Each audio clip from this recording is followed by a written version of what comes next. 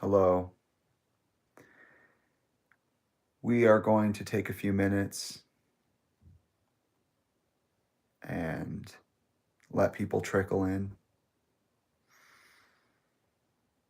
And then I'm going to continue. Today I'm wearing my nightgown. It's one of them. But I didn't want to take it off. It was so comfy. So I'm going to dress today.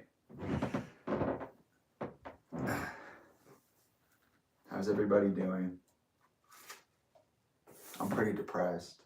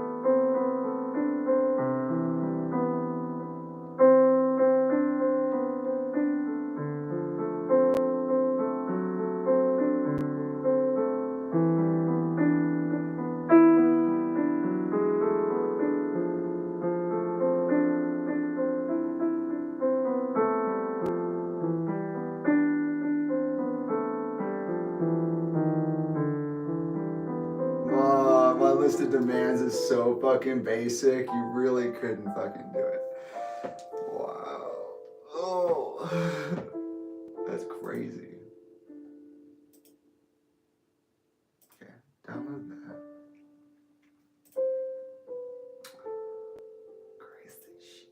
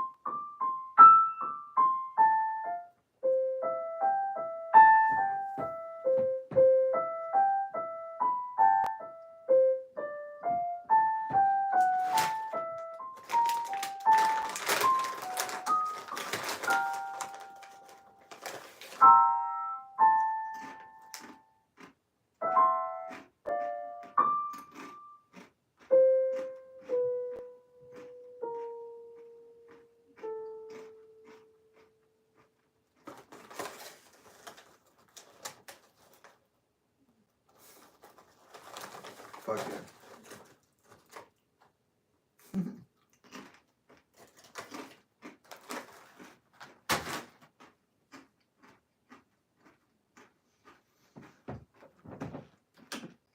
All right.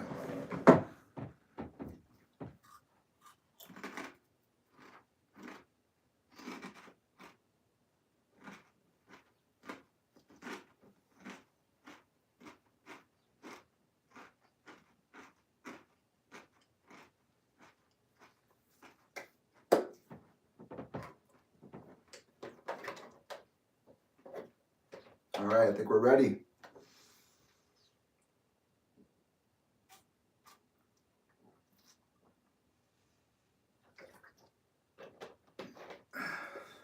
Make sure that's still going. All right. Hello, everybody. Hello and welcome to the Picture Pieces Archive. Today I will be continuing my self-acknowledgement ritual. On the day of the full moon, hopefully this time we'll finish it. For those of you who don't know who I am, I go by many names.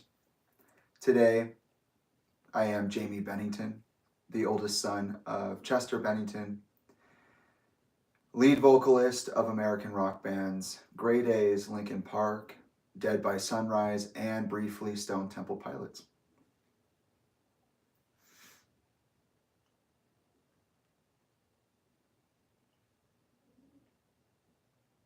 I am an advocate, I am an artist, and I also am the resident metaphysician, no matter what name I use. And this is a series wherein I perform meditative deep dives on what I consider to be interesting parts of my life.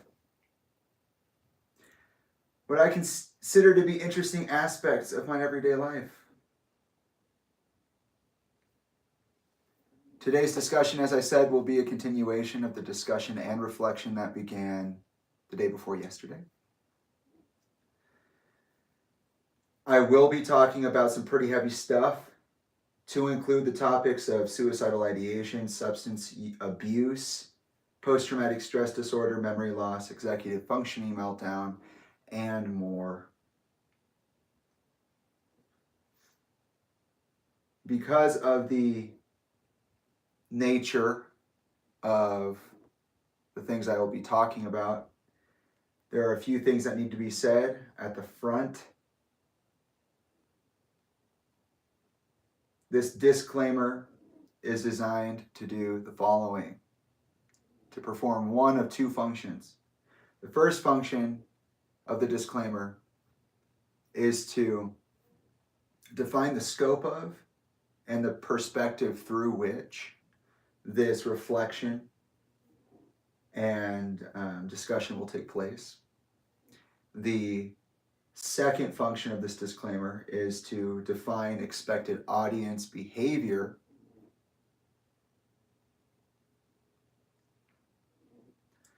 in defining the scope of and perspective through which the following discussion and reflection will take place. Know that today's discussion will center on my being sentenced with a baseless DVRO, or domestic violence restraining order, by someone I once considered to be family and once considered to be a mother. How this DVRO, or domestic violence restraining order, has impacted my livelihood over the last year.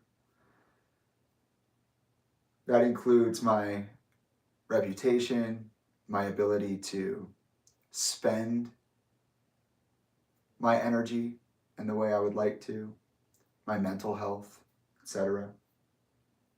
Anything that could constitute as life energy. How this thing that has happened to me has affected my life energy over the last year. How I chose to go about working through and around the limitations placed on me by the DVRO, so that I can, or may, continue to stand in my truth in spite of adversity. As an advocate, as an artist, as a human being, as a metaphysician.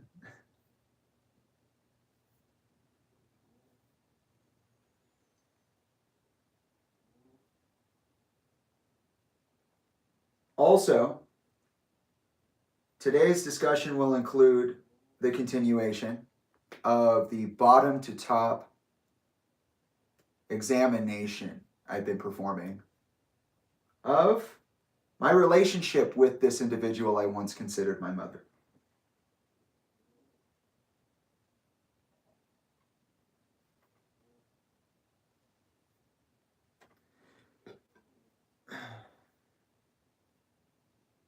I want to make it clear that the recollections and the expressions that are made during this reflection and discussion, they are mine and only mine. My perspective is only that. It's not the truth, it's part of the truth. It's a truth, a perspective of a much greater picture. And so, with that being said, I do not intend to speak on anyone else's behalf. And if there is anybody involved in this situation that would like to say something, I hold space for them to do so in the way that they feel is best. It's only fair. If I get to say and do what I need to do, then you can as well.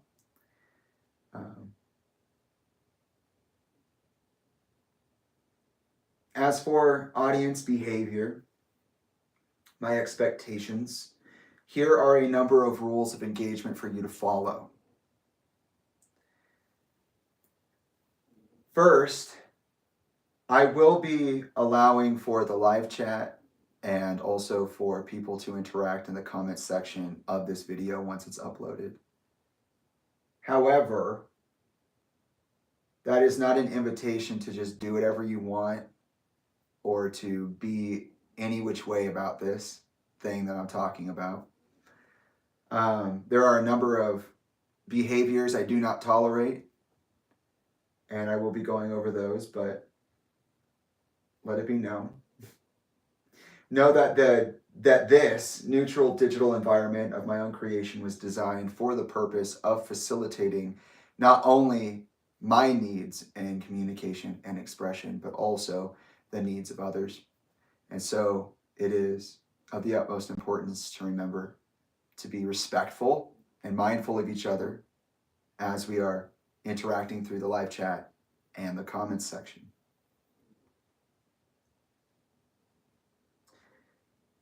This space was designed specifically because there is no other space for this. The complexity of celebrity, the public discourse surrounding my father's death, life, and career, it's hard for everybody. Okay, and there is no appropriate space to have big conversations in the family or with the public or any other combination of those two groups. So be respectful, please.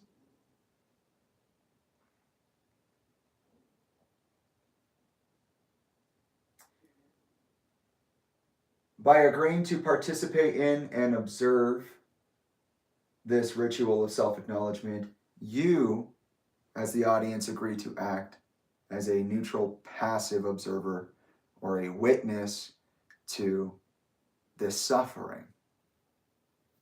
That's the first role of the audience. The second role is that you are all people, and likely you will want to add, react, interact to and with the things being talked about. So first, you're here for me. Second, you're here for you.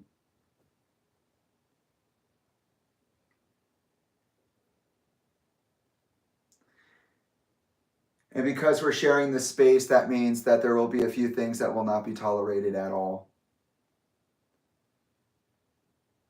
There will be no tolerance for misinformation, hate speech, trolling, willing or weaponized ignorance, and or any violent behavior, period.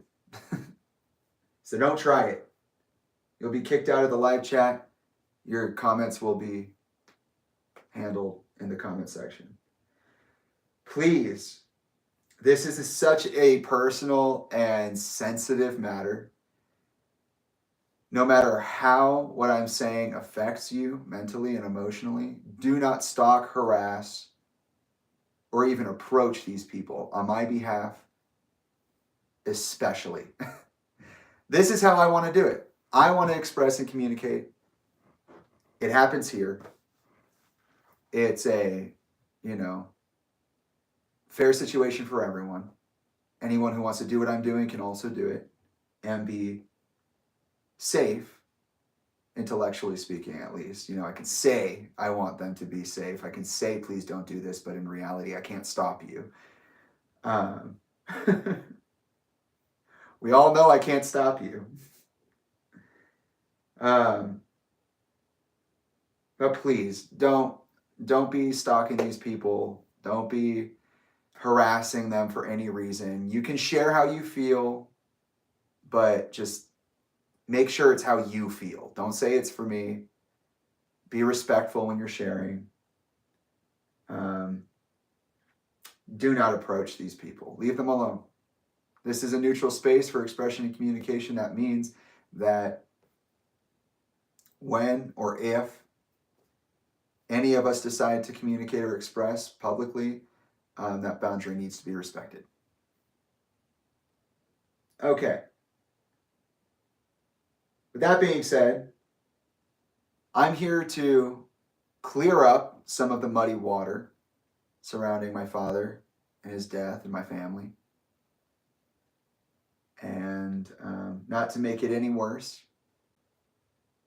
or not to make the muddy water more muddy, okay? Worse, not the right word.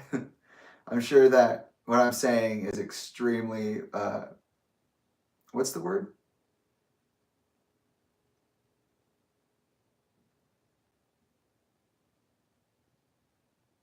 Flammable?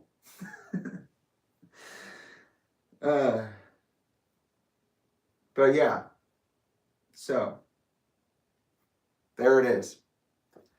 There's a more direct and well-rounded version of this in the first part of this larger stream of consciousness, a year in review, which I did 2 days ago.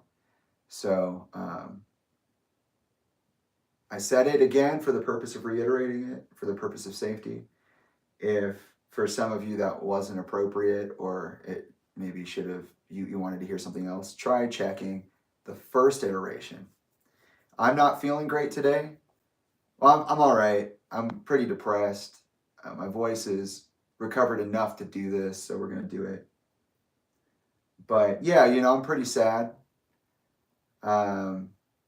We still have a lot to go through, in particular, the stuff that led up to this moment in particular. So we're going to, and I'll get more into it in a second, but we're going to continue that conversation.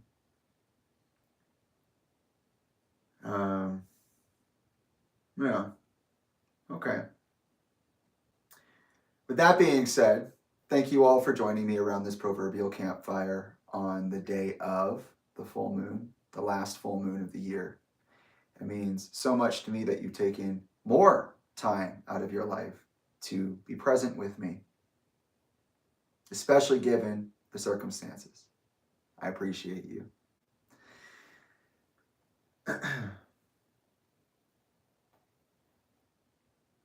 I'm your host, Jamie Bennington. This is a year in review. Let's talk Talinda Bennington. So for those of you who may be just jumping in right now and have no idea of what we talked about last time,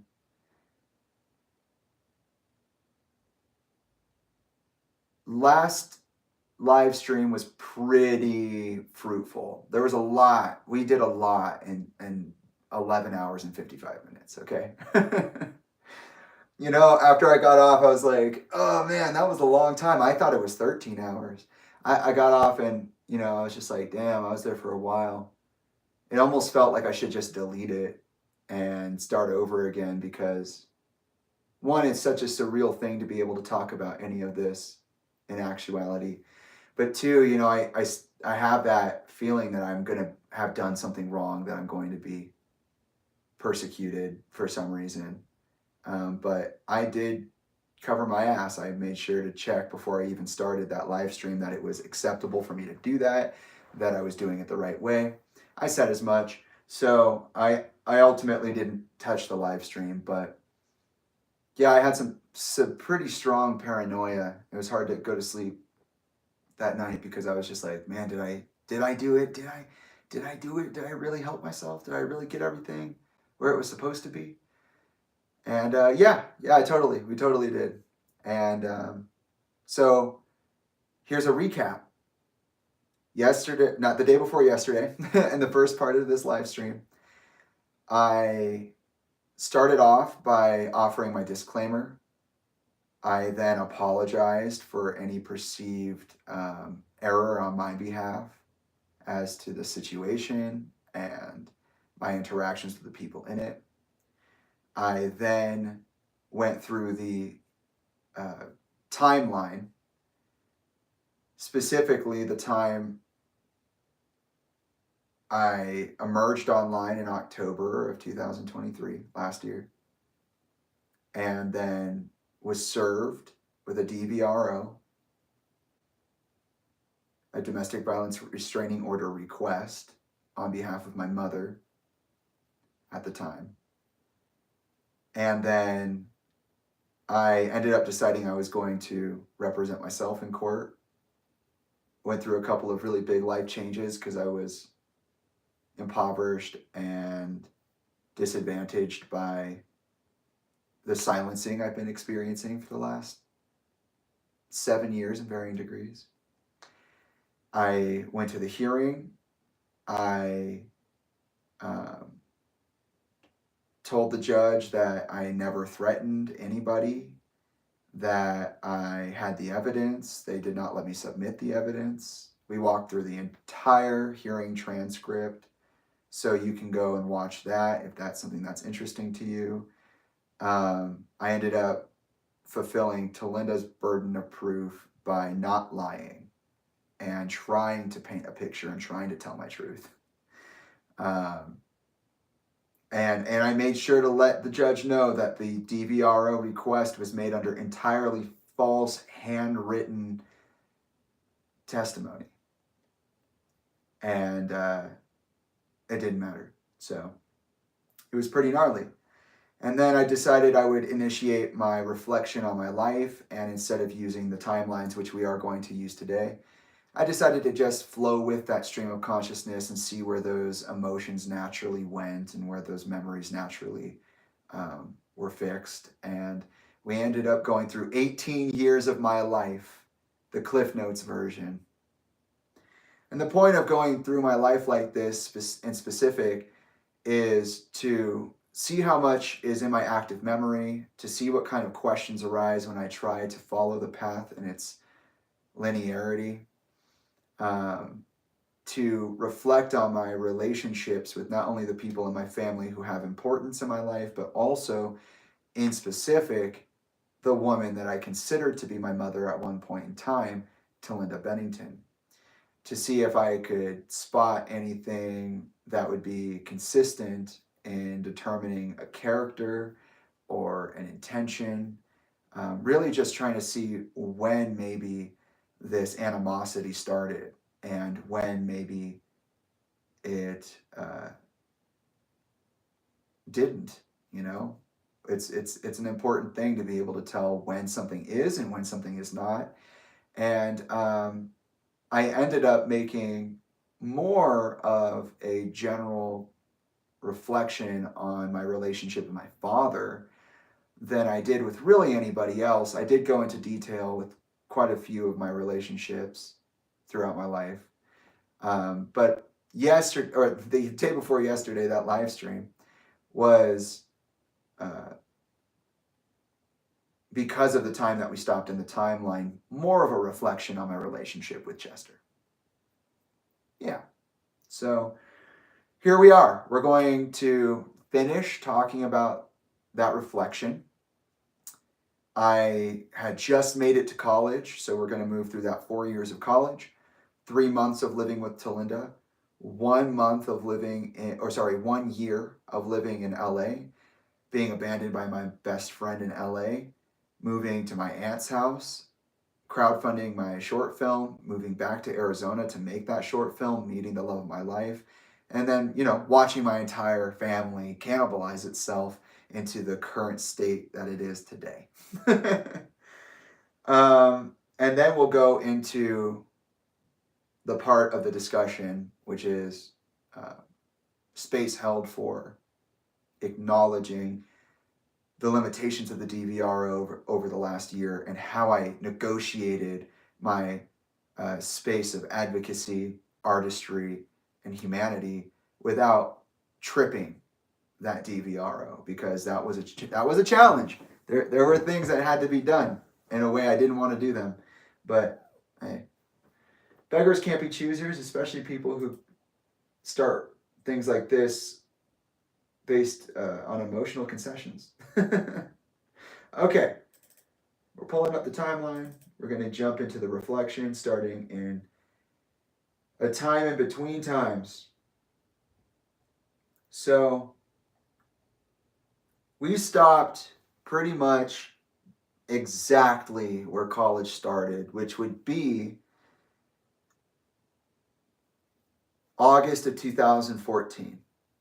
But because we are now interacting with the timelines and it's much more specific, what I wanted to do was start earlier than that starting point of August so you can digest some familiar information at a deeper level, get used to the new system, and then move forward into the next part of the timeline knowing how this works.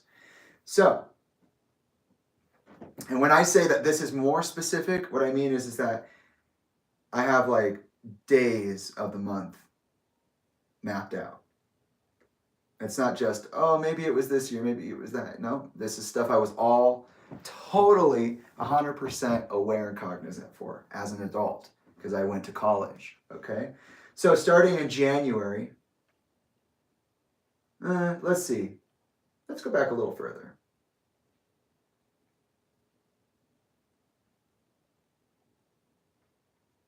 Let's start in August of 2013. We'll start with the last year of high school.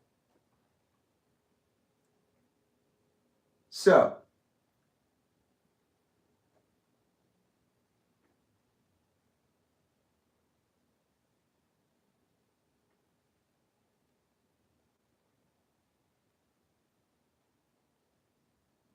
okay. Maybe I want to do this a little differently, a little earlier. Yeah, because what I want to talk, okay, so we'll break this. From now on, we go by school rules. So there's a summer, there's a fall, there's a spring, and there's a winter break.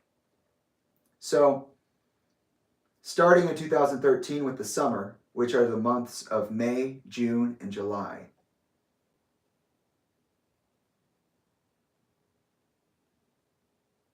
In May, church was still around.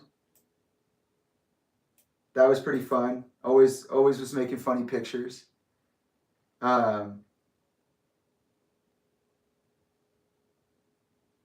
He got mad that somebody stinked up the bathroom, so he made a sign for it.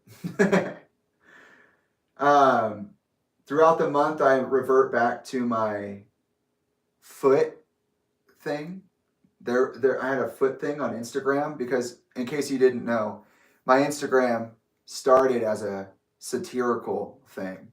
I thought social media was just insane, and I had wanted nothing to do with it when I was able to. So I started with a Facebook, and then I moved to Instagram. And you go all the way back to the beginning of my feed, you'll see my foot. And there's just a bunch of pictures of my foot out doing things in class, like in my AP Lit class, out with friends, whatever. Because I thought it was funny. So I'm back doing my foot thing. It's the 9th or the 10th post here. In June, I'm still on it, but foot goes traveling. So in the beginning of June, I went to Pennsylvania with some of my family. I have family in Pennsylvania. I went to a concert. There's a place in Tempe.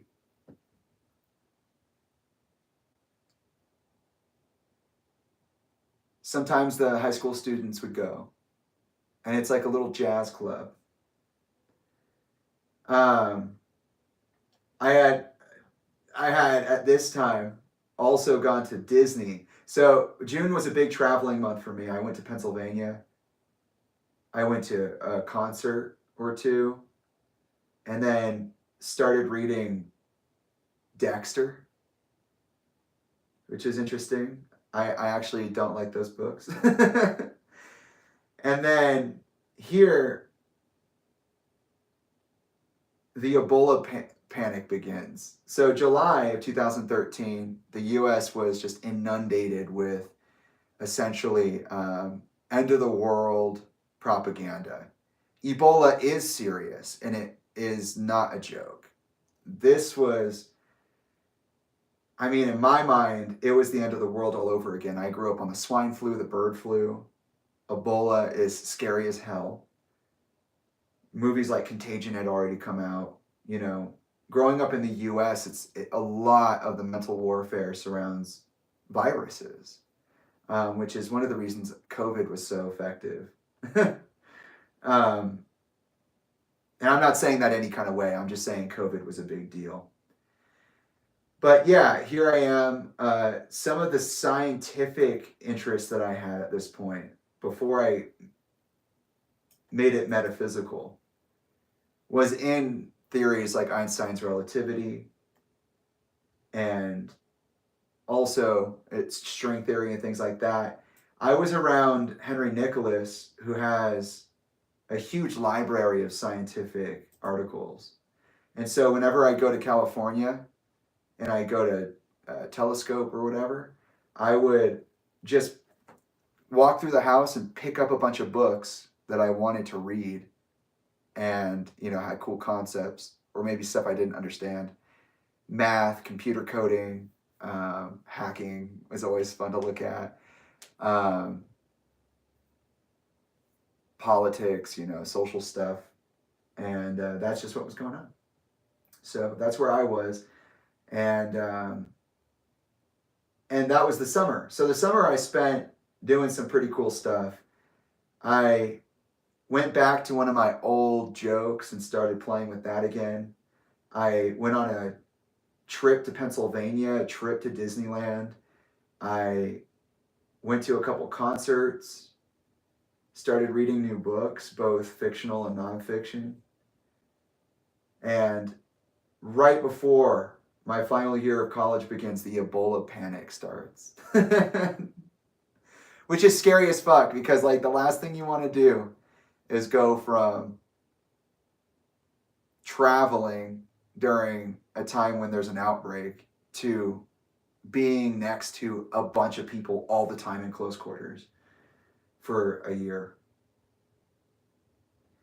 At this time in August, now we're talking about the fall semester, which goes from August, September through October, November, and ends in December. So that's 1, 2, 3, 4, 5 to 6 months of school. Starting that first month of my fall semester, I would do this thing where I would create projects for me to do, like whether it was writing my own script so I had something to write music for, whether it was, learning new songs so that I could create styled personal pieces for my friends. Like Talinda said in her book about me, which I read last time, I don't see it right now, but I read it last time. I would make music for people that I cared about. That's what I would do. So instead of getting people gifts, like going and buying people video games or keychains or, you know, whatever you could think of, that'd be a cool gift. I would make music. I'd spend like countless hours at the piano, just like writing everything down, perfecting the performance, then recording it and giving it to them. And, but I would also go around my school and ask people like, hey, do you have poems that you want me to write, you know, music to? And so sometimes I would get projects like that. At this time I was working with River, who would become my DP, my director of photography for A Chant, as well as Infinite Loop. And in general, he would just be a creative partner with me for a while. I was also big into Bear McCreary and watching Battlestar Galactica, so at this time I was buying CDs, like limited edition CDs, like when Black Sails came out, Da Vinci's Demons came out. You know, at this point in time, Bear had a really big blog.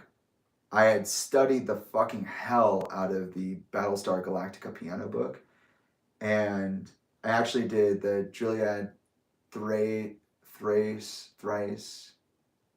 Sonata, the one that is like a full-blown piano piece. I learned that for my technical performance reviews.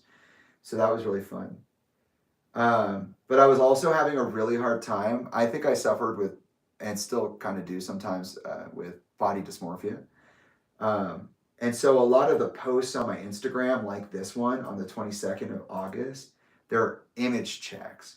So in reality, I don't know what I look like. I don't think that people like me or want me around. And I also feel like I look crazy. Like at this point in time in 2013 August, I was telling people that I was old, that I looked old. People were telling me that like I was a hairy guy because of puberty and things like that, which had a huge effect on my self esteem. Talinda especially thinks she's funny and she's not. It's just bullying and then getting away with it because you're a parent and you can say something. But she'd sit there and literally pull my hair. Like anytime I saw her, she would just sit down and laugh and tell me that I smelled weird and I was too hairy, and then literally pull my hair out and laugh at me. And it was like very uncomfortable. But I had this clean face picture. I think I said something like, I look like Rick Moranis or something like that. I don't remember. Moving on to September, on the 6th, AM by the Arctic Monkeys is released, which is like one of my favorite bands of all time. I mentioned Tranquility Base Hotel and Casino last live stream, and that's because they're one of my favorite bands of all time. I started looking back into the past here, like mid September, and and by that I mean I was looking at pictures of my youth. Like I would often see like pictures of me younger, at like a younger time, and then I'd ask questions and nobody would want to answer questions about that. It's very weird. I went to another concert with my buddy Joel, and at the time Ethan. And I believe it was a Stone Temple Pilots concert, and I just didn't know.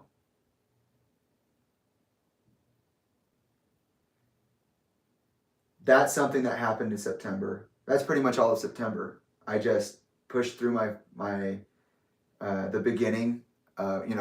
Basically I pushed through the first couple of weeks of school, because we come back to school like mid-August, and then about the rest of September is dedicated to getting used to your schedule and getting up on homework and preparing for your final projects and stuff like that. October comes along. American Horror Story season 3 is aired, which is Coven. One of the worst seasons. Not one of the worst. It used to be one of the worst seasons of American Horror Story. I also this year was taking part in advanced placement literature. I was really into video games, so I was playing video games like all the time. Like if I wasn't at this point in time, like I said, I had that altercation with with my second girlfriend, Kiana. I had gone through the abandonment with McKenna at this, I think about this point. And then I had that falling out with my best friend turned girlfriend, Megan, which made me super depressed. So I would literally just listen to film scores and play video games and watch TV shows in my free time. Just studying, like I said, consuming and studying as much media as I possibly could. I wanted to know how to break down the script and how to write it myself. I would try to write in styles of other things, especially in terms of music. At the end of October, Assassin's Creed 3 Black Flag came out. And so that's interesting. And then November comes along, and I write music for my friend Janelle, who oh my God, I'm so sad that my relationship with them ended up that way. So Janelle Rossness was like one of my best friends in high school. We ended up being separated because of circumstance, just like life circumstance. And I believe it might have even been the year that Xander died. Was it after that? Was it before that? 17 and 19. I'm not really sure when she died, but she did die by suicide. And I was informed by our mutual friends. It was a couple of years after this, but we were really close, and I wrote her a piano solo for her birthday. So there's the second musical project I'm working on. The first one was with River 2 months earlier in September. Now in November, I'm working on my second composition of the year. And these are the major ones. These aren't even the ones that I finished or didn't finish, the ones I kept to myself.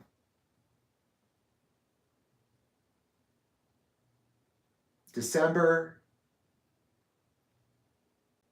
Oh no, I'm wrong. So this entire time I've been talking about starting in summer of 2013, it was during this fall semester that Megan and I started dating, because here on New Year's, I'm at the cabin with the family, the house that I would eventually own and sell. And at this time there's like no service. I remember this time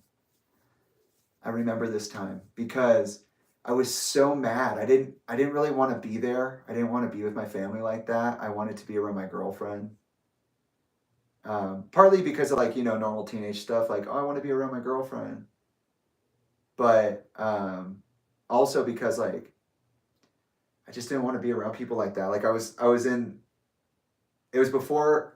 even before the house had major renovations done on it, which means Chester would have gotten the cabin last year. So this is pretty new. The cabin's pretty new. We got the cabin in 2012, 2013. And apparently, and I don't remember this, apparently there was no service, except for sometimes there would be service. I ended up getting through on my Instagram a couple of posts. You can go look at this. This is totally fucking cringe. But the 31st of December, 2013, I made posts on Instagram, and I talked to myself in the comment section. And I talked about this on the 2400 Block podcast. I did one interview with Johnny, and I did the other half with Kendrick. And I had mentioned to Kendrick, there was this really weird time where one of my really good friends, Avery, in high school gave me the N-word pass. And I never believed in that. And then when he said it, I got super weirded out by it. And then he just kept encouraging me in subtle ways to capitalize on that. And I was like, ugh. And I ended up calling myself that word in my post on Instagram over the new year in 2013.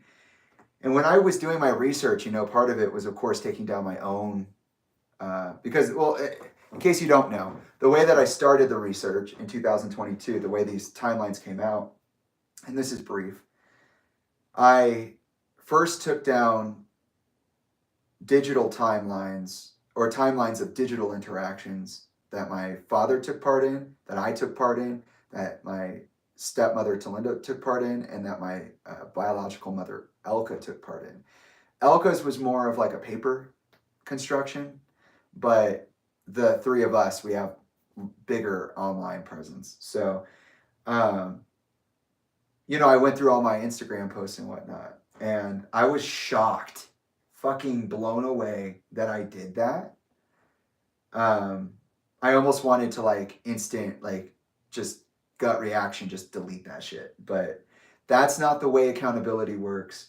And in particular, I knew I was going to have to come back online and tell my story and be transparent to a certain degree, more than I had been in the past, which I had been pretty transparent, minus the code speech. And I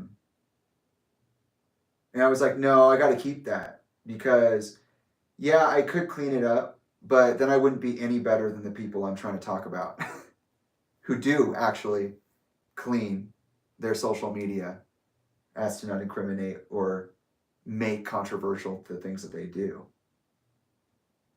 I'm looking at you, Linkin Park.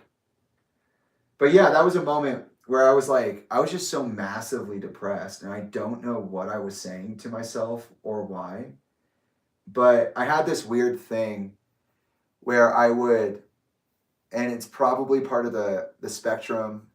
It's probably part of the trauma, but I would like talk down on myself pretty hard. You can go watch videos on my Facebook. You can go and hear the audio in my 2010 retrospective. I brought this up last night. Or the night before last. There is a 2010 SoundCloud retrospective where I took all of the music that I have, including the audio from certain videos from as early as 2010, and put them into one suite. So I can kind of see the evolution of my play style and my inspiration, my capacity as a composer. And you can hear me talk bad about myself, and it's kind of silly, but it's also serious. Okay, moving into, so now that we've made it through December, and I've talked to myself that way, and I've disclosed that, that's Christmas break, and that will go through about halfway through January. So halfway through December and halfway through January is winter break. On the 1st of 2014, January, Hope, the acoustic version of Cope by Manchester Orchestra is released, which is a fun little land trail marker. There you go.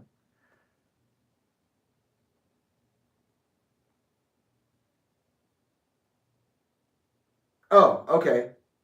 So actually, I didn't call myself that word yet.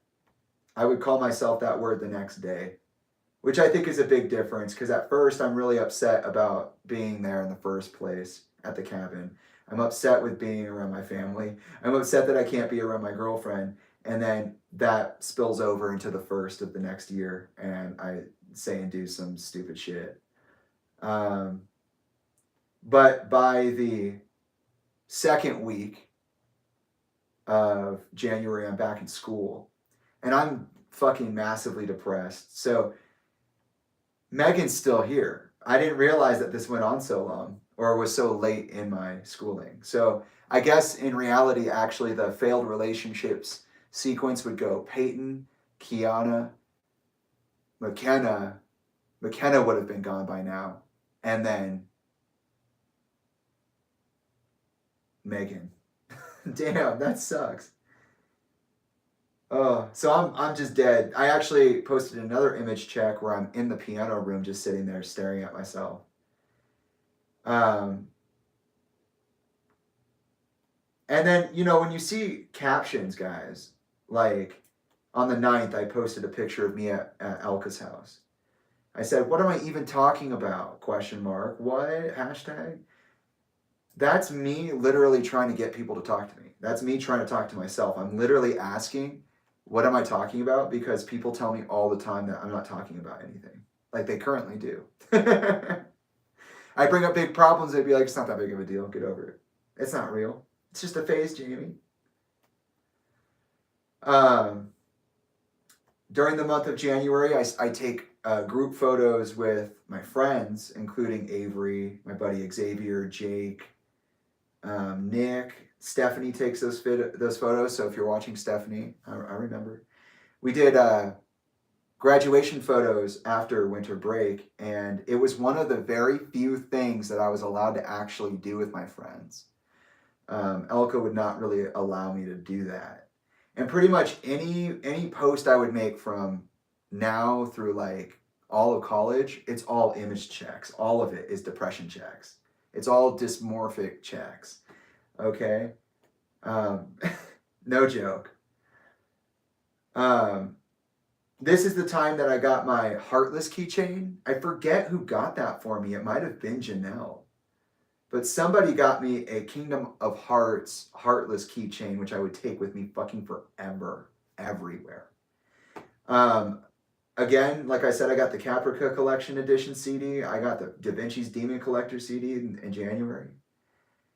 And I'm watching Supernatural at the time, like I'm following it in real time. And that's January. Hope by Manchester Orchestra. being a jackass to myself online because I'm very sad and depressed over New Year's, being back at school and not wanting to be there at all, multiple image checks trying to see if anybody actually sees me. Nobody does. I get my Kingdom of Hearts Heartless keychain and my Da Vinci's Demons edition CD, collector's edition CD, and I'm watching Supernatural in real time. Which, what a disappointing way to end a show, by the way. I mean, it was shitty for years, but then to have them do what they did was even shittier. February. Now we're in the spring semester, by the way. So, and by the way, also, my school, because it was college preparatory, we did it in semesters. We didn't do it in quarters like some other schools. So some schools in the US, for those of you who are unfamiliar, they go by a quarter system. So there are 4 quarters in a year, and your report card and your teacher-parent interactions and things like that are broken down into those quarters. Well, because we were preparing for college and college doesn't do quarters, they were getting us prepared for the semester system. My school ran in semesters. So this is spring. And for those of you who are like, well, when are we going to get to the time where you last stopped in the timeline? Well, we're moving through February, March, April, and then that will be the spring semester. And then May, June, July is the summer in between high school and college. Okay. So,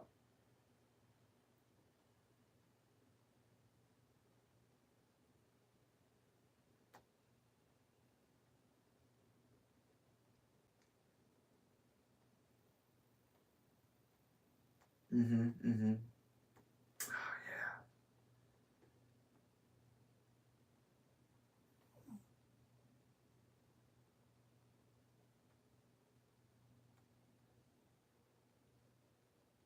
yeah. Okay, yeah. So February is a pretty challenging time for me because not only am I needing to like get outside and like needing some fresh air and I'm needing some time with my friends and I'm needing some time to myself, but also needing to be seen. So it's kind of a paradox. I need to be alone, but I also need to be recognized.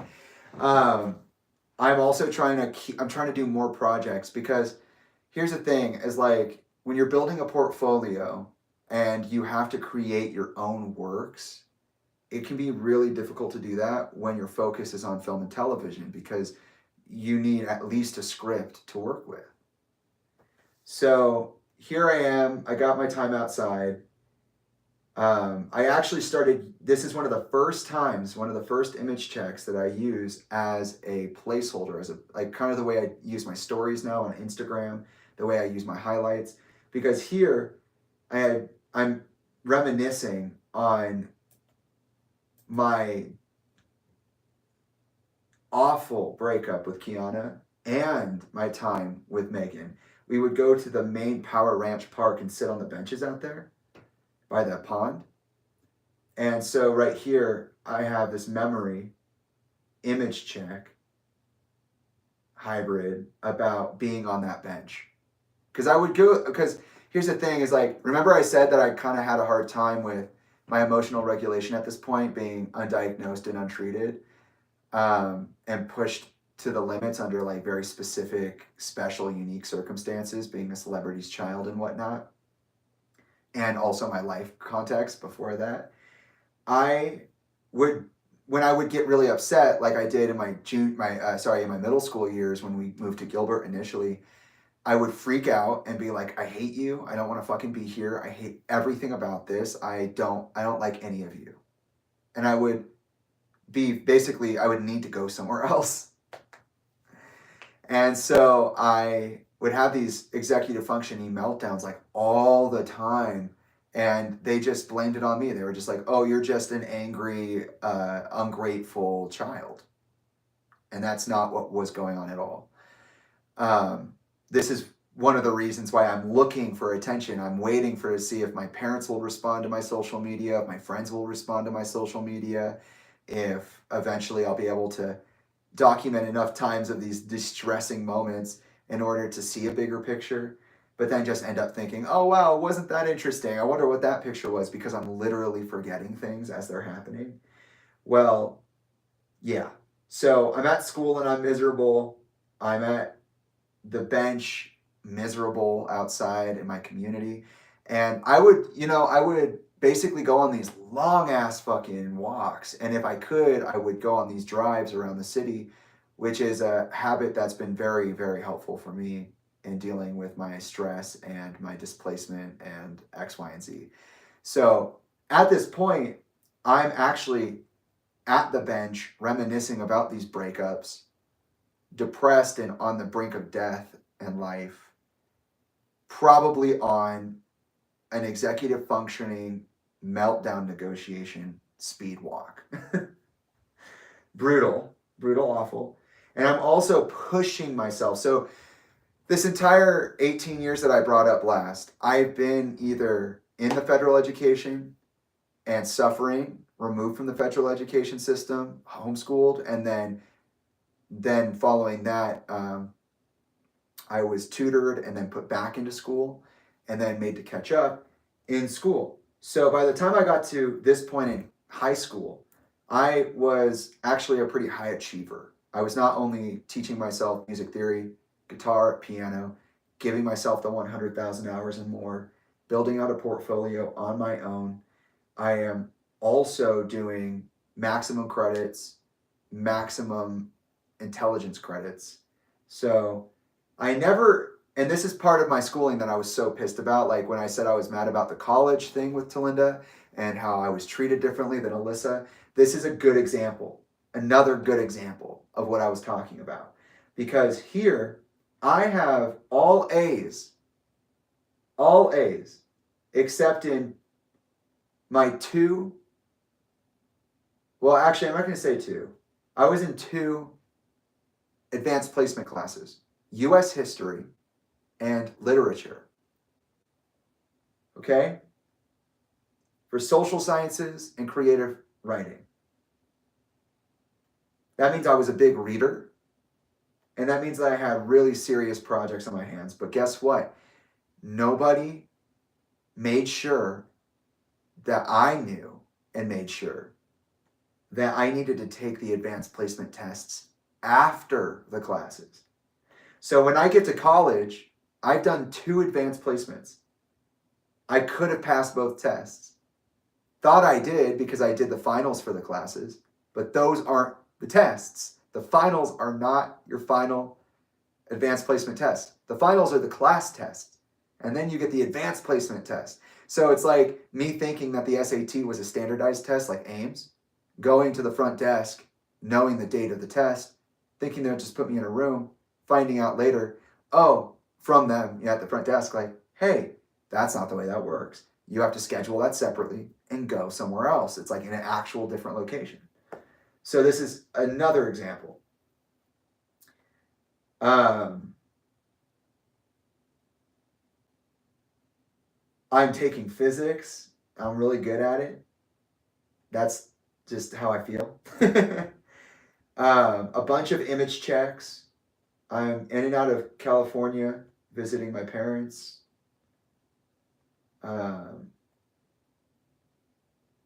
And then there are 2 things in February left to really acknowledge here. One, I had such a bad relationship with my image. My dad was a body hair hater. Like I said last time, I hit puberty early, like 10, 11, okay? Some kids were hitting at 12, 13. I went through that evolutionary process early, and I didn't ask for that, okay? I did not feel like I was attractive in any way. I couldn't bring myself to have enough of an ego to even consider how I could be attractive or forward in my thoughts and feelings. I was generally a pretty quiet person, kept to myself.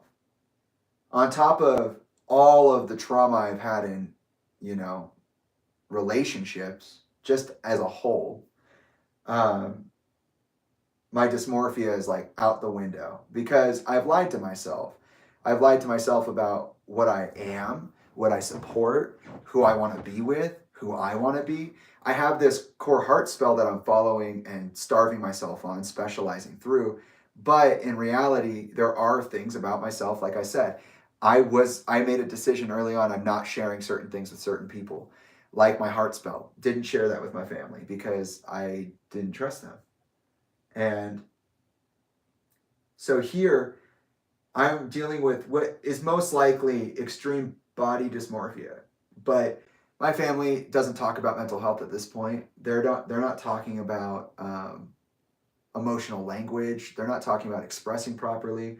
I haven't been taught a couple of things. It's pretty gnarly.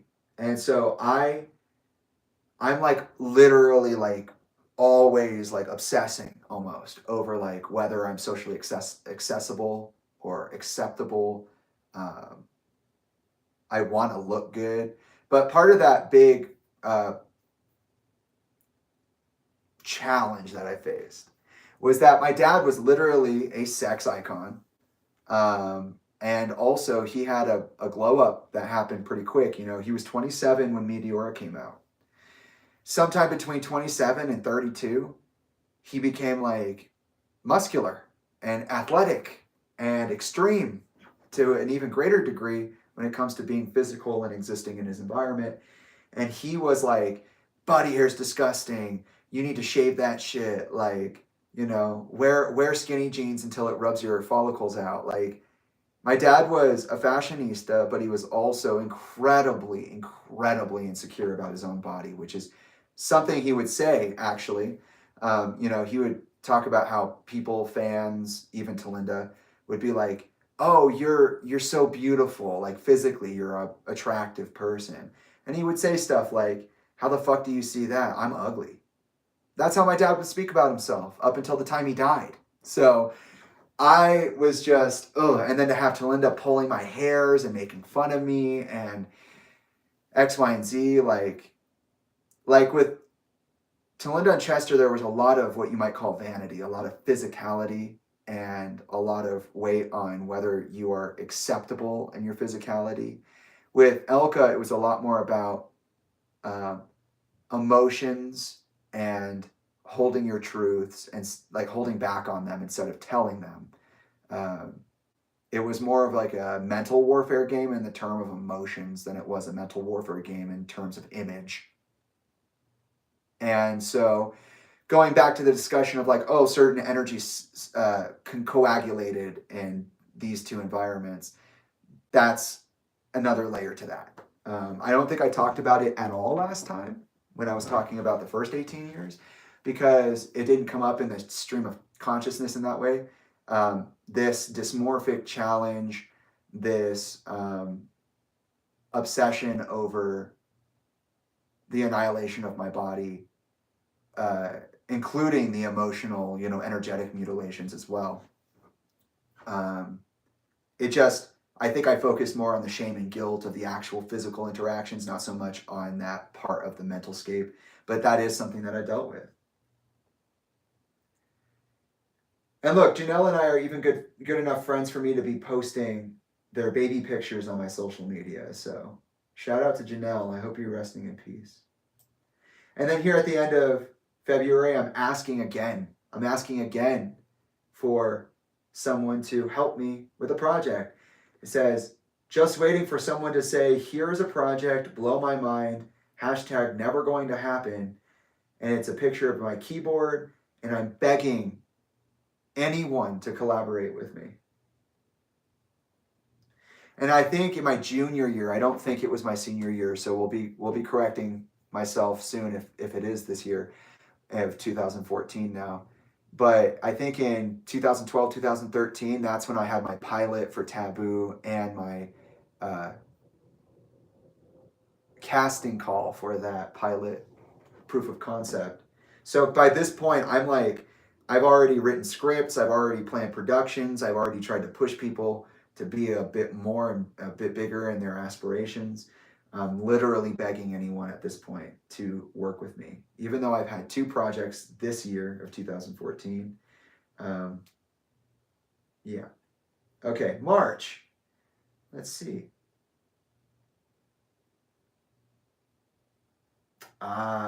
Spring break.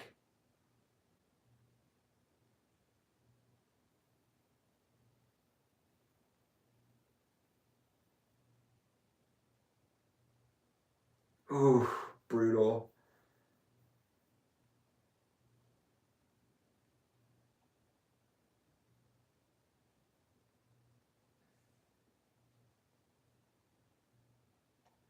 Yeah.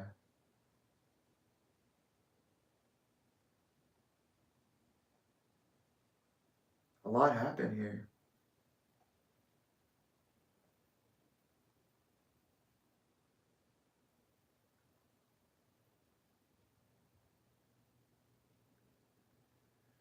Yeah, ouch. Okay, so it's not December. March of 2014 was a really big time because March is the month where you have spring break. It's like a mini a mini like winter break, and then on either side you have your schooling. During this month, we went to Hawaii. This was the Hawaii trip I was talking about in specific.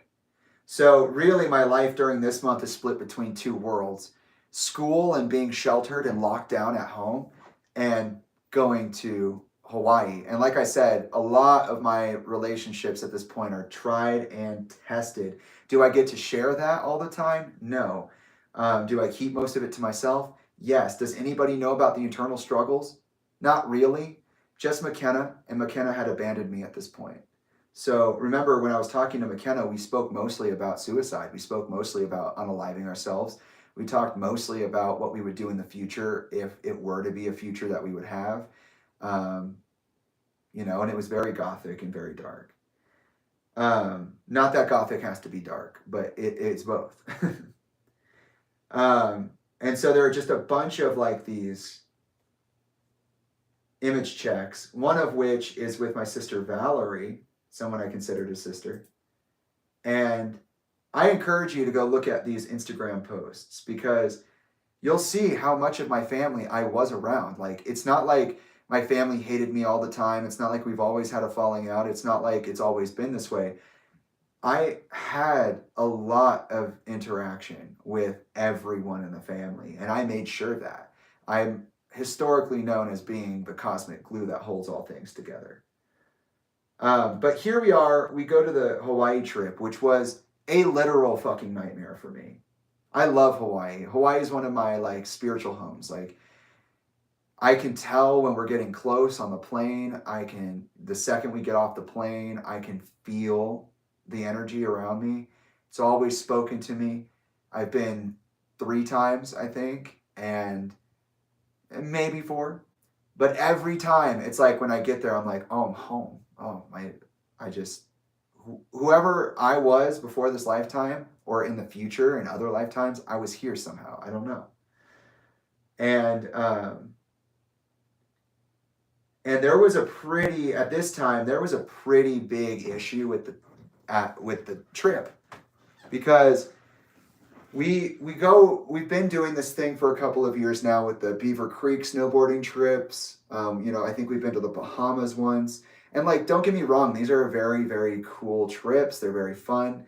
But like, also, and actually, this is a great place for me to bring in some of my history with Talinda that I didn't get to talk about either. Because I didn't really talk about touring in the last 18-year reflection.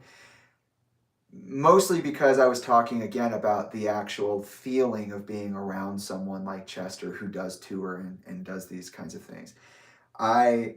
I wanted to talk about how that relationship felt and how it was actualizing, not necessarily about the tours themselves.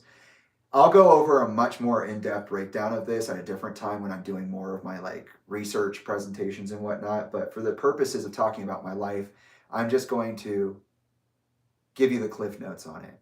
So there was a very big difference between touring with Samantha and Chester and Talinda and Chester. Samantha and Chester, it was like, oh, there's the baby, Draven. There's Jamie. There's moving back and forth across state lines. Lots of shows, lots of people, which is one of the reasons that I was sent to go live at home with Samantha in Palo Verde after like a month of being on the road. So I spent like a good 3, maybe 4 weeks on the road with Chester initially. That's why I have those tour bus memories. And then I was sent to a more fixed location, which was their home in Palo Verde. And then a couple of months after that, maybe 2 or 3, maybe 2, I was sent back to my aunt. And then when Talinda came into the picture, it was not focused on the baby. It was focused on educating yourself about the world around you, your place in it, and the impact of that community on you and your impact on that community. We never went anywhere that Talinda wasn't like, hey, you're not sleeping today. We're going on a bus ride. We're going to the Bones Church. We're going on a city tour. We're going out to eat. Talinda, and this is one of the reasons that I have such a hard time placing some of Talinda's behaviors, what they could mean, because she, like, in the same way that she's like, oh, you're behind, let me be your teacher. I'm going to teach you how, some of these things go so you can catch up and be prepared for federal education again at some point, before, turning me over to the tutors. She just loved, her whole point was like, okay, if you know how privileged you are right now to have this experience. You don't, because you're a child. So I'm going to tell you, not a lot of people get to travel the world. Not a lot of people get to learn about cultures other than their own while also being in the culture, even if it's superficially speaking, even if that participation is superficial, okay? Because you're just there on tour or whatever.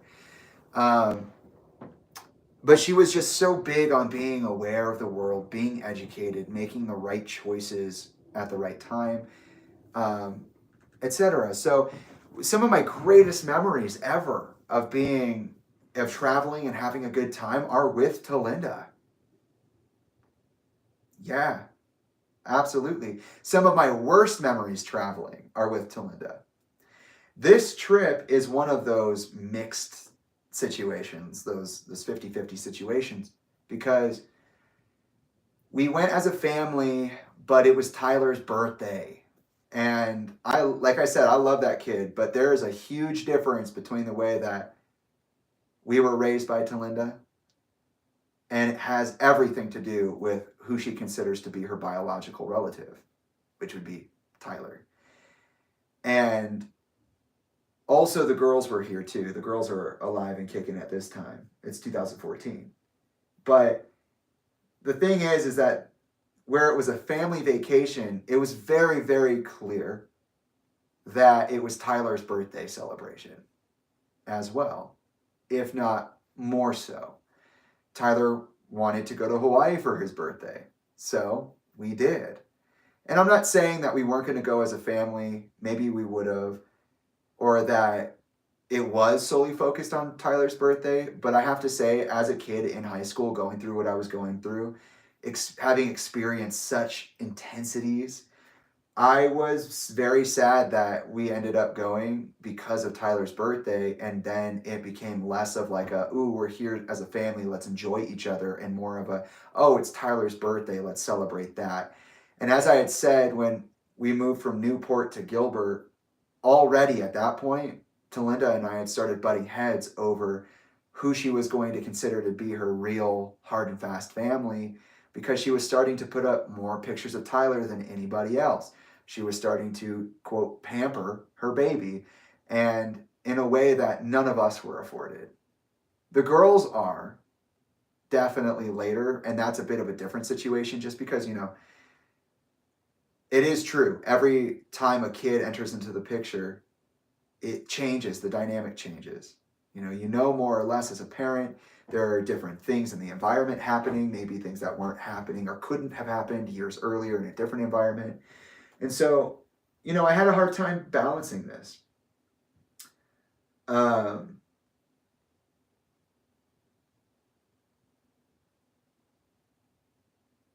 I, at this time, was suffering from memory loss. I had been to Hawaii before this, but I remember when I went on this trip to Hawaii, I thought I had never been to Hawaii.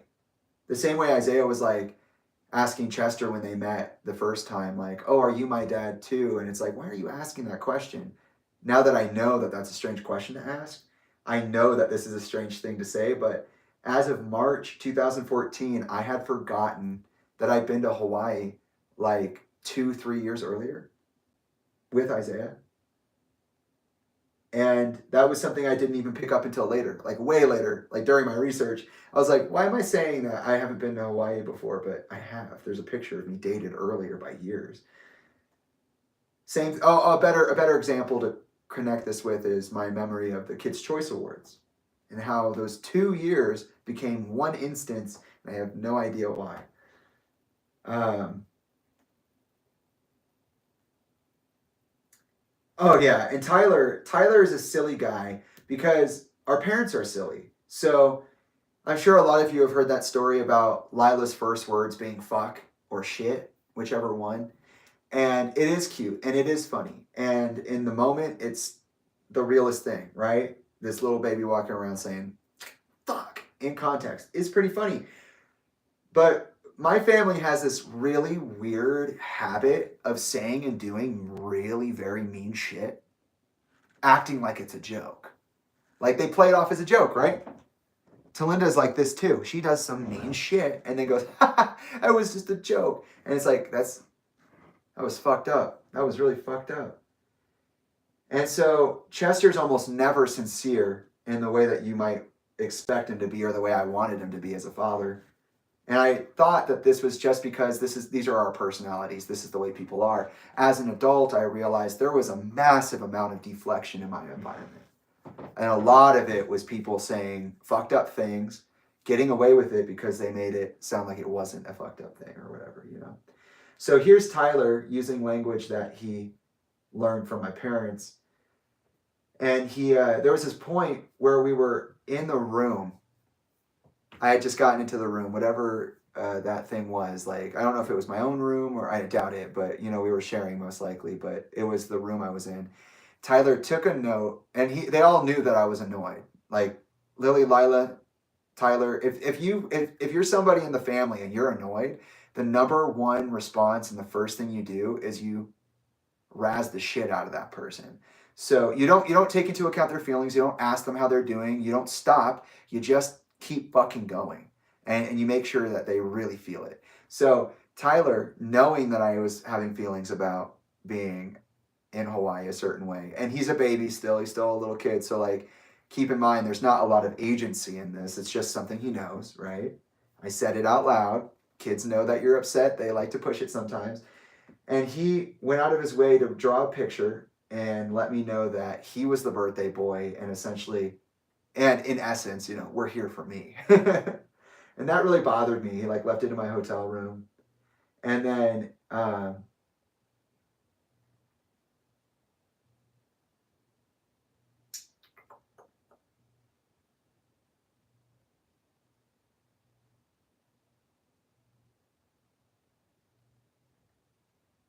oh, yeah. And then the second note, that's right. The second note was essentially how I wasn't as cool as Tyler, but the girls wrote it.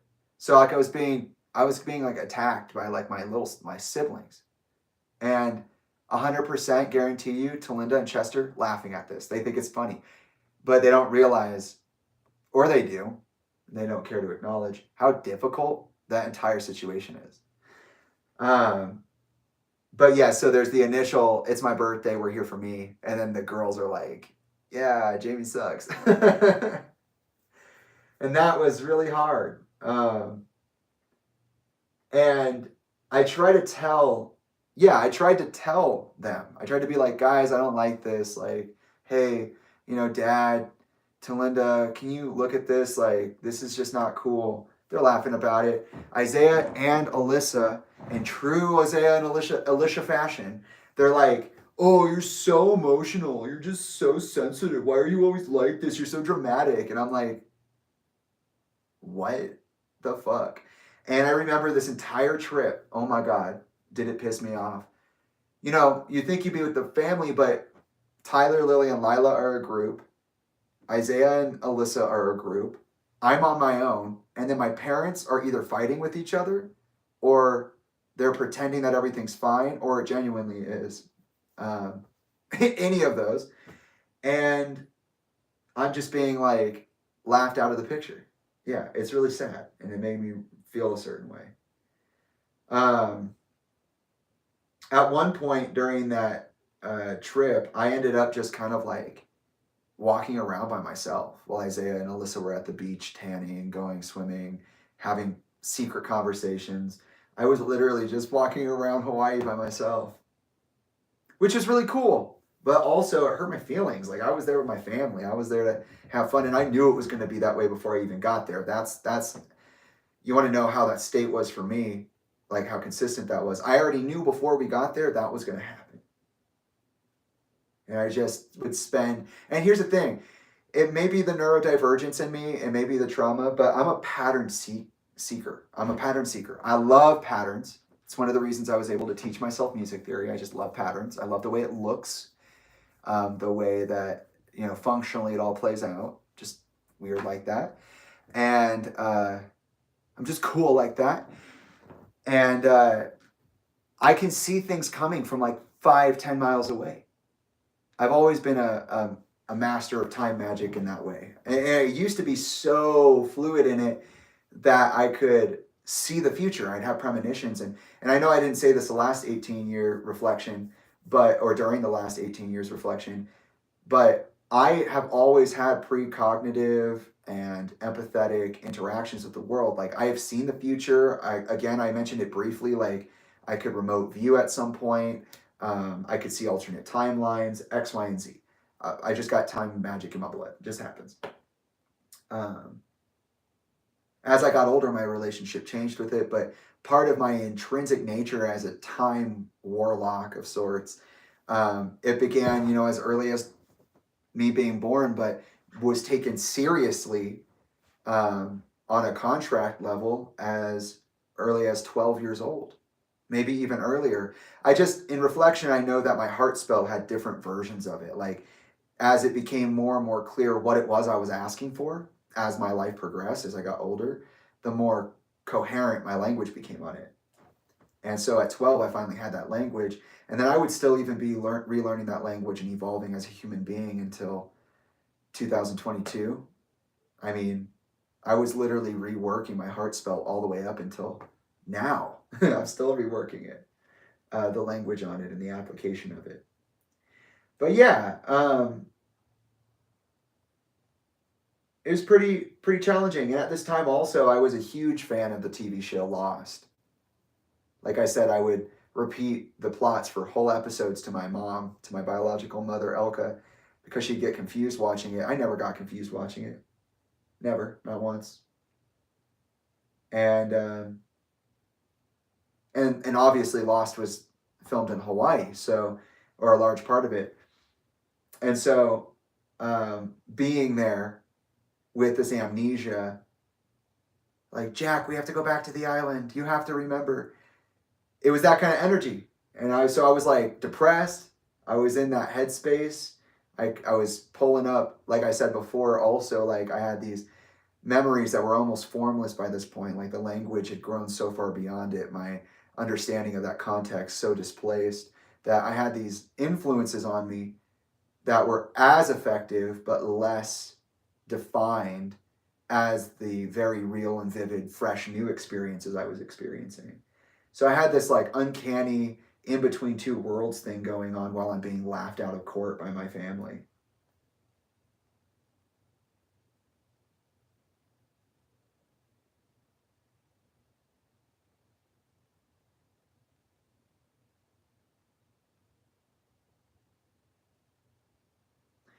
Yeah, it was during this trip that I talked to Chester about Megan, because Megan and I just broke up. So sometime just between like winter break, because I was texting about them right on Instagram, and fucking March, we broke up after being best friends for a hot second. And Chester, it never rang any bells when I was younger, but it rings bells now how unaware my father was of my actual life. He did not know what happened with Kiana. He did not know what happened with McKenna. he just wasn't really around. He was doing a bunch of stuff. And on the Chester side of things, you know, the timeline, we are in March of 2014. It's in May of 2014 that Chester is pictured at Rock in Rio with Bill Clinton. And so that's only 2 months away. And by July, he will have agreed to be a part of the task force in Newport Beach. That's 4 months away. Or, yeah, 4 months away. So, like, there's a lot of stuff about Chester happening right now. The hunting party's going on. They just got out of Living Things. He's doing Stone Temple Pilots right now. So he's really busy.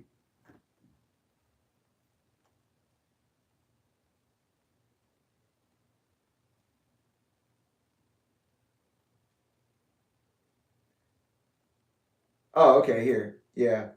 When I brought up Megan to him, it was really hard because with Megan, they didn't, like I said, I would just end up sitting there with them and doing nothing. And then they would have invited me over, or it would be hard to get their attention. And then when I got it, they wouldn't want to keep it, you know, 100. So I was like, I was really bummed out because I had heard that as soon as they broke up with me, they went and started just like hooking up with people, which may or may not have been true and is, of course, their prerogative. And I'm not saying that's the problem. The problem is that they were rumored to be being away with those people that they refused to be with me. And also, we were on this kind of like, maybe will they, won't they? Because, like I said, they had their feelings and their traumas to process, but like they couldn't quite say it as forward as they could have, should have, maybe not could have, but should have. And so there was this always kind of like, well, maybe we might get back together. Like, do you still care about me, kind of thing. And pretty much from here on, Megan and I wouldn't be friends for the next, like,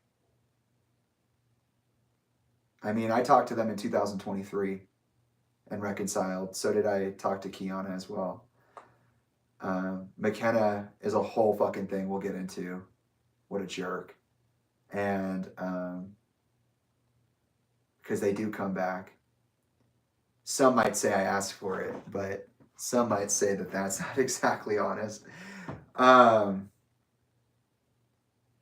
But yeah, Chester didn't know much about this at all.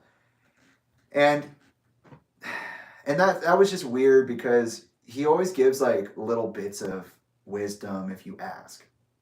But otherwise, he has no idea what my personal life looks like. Zero idea. Which is weird because he's my dad, right?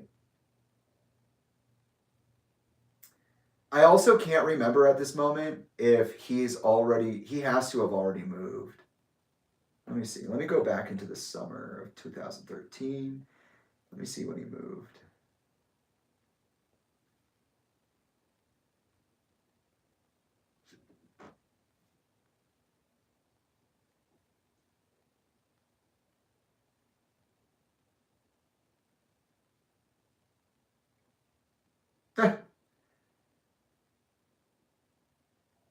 I'm not sure. But okay, here. This is a funny memory. We'll talk about this one real quick because it is really interesting. So August 20th, 2012, Elka, my biological mother, tags me in a photo of a piano at a plantation. So I went to Virginia with my aunt just to visit, and she took me to a plantation, a historical building, and we did a walkthrough. At this point in time, because of Talinda, I had already been to an internment camp in Europe. Which thank you for that experience because when I saw this in retrospect, like in hindsight, looking back at this during my research, I was like, oh, that's fucking terrible. Why did Elka do that? But Elka tagged me in this memory of going to the plantation. And it felt like she had no idea how that experience was for me. Because she tagged me in it because there was a piano, if that makes sense. So she tagged me in it because I play piano. And that sounds innocent enough, right? It's like, Jamie, why are you being such a salty person? You could just let your mom tag you in a picture. It's because Elka frequently does subtle racist stuff and has like these pathologies that I just don't agree with. And I could see why she wouldn't understand that that was a weird thing. And maybe I never said it to her, but it's weird to me. The plantation is not a positive memory, it's an informative memory. I don't want to be tagged in a picture of my time at a plantation for informative purposes because there's a piano, as if the piano justifies the lightness of that situation. And I know this comes down to semantics. It's like, okay, that's your perspective, Jamie, and whatnot. And it is, that's true. But when this happened, I'll tell you that after visiting the internment camp and seeing the area and being there in the actual place that these people were tortured to death during a mass genocide, being in a very similar situation on a plantation in Virginia, and then being casually tagged this way felt so weird. And I would say that that ambiguity, that strangeness of that interaction is prevalent throughout all of my life.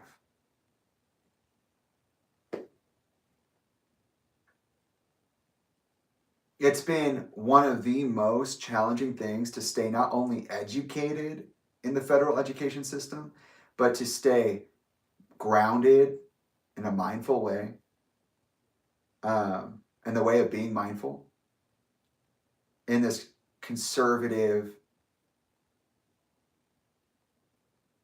environment, this religious conservative environment. It's just been so fucking nasty. Like, y'all really would have me be fucking confused on certain shit. And I can't tell you how and by the way, this is also something that happened in high school. So something that had just happened or was happening in my mind at the moment. But like, I was doing AP history, US history. So advanced placement US history, which is extremely intensive.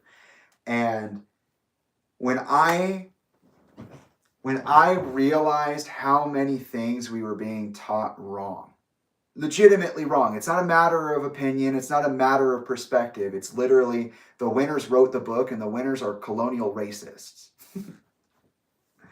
And they believe in aggressive and direct brainwashing. I could not stand most things. I didn't want to eat. I didn't want to work. I didn't want to learn. I didn't want to go talk to anybody. It made my shame of being a white man even worse. And that tied all into my dysmorphia and everything. Like, what, so many layers to who I was and made to be. So we're back. I don't have the date in here exactly. I didn't find it so easily, so we're just gonna move on.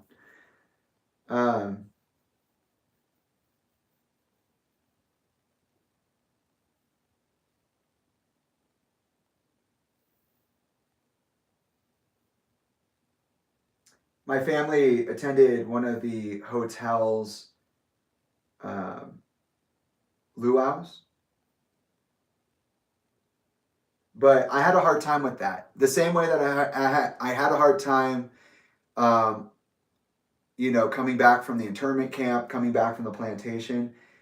I know that this ceremony is for the indigenous people. I know that it comes from their culture, which was colonialized. It was absorbed by the US government, annexed by force, And I'm a history student.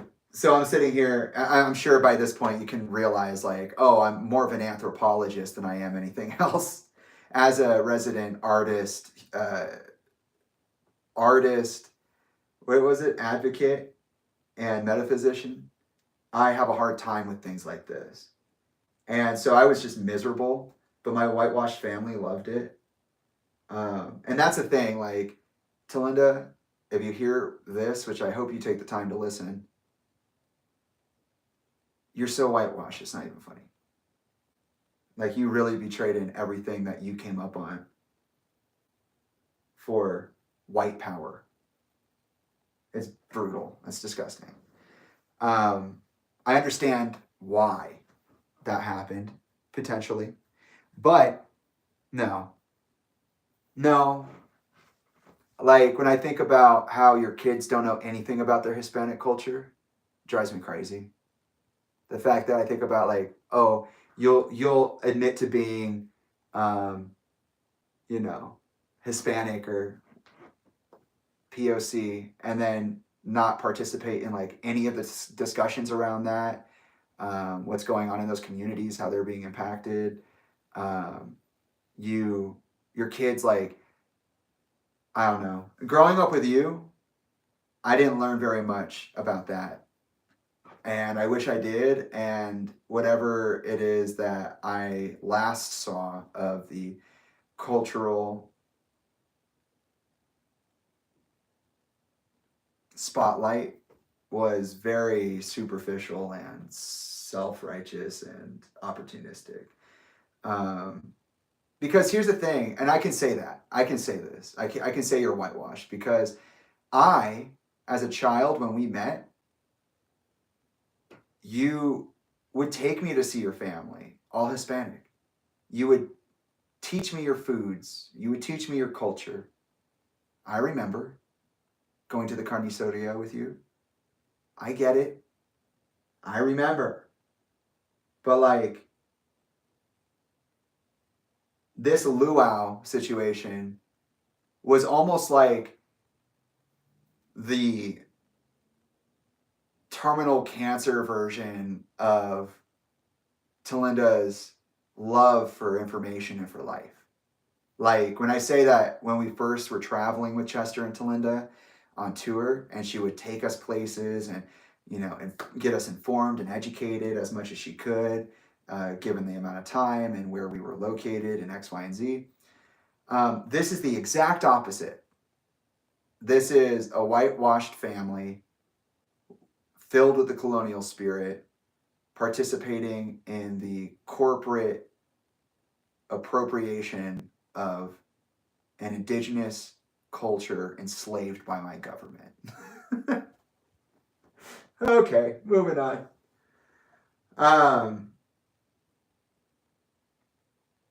Oh, yes, there was this whole thing with Alyssa while we were there.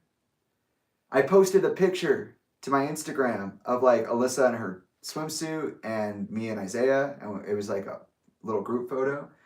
She got fucking mad at me. So, like, right before this incident, she's like, "You're not allowed to take pictures of me. You're not allowed to post them of me. Do you know how serious it is for a girl like me to deal with things like that? Like, I'm so sensitive about my body. You have no right to make those decisions for me." Like, a whole thing. And I was just like, I'm at the beach with my cousins and my brother.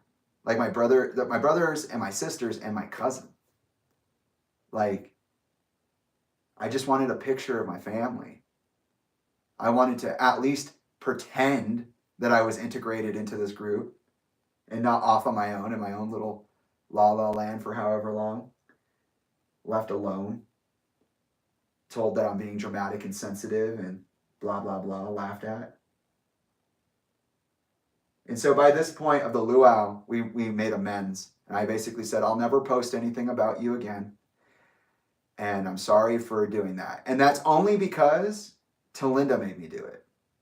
Talinda was like, "You don't understand what it's like to be a girl. You don't understand what that means. You don't understand. You can't, you're a man." And by the way, I didn't explain this last time either, but now's a great time to explain it. The difference between Alyssa and me when it comes to Talinda is that, one, Alyssa has access to the history that Talinda and her went through. So like anything before meeting me, Alyssa knows about. And there was this kind of, I realized this later on in high school, and probably by now in the timeline. I was trained to be a young man fixated and even obsessed over romantic relationships in such a way that it was toxic. I was meant to see standards that are unrealistic as my own. I was never taught the difference, but I was driven crazy by the difference.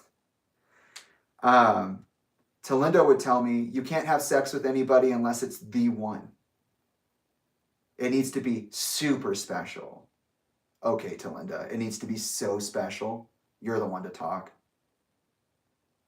Okay, Alyssa, you're the one to talk. And you treat with women with respect and they're princesses. And there was this very hard and fast mental framework I was indoctrinated with. I saw represented in the relationship between Talinda and Chester, and often saw contradictions as well of in my parents, like Chester talking to me about the sex talk. That was so weird. Why did you do it that way when you are both unified on this idea? Like, it's not that hard, right? Just be open and honest. And what's weird is that where Talinda had always considered herself open about sexual conversations, being aware of, just being able to go to your parents and talk to them about body changes or things that you might want to know about that you may not have access to as a kid, maybe through Google or something like that. Like, what does this mean? Or, I want to know more about this. Talinda has always said, if there's anything you need, come to us, whether it's you want to know something, whether you want something clarified, whether or not you're in trouble, whatever it is, just come to us. No matter what, we'll always be there for you, which is why I went to her in 2020 on my 24th birthday and ended up in the position I'm in now. So where I was indoctrinated in this very unrealistic, rigid, toxic system of thought, Alyssa wasn't. And that's the thing. Isaiah wasn't either. And that's the thing, is like, it became an interesting, at the time, in the moment in time where I was having these conversations, it was not interesting. It was very fucking frustrating when I realized this, because there's no way out of it. It's just the way it is. But as an adult, it's even more concerning, because then I realized, wait a second, all of my siblings have a different way in which they are meant to be sexual or understanding of sex and intimate relationships. Everyone's different. But that's weird, because we're supposed to be, again, we're unifying our family as one blended family. Sure, it doesn't work out all the way, but the idea is to unify the family in terms of their narrative, in terms of their social interactions, in terms of how we label each other. And though that's more or less successful, it's successful in some ways and not successful in others. How is it that not only are the parents being weird about certain kinds of conversations, but every one of us is indoctrinated with a different belief system? If that's the way you believe, then we all should be taught the same thing, correct? But we're not. Like, I remember having conversations with Alyssa and being like, yeah, you need to be really careful about that. Like, I'm just trying to be the right person, the good person. I'm just trying to do the right thing. And they're always like, haha, what does that even mean? Like, make out with someone, have sex. It doesn't matter. And it's like, yeah, but that's not what I'm being told. And that's not what the standard being set is for me. And so, I want to be able to keep my family. And like I said, there's the choose yourself or choose your family complex. I chose my family. And then I'd be like, yeah, because Talinda said X, Y, and Z, and in support of, not having sex or not interacting with people in a certain way, needing it to be so special. And Alyssa literally laughed. She went and laughed like, ha, what? Talinda does not believe that at all. I'm like, what do you mean? And she's like, Talinda doesn't believe in that at all. Talinda believes that you should get what you can. It's just a natural part of life. You just get what you can. Like, and then I got confused, and Alyssa started talking about how Talinda was a stripper and how she was sleeping with multiple people on the same sports team at the same time and had them all running around each other. And it was just so funny that Talinda was talking to me about that way. Because in reality, that's what Alyssa had been raised on. that moral code. And I was like, what the fuck? I get literally in trouble. I get locked up. I get punished for violating any of these rules. And it turns out that Talinda is the number one violator of the rules, and that Alyssa's been taught something totally different than what I was taught. And she doesn't have to be punished for any of that. And so that was going on at this time too. That was very frustrating. And there was this one point with Alyssa, by the way, where I don't think I got to it the last time I was talking about my life when I was doing the 18 years in reflection, was that like at one point things got really weird because Alyssa and I were like very close, like touchy, hanging on each other, brother sister stuff, like I said. And one day Talinda just came in. We were watching TV on the couch, like I was like this, and they were sitting with me. And that's how close we were. Even despite the fact that we got separated through our differences, and Isaiah and her became a duo instead of it just being all three of us, or instead of having two of my best friends meet each other and then all three of us be best friends, it was just me and then them, right? And Talinda came in and she's like, yeah, you guys aren't doing that, like stop that, and started talking, like just had this talk with us around like sophomore year of high school, so about a year and a half earlier. She's like, you guys don't touch each other like that anymore. You guys aren't around each other like that anymore. You guys are getting too old for this. Something can become confusing. You guys might end up in a place that we don't want you to be. So you just aren't going to do that. And then whatever relationship I had with Alyssa up until that point, whatever was left, gone. And then here we are with this silly, you took a picture of me and posted it bullshit.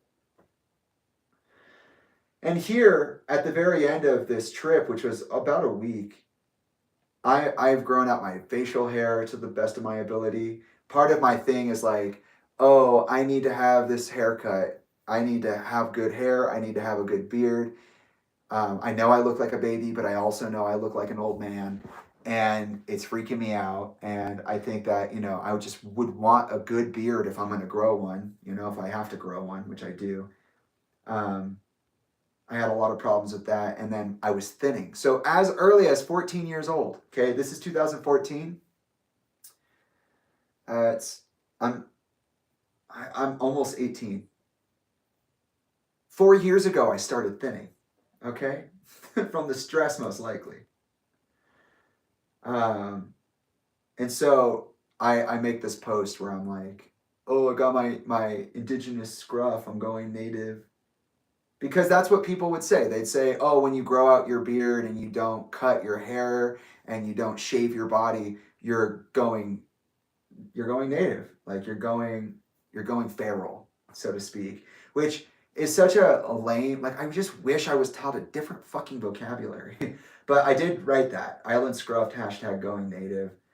But that was like one of my forms of resistance. Not only did I let my emotions sink to a certain level, not only did I compartmentalize my life to a certain degree and decide to specialize and starve myself, but also I would do things like this where like occasionally I just stopped taking care of myself as fucking resistance. I'd just be like, okay, well, this is what I look like. Either you like me or you don't. So yeah, a pretty big trip.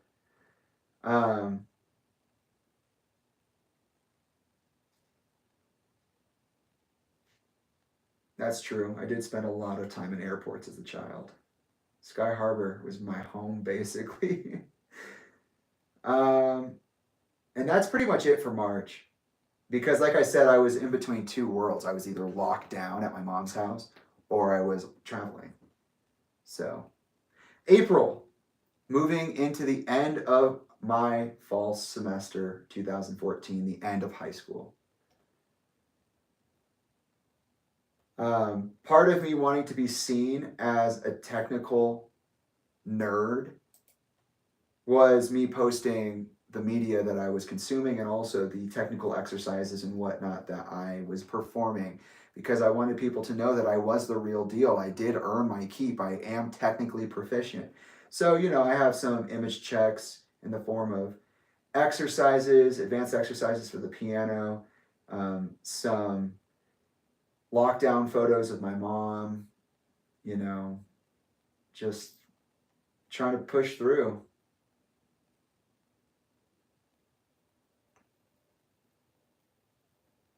And then halfway through May, I turned 18 and I graduate high school. Just so many image checks. I was also every once in a while sneaking a little bit of pot under the radar because I couldn't tell if I was just so paranoid and nervous that it was making me sick or if I was actually sick to it. And it turned out I was just so emotionally racked that I was sick.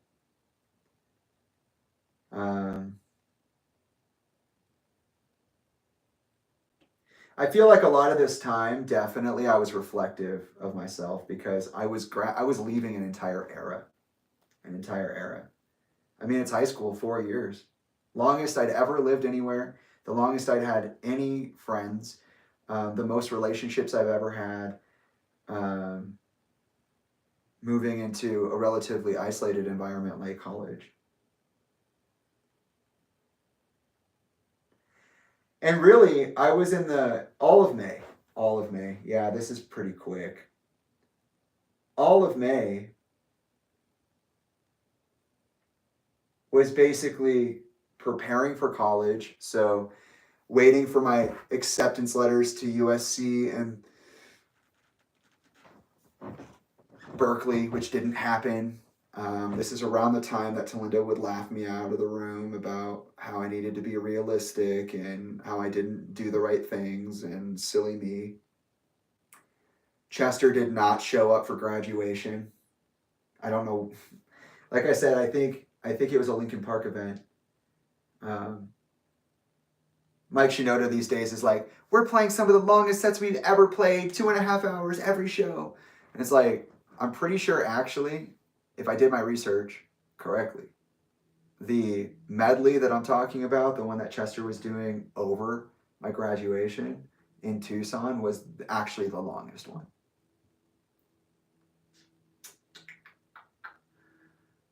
But yeah, I'm not really, my world kind of expanded. I didn't even know that Tucson was a place.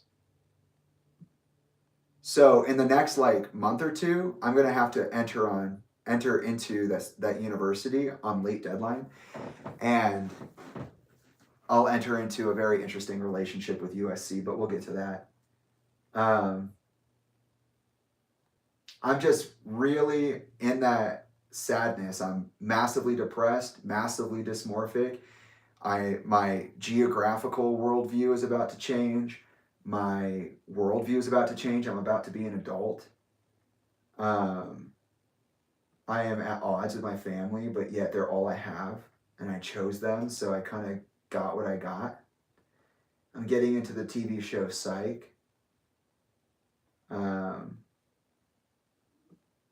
And then summer comes along, and then it's June and July. In June, I find out that I've been rejected. Talinda laughs at me. I am in this weird place where I'm like, I'm going to college, so I'm not going to hang out with my friends. Plus, I don't like Arizona, and I don't want to be in Arizona if it means I have to be around my mom, who made prom a living hell. So, I'm just working through it. I'm basically in PV or Palo Verde all of June. I enter also in June. I also send out that late deadline application.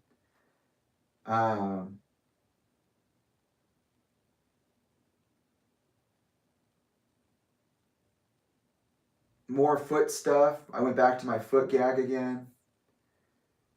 And then two things of note happened in July that are really important.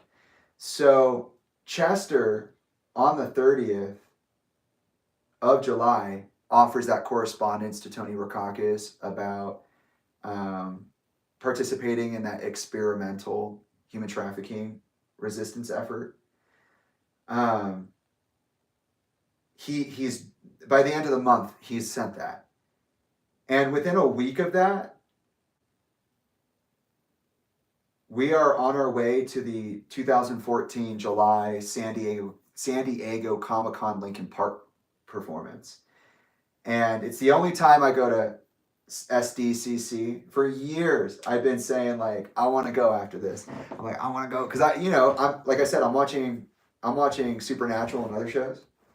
So I'm loving, like The Walking Dead and all that, and American Horror Story. I just like seeing San Diego Comic-Con television show panels. And so I thought I'd be able to go to the Supernatural one, but I ended up not. I was just on the floor for a couple of minutes. They did the performance. On the way there, Chester saw that there was a news posting that he had died. So that's at the end of the month. There's that. That's really weird. And then in the car, he looked at me and he said, "Oh, I'm dead again." So somebody did that before. At least once before there's a death hoax. And then at the beginning of the month, during 4th of July, I enter into a friendship that would become one of the biggest friendships I would have in the next 5 years with Sophia Lepore. So my dad used to hold 4th of July parties. And one of the 4th of July parties, at one of them, I met someone named Marissa, who is the partner of Amir Darak of Julian Kay and Dead by Sunrise. And she said, "Oh, I have twins. I would love for you to meet them." So it was July 4th, 2014 that I met the twins for the first time, Scout and Sophia. And I would enter into a friendship with Sophia. But we'll put a pin in that. That comes back later. More specifically, when Chester dies. Because Sophia was there for me when Chester died.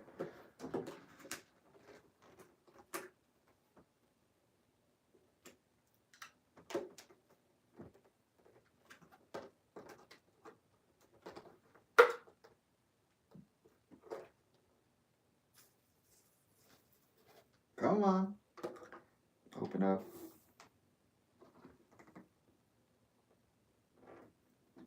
This is crazy. Crazy. Open!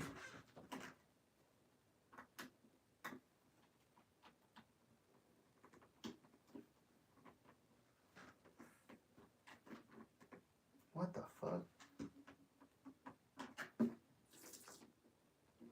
Let me in. That's crazy. I'm gonna fuck that up for real if I try to open it that way.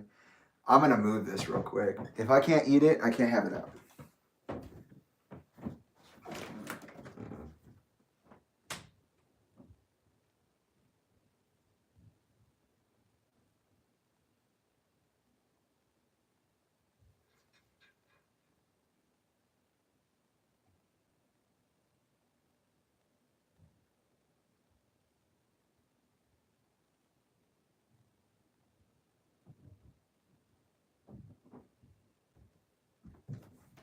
Okay. Back. Let's continue. All right, so over the summer, in broad strokes, I went to stay in California pretty much the entire summer. Did not want to be at home with my mom. Also, I knew I would be going back to Arizona if I got accepted to the University of Arizona. So I was like, I just want to be in California for as long as possible.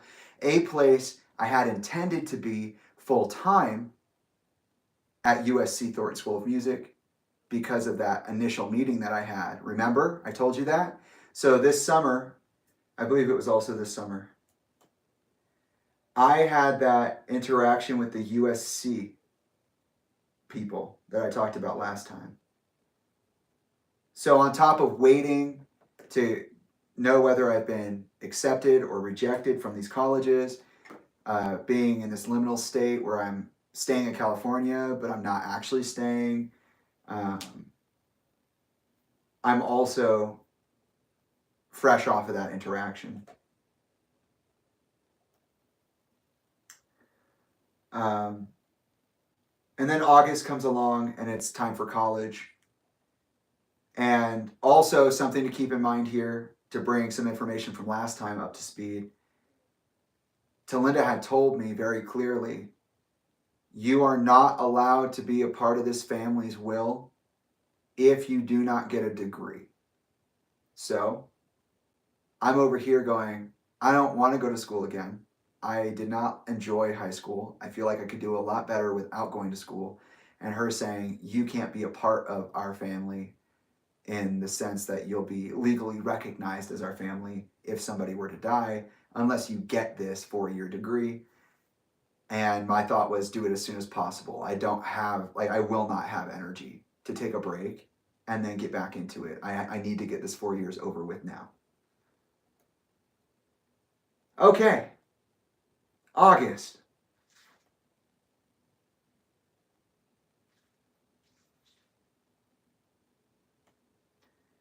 Linkin Park is touring the Hunting Party. I get to go to a couple of shows, go on tour. This is not the same time that I thought. Hold on a second. I don't remember this show in specific, the one that was in Florida. This is a weird moment for me in history because every time I look at this month in particular, August 2014, there's always like multiple moments in that reflection. I'm like, I don't know when this was or I don't know what was going on. I have no memories. I disengage with my friends from high school, begin to prepare for my entrance into the University of Arizona. Chester's on tour, so I go on tour with him a little bit. We're back at the foot shtick doing that again. More image checks. I ended up in Pennsylvania. And during that time, this is my second visit in 2 years. I record the first of what would eventually become the Picture Pieces archive as the Jimmy Barron sessions. So I created in August of 2014, and it's in my now archive playlist on YouTube. You can go watch these. They're kind of cringe, but they're fun. I began to experiment with live streams or with videos in general. And I wanted to do it. I was so invisible and so resentful of Chester's shadow that I changed my name. I said, I'm going to be known as Jimmy Barron. Literally made up name. Jimmy is a name that people in high school called me. Barron was the name of a character or part of the name of a character that I was writing at the time. Just to put them together. I wanted to create a blog type thing like Bear McCreary's blog, but my style, in which I would showcase my musical projects, do song requests and other project interactions with the community. Some of you may have been there for that, some of you may not, but I pretty much immediately used my real name. That's how incapable I was of lying or being of any other kind. Like I was just so myself, I couldn't really hold it back. And something that holds true to this day. But I did my first session there in Pennsylvania. I did episode 2 when I got back a couple of days later, and I did that one at Elka's house.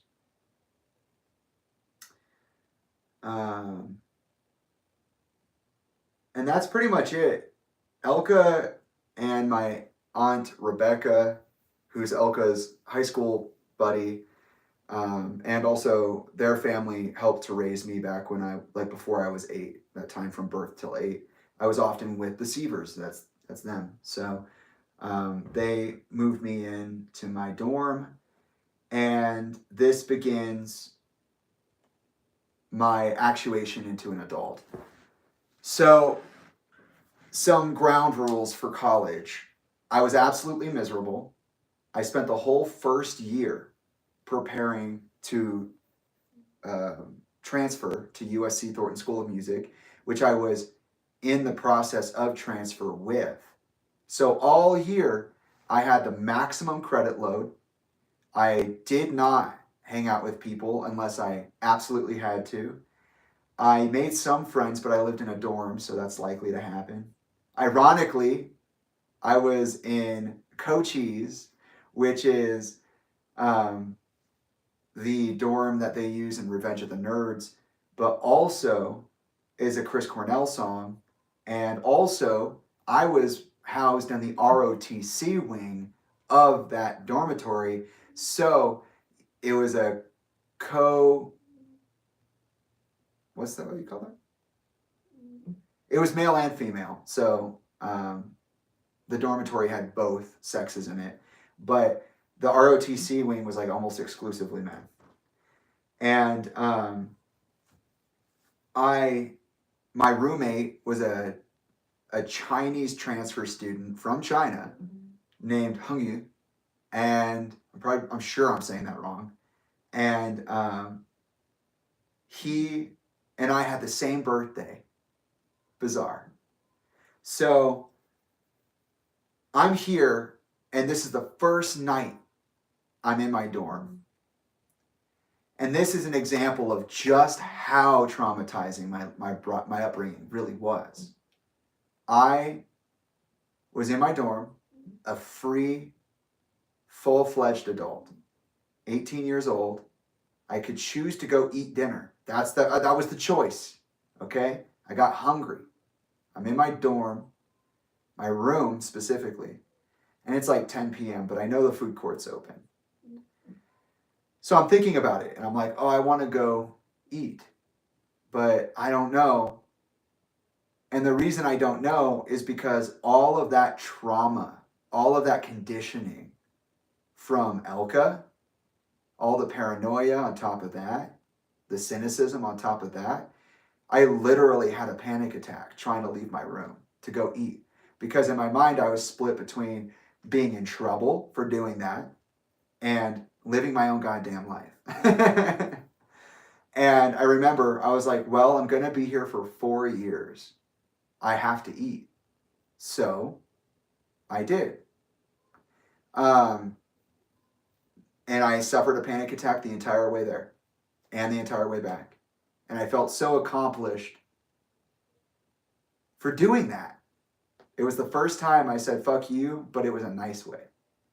And I was just but the entire time I was just haunted by that conditioning, by that person.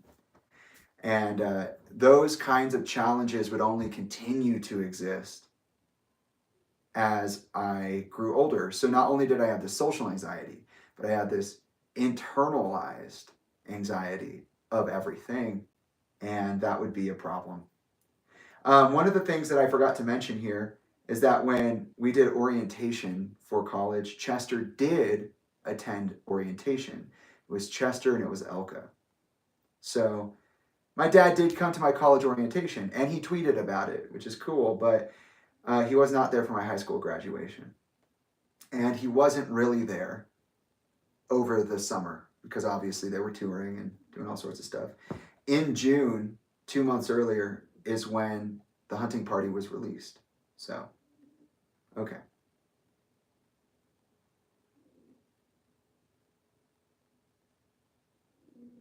September 2014.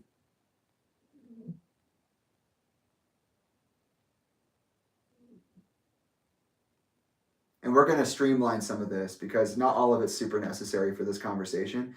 So what I'm going to do from here on out, now that we've talked about the end of high school, the transition into college, reoriented ourselves with the information that we learned last time. Now that we've used the new system, what I'm going to do is I'm going to take the time to literally just break down the month and move on. I'm not going to spend a lot of time here, unless, of course, there are moments I need to. It's going to be roughly the same, but hopefully I can knock out those months a little quicker. So as we said, the fall semester is August, September, October, November,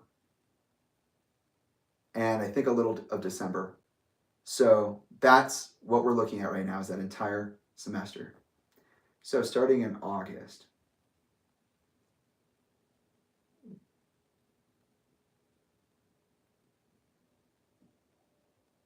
which we just went through. Right, so September really, again, it's time to get our schedule under our fingers. It's time to um, prepare for our final projects and things like that. So I had a lot of classes. I had the maximum credit load for the entire semester. I know I kind of already said that, but I'm saying it again because it's serious. 24/7, I was working on transferring to USC Thornton School of Music, which ended up not happening. So I basically sacrificed some of the most formative moments in a college career in terms of the social element, the social aspect of being in college. I traded that for a higher education, for potential to make it into an Ivy League school like Thornton School of Music. On good word from the heads of USC that I would probably make it, and I was more than qualified. And I had a lot of anxiety around this because if you ever transferred credits in college, you can probably understand not every credit is guaranteed transfer. So if you do a class that's kind of like another class at USC that has a transferable credit equivalent, even though it may be, 9 out of 10 objects that you learn in the class about that thing, if there's a 10th object in the USC class that's not included in the purview, the scope of that University of Arizona class, your transfer credit doesn't transfer. It just is a credit.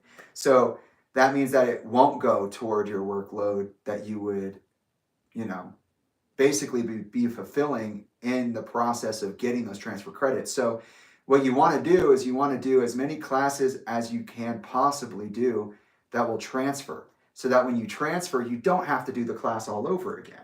But that was something that was always on the back of my mind, because in reality, the credit load, the class scopes, they were so different that I was not guaranteed transferable credits. So I'd have to do all the work and just hope that when it came time to transfer, it was enough, which is an absolutely batshit crazy thing to do, and I would not suggest that. I think I made a 4.0 GPA this semester, or this year, and it was one of the most trying times of my life. But I did have a class I did a survey class in Chinese history, partly out of wanting to understand my roommate, but also partly out of a desire to understand something other than Europe and the United States of America. Agents of S.H.I.E.L.D. comes out in September. I make some friends in the ROTC wing. I'll get to those in a second.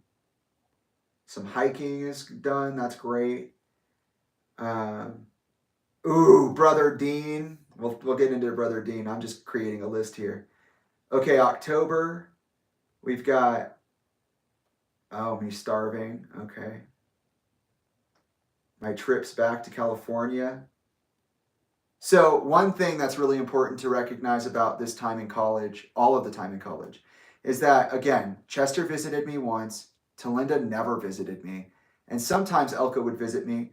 But in reality, I was the one who drove myself to people. So I would drive myself to Elka because she was the closest. And that developed into a relationship, and a different form of what we had. And I'll get into that later as it develops. But, Chester stayed away and Talinda stayed away.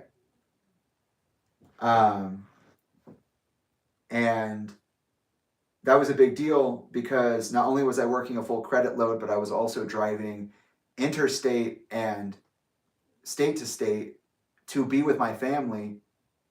And I was mostly alone in Tucson. So I put a lot of time aside to be a part of my family, which is, this is 2014, guys.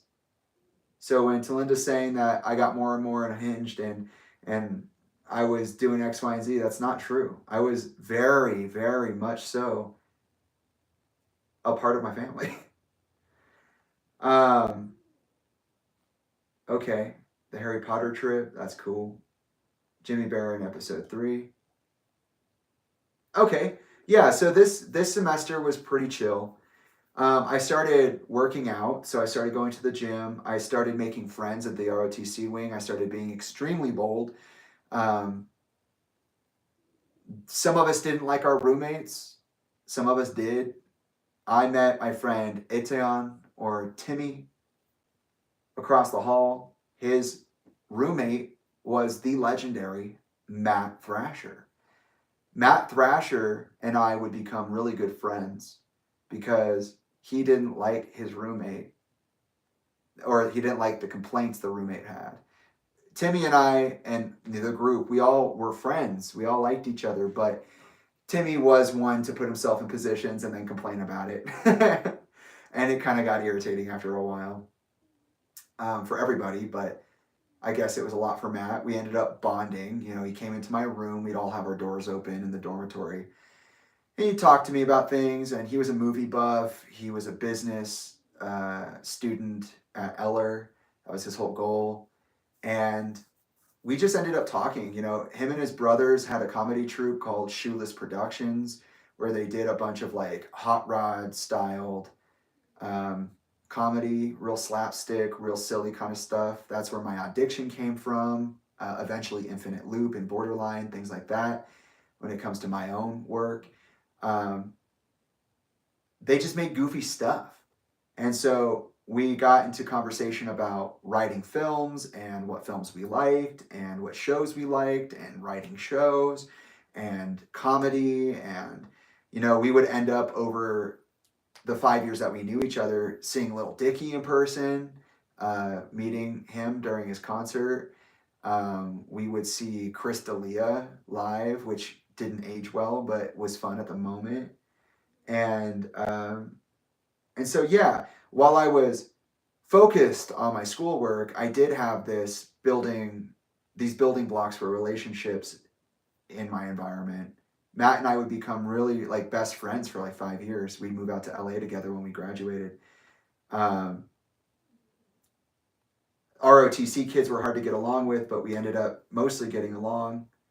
And um, other than spending time with people, which would be, you know, the hikes or late night hangouts, maybe a party every once in a while. If I wasn't doing that, I was literally watching TV shows. I had a list of like 12 TV shows I was watching all at once, and none of them were lightweight TV shows. Like, I'd be watching Agents of S.H.I.E.L.D. at the same time I was watching Black Sails, Da Vinci's Demons, Outlander. Same time I'm watching Supernatural, The Flash, Arrow, like so much fucking TV. And it would literally be part of my practice to consume and break down the objects of consumption so that I better be able to write, produce, interact with the industry when I got there. So there's that. All of my depression sticks. It stays. It gets worse. Okay. And then let's see. I think one of the um, two of the things here, two of the last things for this semester are that I got into I can't tell you how many times I saw Brother Dean, who, if you don't know who Brother Dean is, guys, Brother Dean is a conservative Christian patriarch jackass who, because of the right of free speech, is allowed to go on campus, undermine women's rights, insult, isolate, and abuse verbally women of all walks of life for any reason. He would say things like, just Jesus, or have signs up that said, take away women's rights to vote. And it was so bad. He's such an antagonist. He's such a fucking jackass that somebody actually in real life, for reals, Spartan kicked him. Like, stood up and like kicked him in the chest. For real. That actually happened. And I would just get so mad, especially, Ebola's coming past. It's still kind of floating around. I would write a paper on it while I'm in college. But the Ebola manic is still there, but it's kind of cooling down. This guy is just being a fucking, it's like, yeah, there are sometimes there are people that shouldn't be allowed to do things. And this incel was probably one of the biggest fucking offenders the entire time I was there. And there were multiple times throughout the years, because he got banned for a while. And then they let him back on for some reason. And one of my biggest challenges with this guy was just like not punching him in the fucking face. For real. One of the most aggravating individuals to ever see in person. That's why another student beat the shit out of him. But yeah, not a cool time. But also, so the second thing is my indentured servitude. So when Chester paid for my tuition right before I went to college, like in the summer, right? Chester and I had a falling out almost again, because he was driving me around and he said, hey, so I'm going to pay for your tuition. I don't want you to worry about making payments of any kind. I just want you to focus on being a good student. And that's it. And I was like, no, I would rather take student debt than do what you just said. He's like, no, I don't think you understand. I'm like, yeah, no, I get it. I know people live their whole lives on these debts, and I know that it's extremely damaging at times to have something like that. I don't think it's ever a good thing. But yeah, I understand the seriousness of taking the bullet on that. I don't want your money. I don't want to be financially or socially indebted to you ever. Not again and never. And he said, no, you're taking the money. And I said, I don't want it. And he said, please, if you let me do anything for you, just let me pay for this and trust that this needs to be done. I said, okay, fine. Fine, Dad, you want that bad? Then you can do it. So Chester pays my tuition, and then I'm given a tiny amount of money. Like, you wouldn't be able to live on this. It's enough for small groceries, for light groceries. It's enough for maybe going to a movie every once in a while. It's not enough for buying video games. It's not enough for going out to parties. It's nothing like that. And I have a meal plan, which I'm trying to piece out for a long time because I don't have money. And the little allowance I'm given by my family, by Talinda, who claims that she financially supported me through college, that's what she was doing. And multiple times here I have posts that say I'm fucking starving because I'm not eating. I'm starving myself at this point. A cool landmark here, a little trail sign, is that in October, American Horror Story Season 4 comes out, which is the one about the circus, the freaks.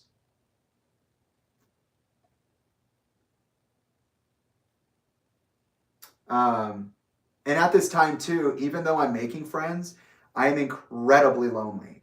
And this wouldn't change for 4 years.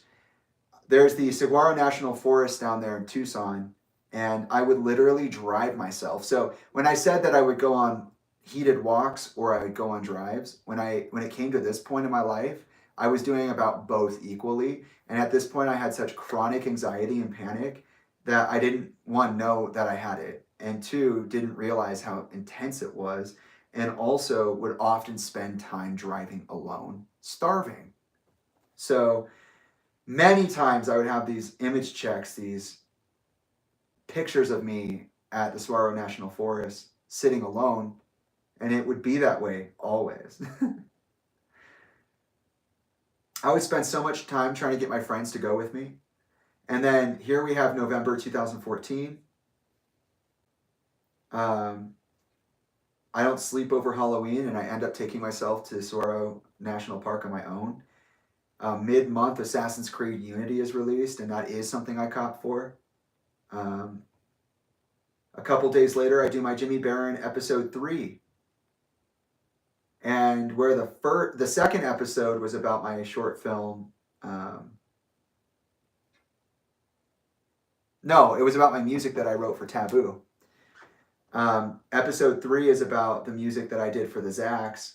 And that one's a funny one to watch because it shows you how confusing politics is for me at this point. Something that will continue to be confusing for a while. I mean, my first presidential election was Donald Trump and fucking Hillary Clinton. Ugh.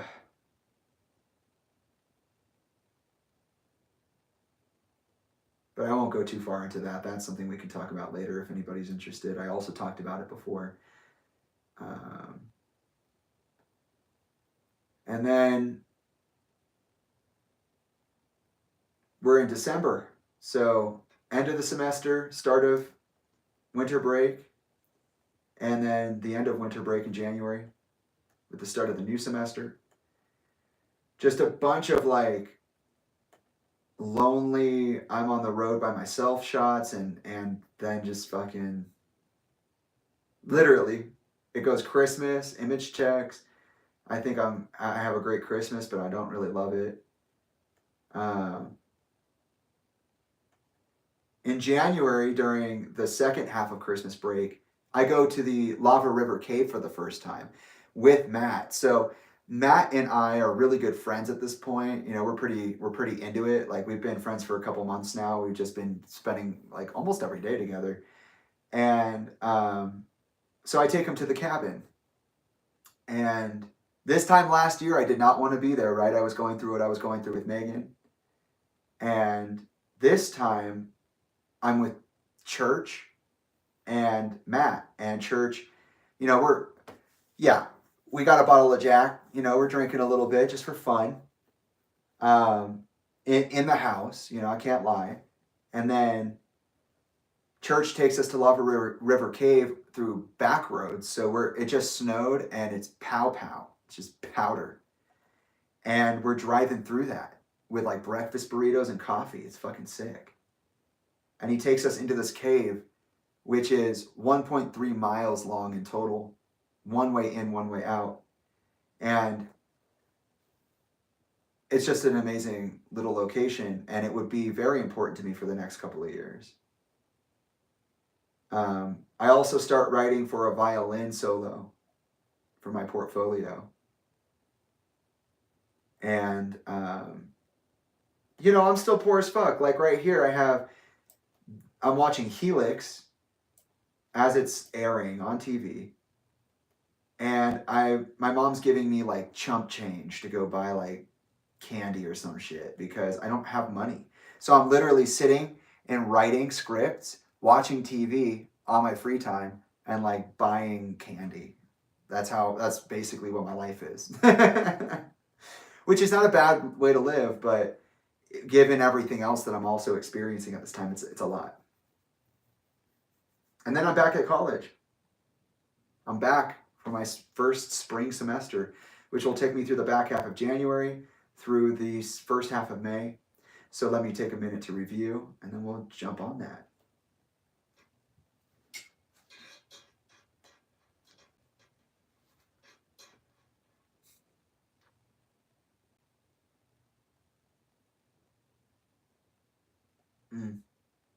Oh yeah, big depression.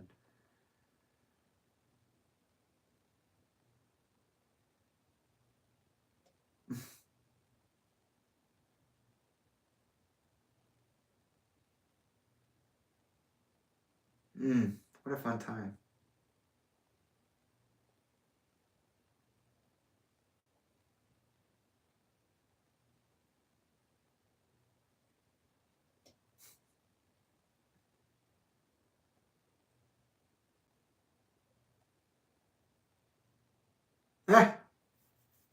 That's true. That's true. That's true.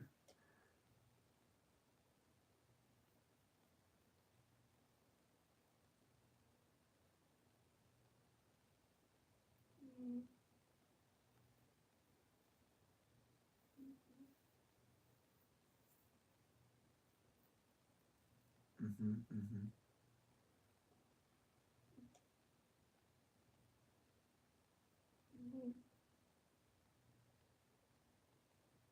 Okay. So the energy of this semester is pretty substantial. I mean, in essence, I'm coming back from winter break. We're going straight back into the dorm. So I'm only in the dorm for the first year. A lot of stuff happens in that first year, but I'm in the dorm the entire time. The general depression, anxiety, dysmorphia, paranoia, fear, it's all still going. But I'm working through it. You know, like I said, I've made friends. So when I come back, I got my friends. I'm starting working on projects, building out my portfolio. Like I said, I'm still trying to transfer. So really this entire year, not just this semester and last semester, is just focus. Like, okay, again, line it up, ba, ba, ba, ba, ba, ba, next level, ba, ba, ba, ba, ba, next level, ba, ba, ba, as fast as you can with as much efficiency as possible. Um, a lot of image checks. In February, we get to do something really cool. So the Beaver Creek snowboarding trips that we would do as a family, they after the Samantha one, they stopped. We didn't do that anymore.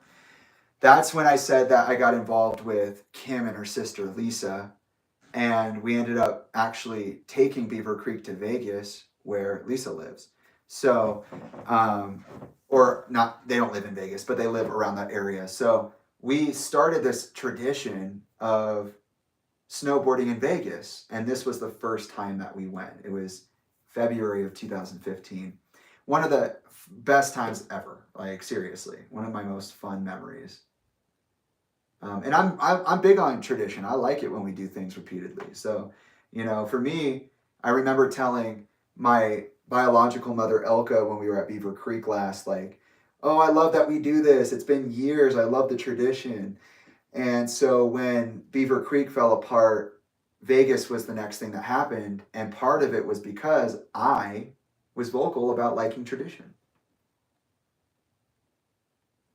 At this time, I'm so depressed that I'm out here studying as hard as I am after high school that I literally have to find any way and every way to stop procrastinating. And it's so hard. I literally had like a sign on my door that said stop procrastinating. I would like make myself uncomfortable to make myself move. But I was, you know, in reality, it wasn't helpful. I was just hurting myself. Um,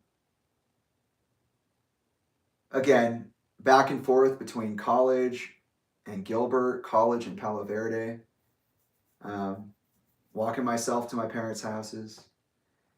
Um, I will say that my mom, Elka, was very clingy during this time. I think there was a point in time during the first year where I was like, I'm not going to respond to you anymore because it's turning into I need to be there for you instead of you checking in on me. Um, and I didn't see it in here because it's probably tucked away, or maybe I didn't know exactly what date it was. Because sometimes because here's how I do it. I do dates by days. And then if I don't know exactly when, but I know it happened in a month, I'll do like a sometime around March or whatever. And I don't see that here. But as far as this semester goes, there's something for February I want to bring up, and then there's also something in general I wanted to bring up. So I'll start with the in general, go back into February, then we'll move to March because that's the most linear. But starting with that first one of sometime around this year, sometime during this year of schooling, I had actually spent a lot of time with Lee in my middle school to high school time. okay? That's Chester's father. And he did me so fucking dirty when I was a freshman in college. So I go to his house and I'd spend time, or I go to his partner's house in Prescott and spend time with them. And hey, I might even do it in the timeline, but this does happen during I believe my first year of high school, or my first year of college. Lee hit me up. He texted me and he was like, "Oh, what? So are you alive? Like, do I even matter?" or something like that.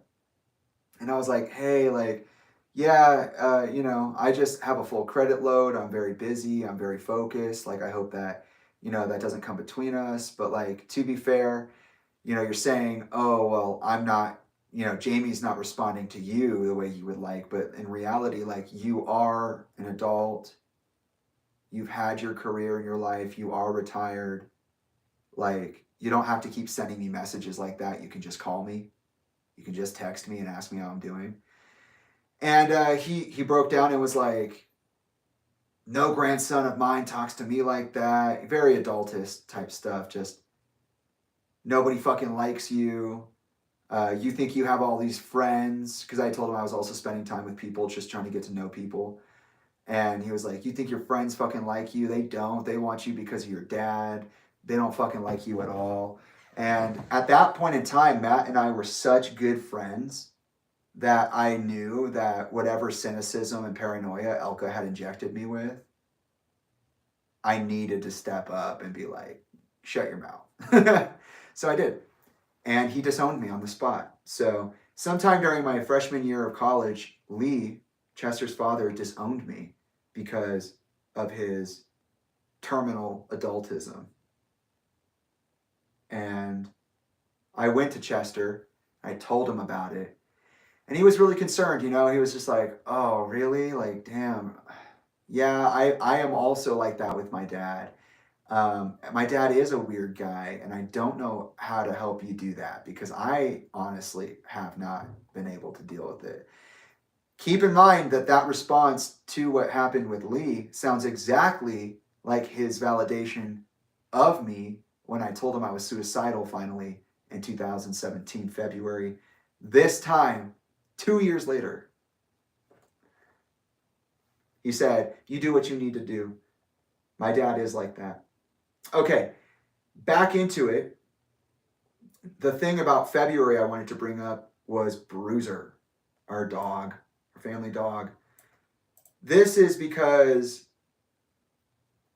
Talinda as a pet owner is a really interesting thing to talk about. I won't go too far or too long into it because there's more to touch on. We're making great time with this year. But, Talinda has always, in my experience, been somebody who loves animals but does not like taking care of them, who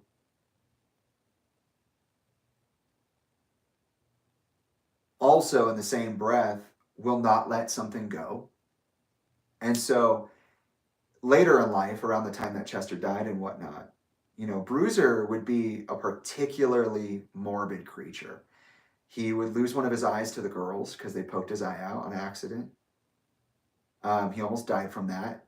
When Talinda got Bruiser, back when Chester and Talinda met in 2004, 10 years earlier, well, I guess now almost 11 in the timeline, he actually fell out of the first story ledge inside the Long Beach penthouse that we were staying in. And he cracked his head and got brain damage. And then he got diabetes also later on. So he cracked his head, recovered from that, lost his eye, recovered from that, got diabetes, not recovered from that. He was not recovered. It would get to the point later on in our relationship, me and Talinda, where I would literally yell at her to put the dog down. I know that sounds crazy. Like, "Jamie, what are you saying right now? You telling your mom to put your dog down?" Yes. For example, Buster, the other dog. Buster and Bruiser. Haba is Buster. Bruiser is just Bruiser. Haba would be, he's a pug. His literal nerves, his tail grew into his spine and basically punctured his spine, so he can't feel what's going on with his body all the time as an older dog. This is later, like after Chester died. And he doesn't know when he's peeing, he doesn't know when he's pooping, he doesn't know where he's looking, he doesn't know who he's talking to when he's talking to people, he can't really hear that well. Like, this guy's literally decrepit. And there was a point where I had talked to Talinda a couple of times about putting Buster down, just getting him to a better state of existence. And he had peed on the floor, but in a place it was dark in the hallway. And I was walking and I slid, like full-fledged, like, oh shit. And I had to catch myself, like literally, like serious injury could have happened. And I fell into a big ass mirror. The mirror is this wide, it's tall. And I fell into it. And I turn around and Talinda was like, ha ha ha, that's so funny. And I turned around and I was like, it's not funny. One, this dog is being tortured to death. And two, that was dangerous. I'm a full-blown adult. I have hand-eye, muscle coordination at this point. I've been in the gym for a while. I ride my bike all the time. I'm used to being in high energy situations. And I almost just smashed my head on that fucking mirror in this general walking space. I don't appreciate you laughing. I don't appreciate you downplaying this. I don't appreciate you not taking this seriously at all. You're not taking it seriously at all. And in both cases with both dogs, she just let them waste away until they died. And to her, it was, I'm keeping them alive, I'm keeping them safe. But I know better than that. And so here, I'm starting to reflect on what will be, these things that will be. Bruiser's already in and through some of these traumas by 2015. But yeah. March, I would spend a lot of my free time building Halo Forge maps in Halo 4. Working out projects. I got One Step Beyond with River. I did my first guitar recording, studio recording. That was awesome. And then a lot of this is just me and image checks. But I did write a paper. I took a Greek mythology class. And in discussing whether or not Oedipus of the Oedipus complex could be held accountable or should be held at fault for the context of their narrative, I wrote, it can't be his fault. He was raised all Skywalker Ranch. The king left Oedipus for dead in fear of the curse. It could not have been Jocasta's fault because she, at least as far as I know, had no knowledge of the curse. It cannot be Oedipus's fault, for he was raised all Skywalker Ranch on Tatooine. That's how a lot of my papers sounded. But it's true. I mean, come on. You can't be responsible for things you are not aware of. Of course, unless the point of being aware of something is to be responsible for it. It's a real catch-22 situation. April, we move on through the semester. I'm writing my first full-fledged feature-length script for Taboo. I'm at 62 pages, which is pretty impressive given the fact that I only recently started writing again. And also I did, in fact, in April, write my essay on the Ebola panic, which I titled The United States of Ebola. And during the scope of this paper was to explore and investigate a number of world-ending fears and traumas. Big 2012 energy. I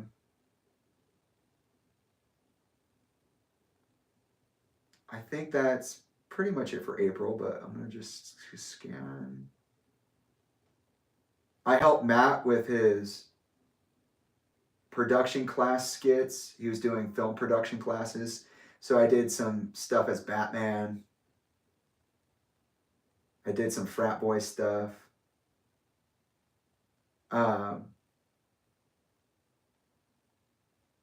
some of it's a little homophobic and a little violent, but it was intended to be satirical. And I think that's all that needs to be said about that. I mean, at this time, I was a big fan of Louis C.K., his show Louis. I was watching that, so his whole brand of comedy is be offensive because it's funny.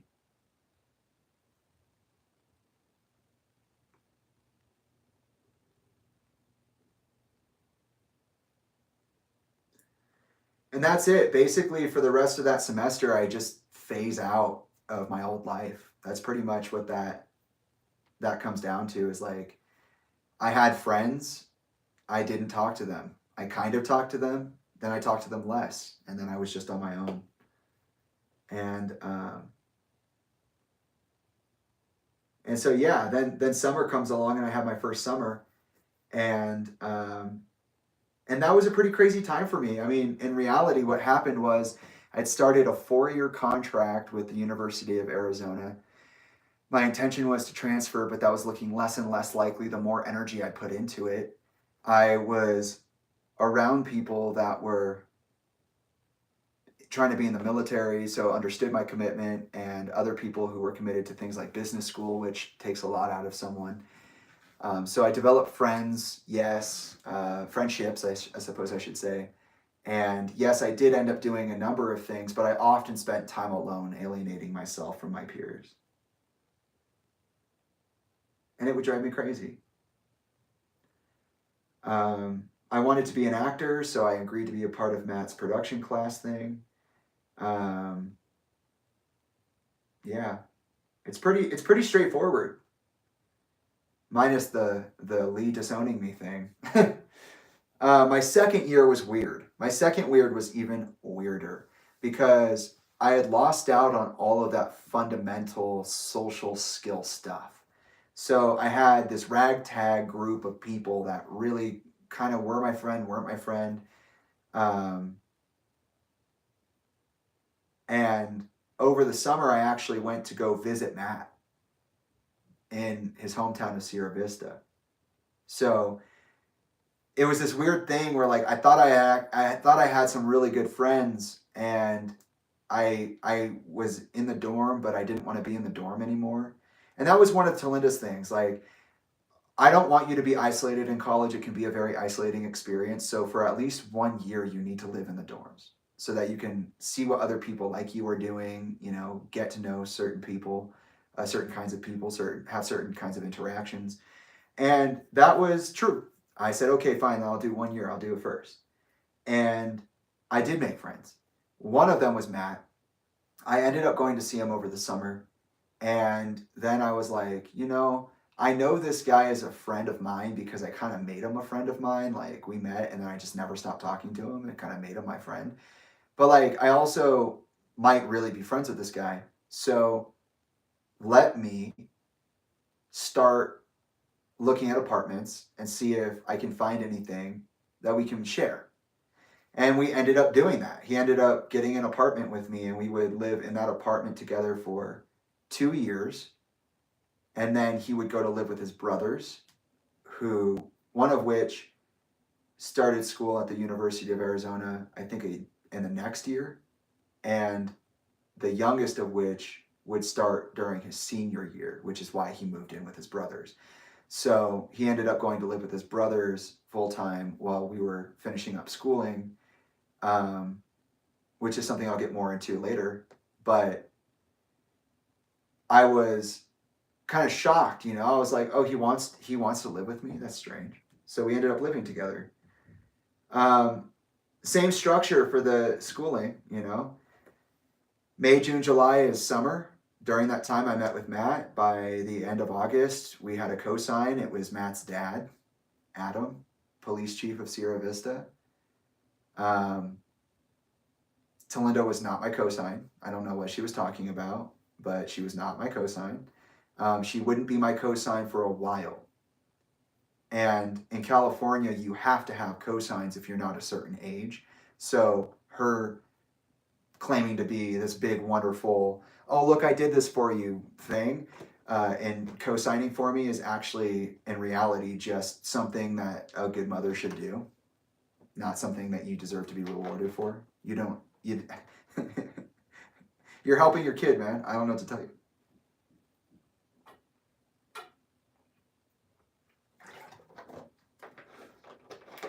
But pretty much, once college starts and I'm out of the house and I'm not one of the kids anymore, there's a whole lot of you owe me this coming from Talinda and Chester sometimes. So let's see here. Again, the semester starts in the fall. August, September, October, November, first half of December. And then we have the winter break in December, January, second half of January. We start the second semester, the spring semester. It goes into the summer, and there's a spring break in there. And that's going to be the same structure for every year of college. The only difference is that the people I'm around change, my intentions change, and where I live changes. Okay. Let's take a break real quick. Take a moment to breathe. I'll check some of these comments. Let's see.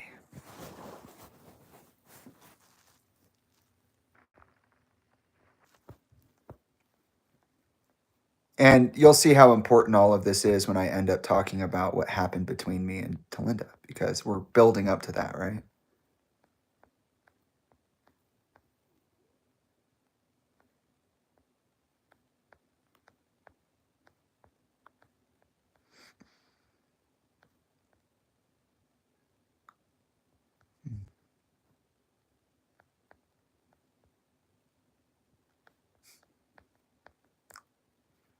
G's on here. Yay. That was a little bit ago.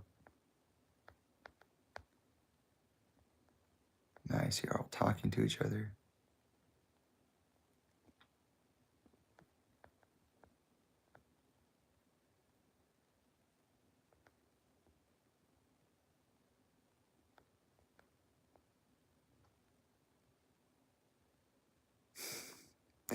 Don't wear those pajamas, bro.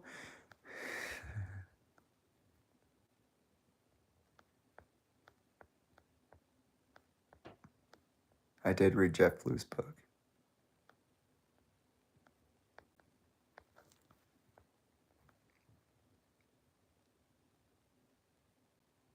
A lot of people thought of Chester as a sex icon. He didn't like it, but it doesn't mean people didn't do that. All right. Great.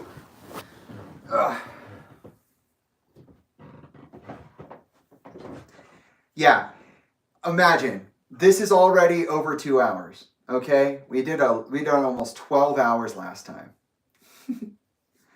I have so much to talk about, so much to just get out there so it can be touched on again and again and again.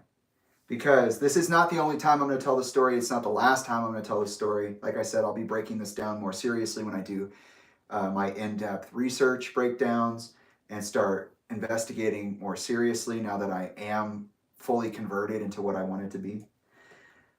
But yeah, college comes first.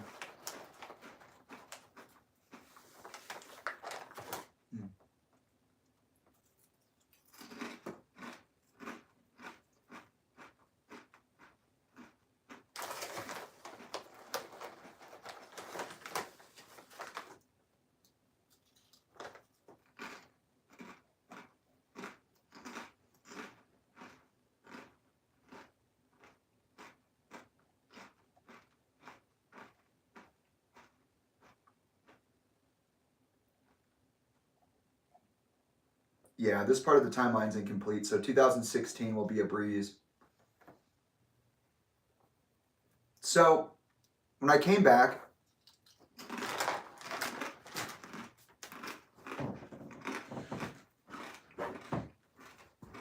to school, pretty much everything I already stated as being a precedent for my emotional, mental landscape is is the same. The big difference is that my first year of college, which was focused on getting those transfer credits and keeping that GPA up so I could go to the school, USC Thornton School of Music, that ended in failure. So it ended up being that I got rejected for the second time. And that really hurt my feelings. So everything that I had been working on and everything that was underlying to that work, all the emotional distress, the mental distress, the confusion, the memory loss, the trauma, all of it was amplified like 1,000,000%. Because, like I said, I worked so hard to be able to make it. I literally gave up some of the core experiences a person has in college to do so. It was a dimensional extrapolation or a hyperdimensional extrapolation of my pain in choosing myself or choosing my family. Same thing, on a different dimension. That's how it felt. And it made me super nervous for anything moving forward. Okay? And by the way, the first 2 years of my time as a participant in the musical composition track of my time at University of Arizona. So that's what they called it. Classical music,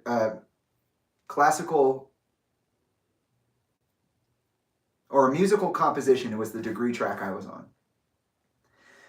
Not only did I do preliminaries for 2 years, but also I took part in piano lessons. Like I said, I taught myself everything, but in high school, I ended up asking to have a teacher so that I could hone more finely some of the more nuanced skills that a pianist must cultivate. Same thing happened here. Same thing. I got to college. I asked for a piano teacher. The first year, I was not allowed. The reason is because you have to take all your prerequisite classes to get one-to-one solo lessons with the faculty professional pianist. Okay? So what I did was, and this is an example of how serious my anxiety and panic was. This is not just a college thing. This is something that happened during college because it's something that is continuously unfolded over many years, including my middle school, like my elementary to high school too, okay? So I was made to take a whole year's worth, I think maybe even 2 years worth. It was freshman and sophomore piano basics in the span of one academic year on top of everything else I was doing. I went to go do this test, which was about the fingering and the chord progressions and the key translations and the key changes, just like all the basic stuff you have to know. And I blacked out when I literally almost lost consciousness. I was driving to the test, and students at U of A like to bum rush the walkway, the intersection walkways. And so this kid was just like late for his class or whatever. And I'm going to turn into the parking garage, and they literally just start sprinting across the crosswalk. And they literally hit my car. I know, in most situations, it's like, no, you hit that person. This person literally jumped on my car. And they were like, dude, what the fuck? What the fuck you... Now I'm panicking because I'm like, oh shit, did I hit that guy? Later I realized, like, no, I did not hit that guy. but I was super anxious.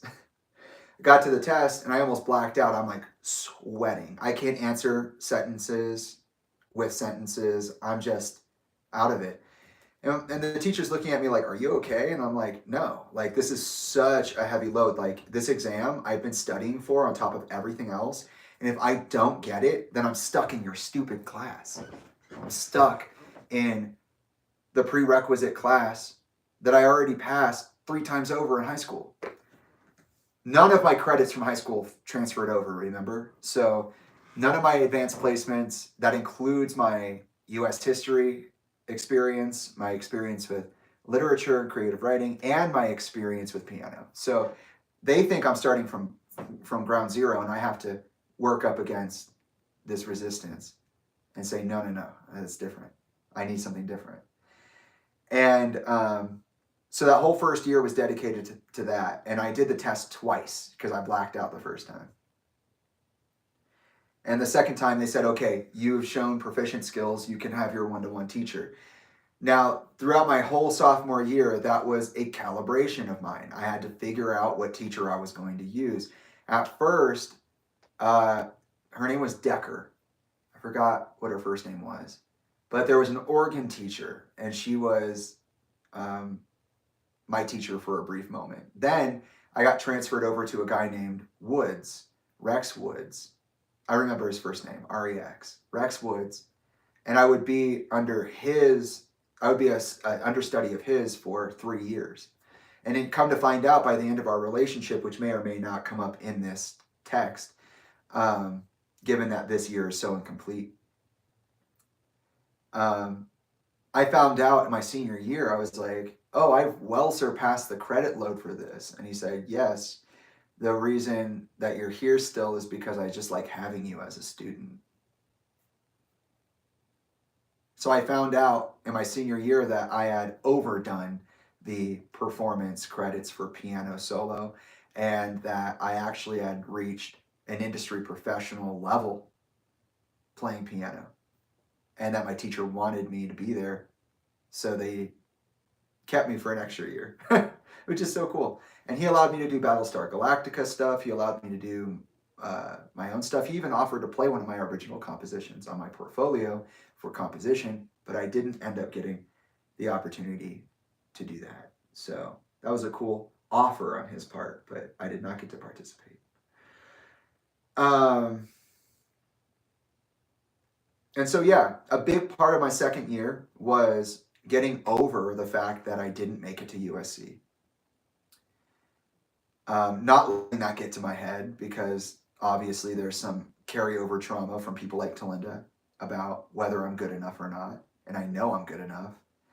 I knew I was good enough. I just didn't have the self-esteem to make it true in my mind. So I had to work really hard against that. I began the process of calibrating my one-to-one piano tutor, which is probably one of the only things that kept me alive during college. And my natural friendships with people began to develop into new friendships and also more of the same. So Matt and I became really good friends. We became roommates and creative partners. I finally got into his brother group of comedians and we started making stuff together. I was like, I can write the music for your skits. I can also perform. I wanted to be an actor, like I said, so that was a fun time.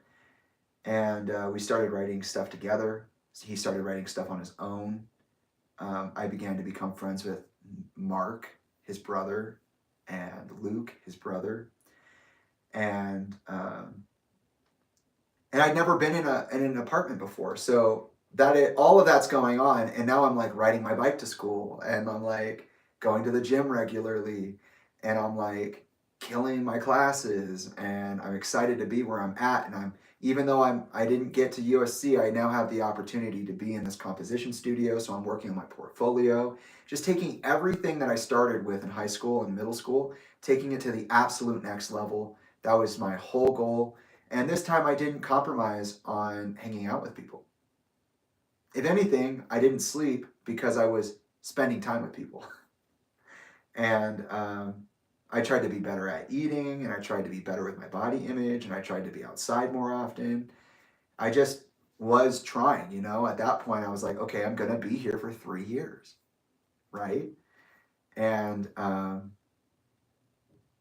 and I know I said that about my first night in the dorm as well. Well, I'm going to be here for 4 years. And then I said, well, I was planning on transferring. But like, you know, when you intend to leave a place, you're still going to be there. So you have to at least anticipate you're going to be there for the entirety of that time that you could be, even if you're planning to go somewhere else and may not live that out that way. By my sophomore year, I absolutely phased out of my friends from high school, 100%.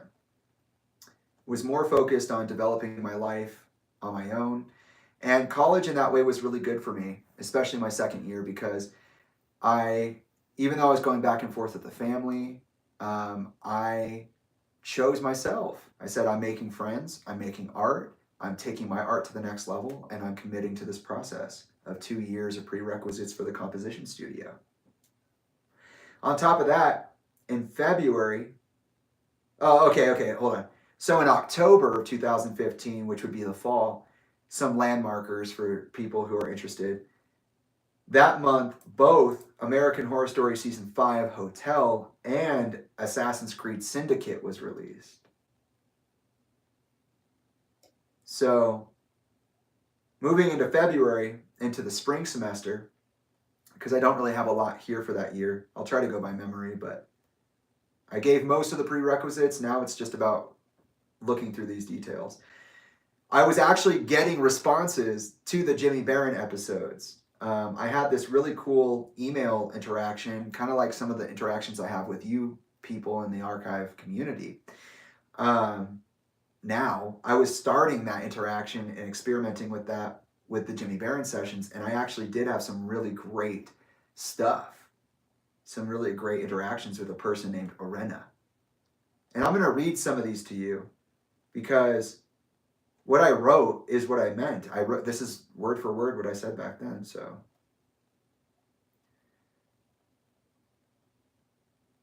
Arena had asked me,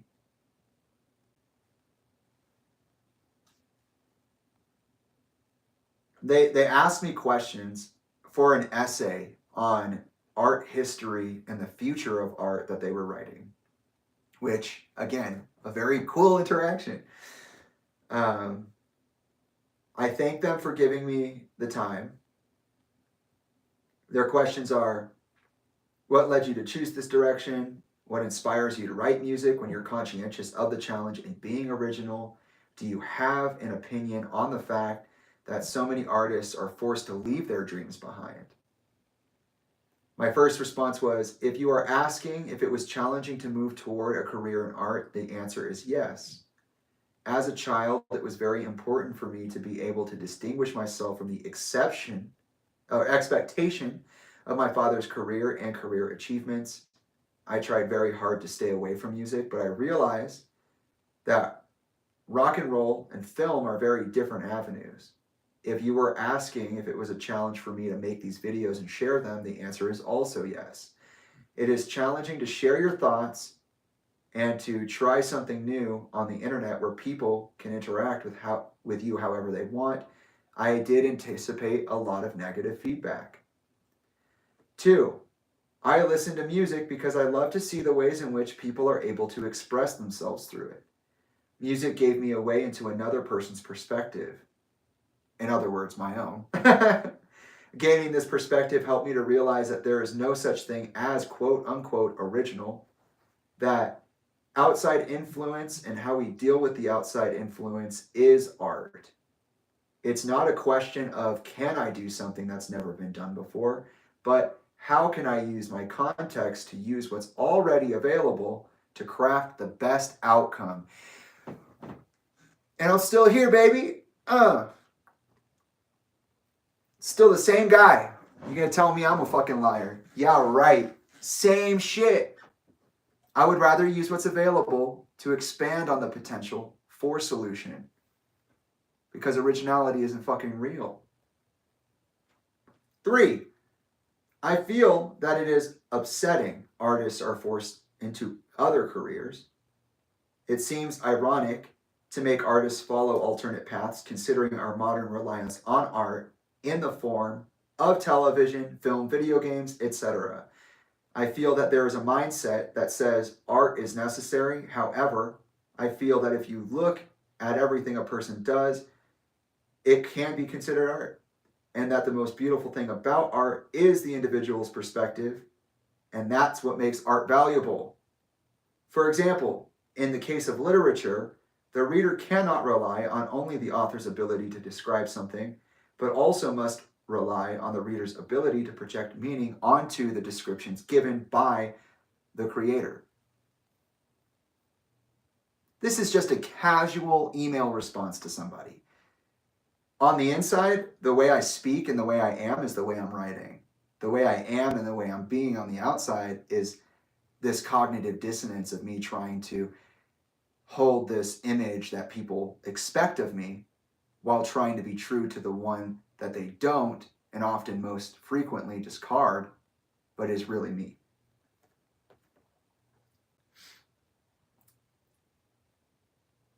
I get another response. They thank me for giving them the time.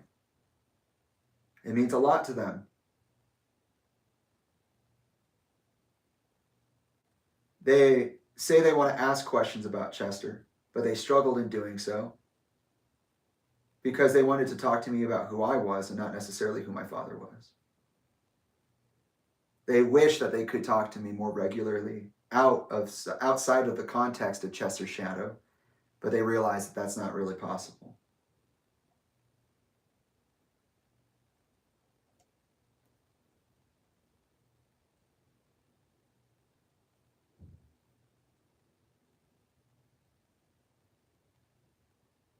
Recently, they found joy in the evolution of their lifelong love of telling stories as a writing practice. They find that writing and listening to music are therapeutic acts, that daydreaming is an important part of the writing process, or conscious streaming, or hallucinating. They feel that music may achieve the same result on a higher level.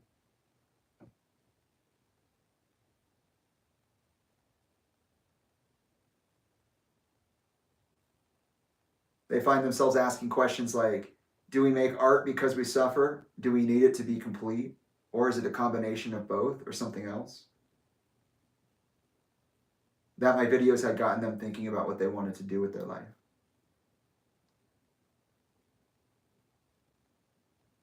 That just because they're 18 years old doesn't mean that they know what choices they're making or that they are consenting, especially considering that most artists are pushed off the path of being an artist, which I agree. I've fought tooth and nail. Yeah.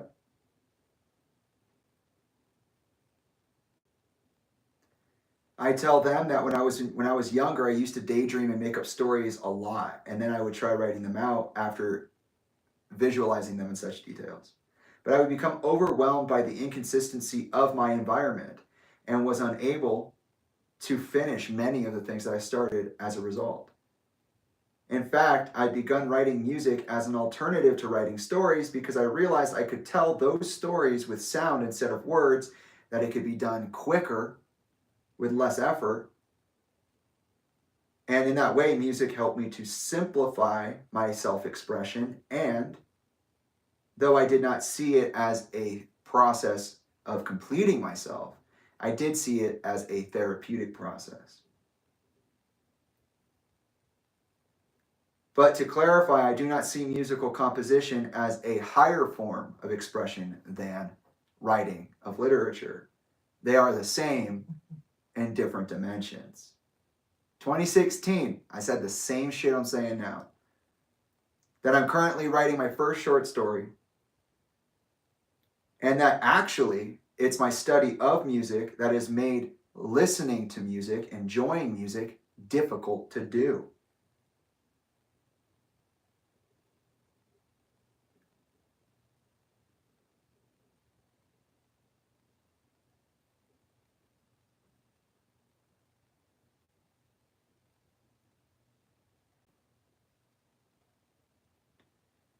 I tell them later that I'm still working on my short story, that it's been challenging. I thought I would have finished it already. That my advice on the front of writing is that patience is a virtue, that with patience you can ignore restraints placed on you to write what you want, how you want, and that ultimately no one can take that away from you, your patience. With self-awareness, you can utilize patience and understanding to better know oneself against those that try to put you down. And even then, sometimes people who put us down don't mean to. And that's the beauty of art, in my opinion, is understanding oneself.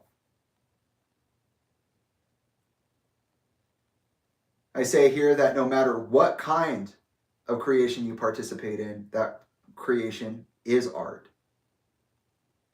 That one of the most amazing qualities of a written work is that you don't have to express your true opinion out loud. You can instead find refuge in the objects of your meditation, such as the characters, plot lines, locations, etc.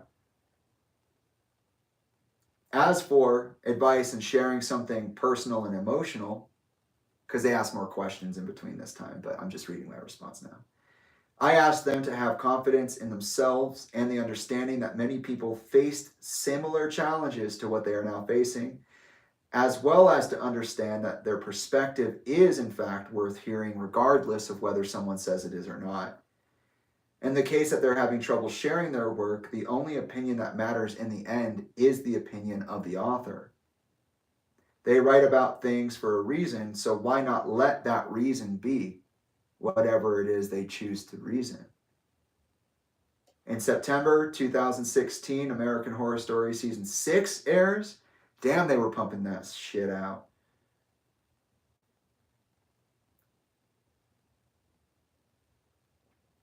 And then here's another response. Again, questions were asked, things were said, but I'm not going to read those. I'm just going to read my response. I say that I'm glad to have helped them with their process, that I wish them success in areas of life that they are exploring, that though I have not read Duma Key by Stephen King, I am reading Needful Things by Stephen King, a book that was extremely vivid for me. I wonder why.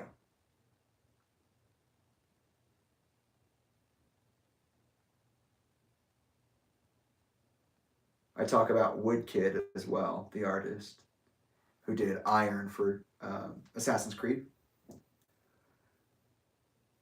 And then it's December and winter break starts. But you know, it's not in this timeline that should be. Let me go back. It's in February. So, at the end of the semester, we go back to the beginning because this wasn't in the timeline, but it must be. In 2016, February, or by February 1st, Chester had been forced off to Cirque Lodge rehabilitation by Linkin Park, the band, and Talinda Bennington. They all claimed that he was a serious alcoholic and that he needed to be rehabilitated. For those of you who have been following along with my story and the stories that I've been telling, you know that according to Chester's mother, as of last year, July 20th, last year, 2023, according to Chester's mother, Susan, Chester was actually sent away, or he was encouraged to leave, by the staff of Cirque Lodge because Chester had, I guess, one, been there before, so they knew his patterns, but two, apparently he was not an alcoholic. Apparently he had, after passing all the intake observations, they said, you are not in a state of crisis right now.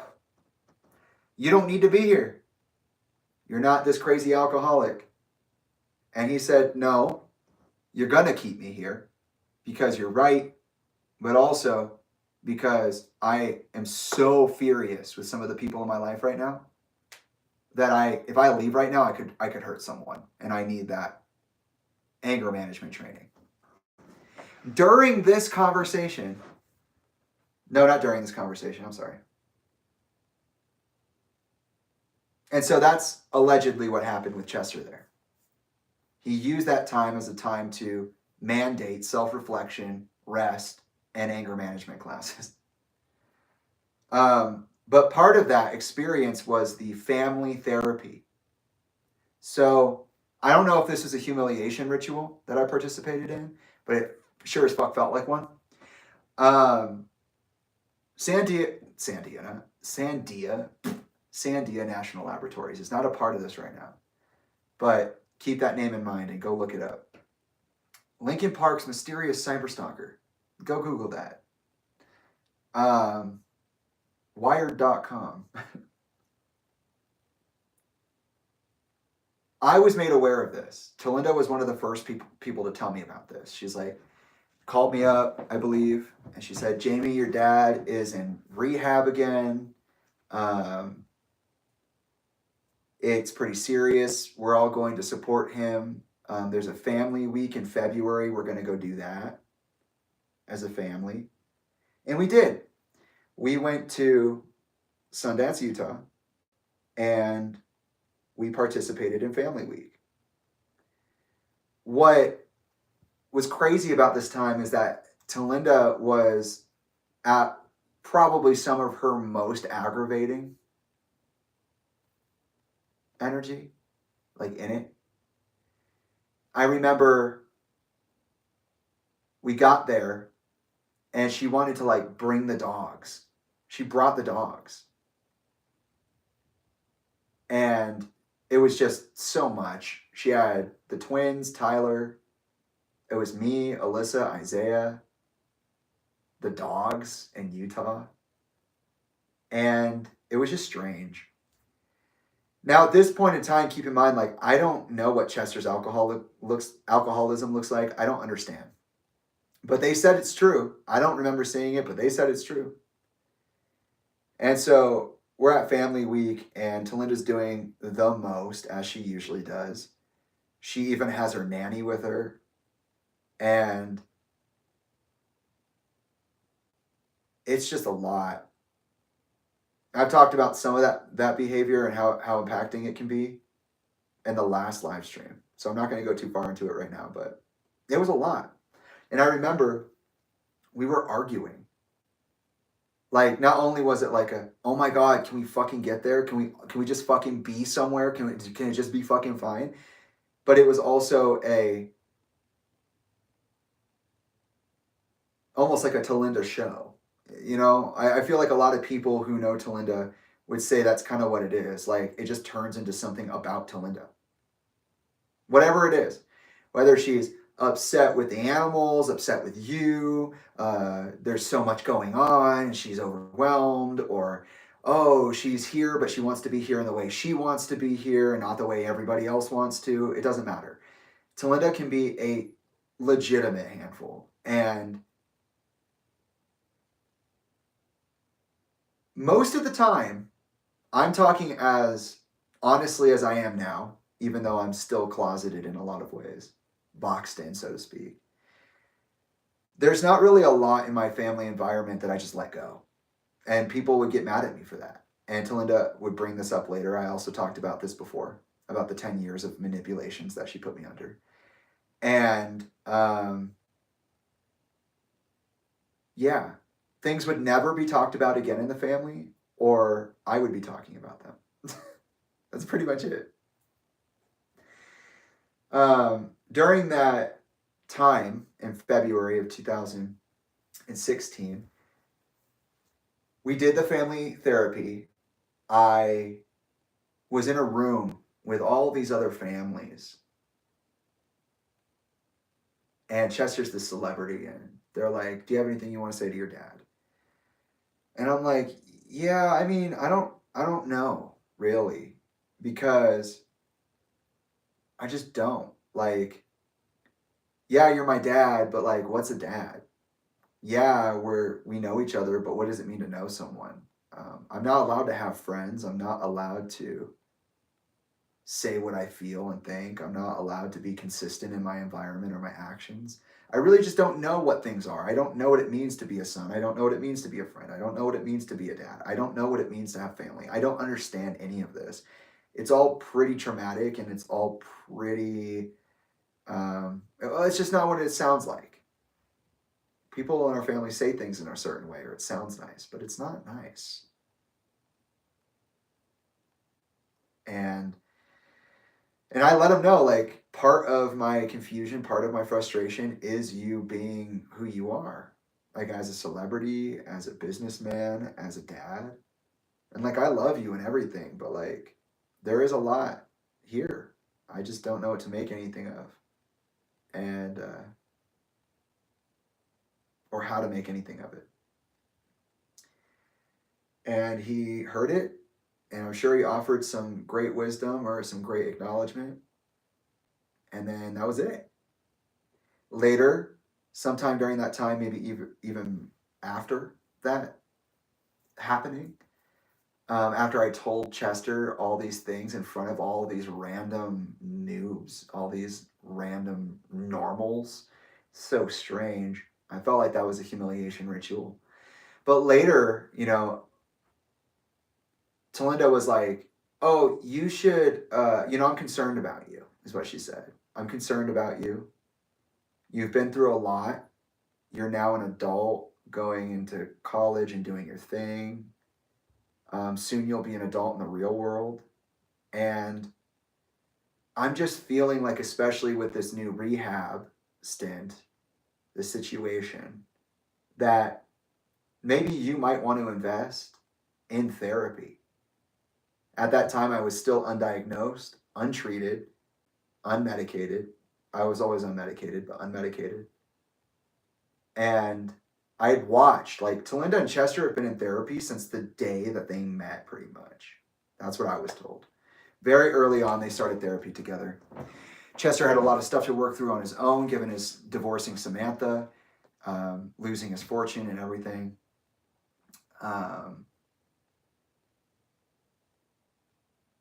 And Talinda was new to the situation and had her own stuff to go through.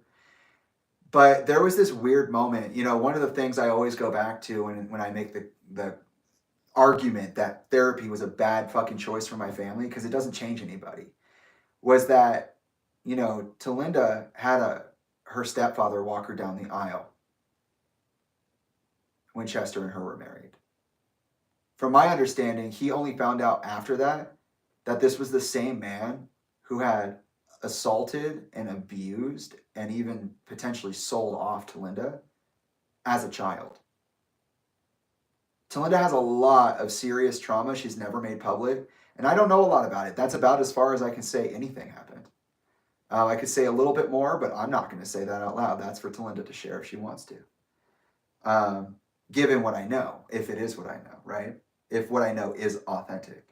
But she didn't tell Chester, even though they were in therapy. And then she told him after.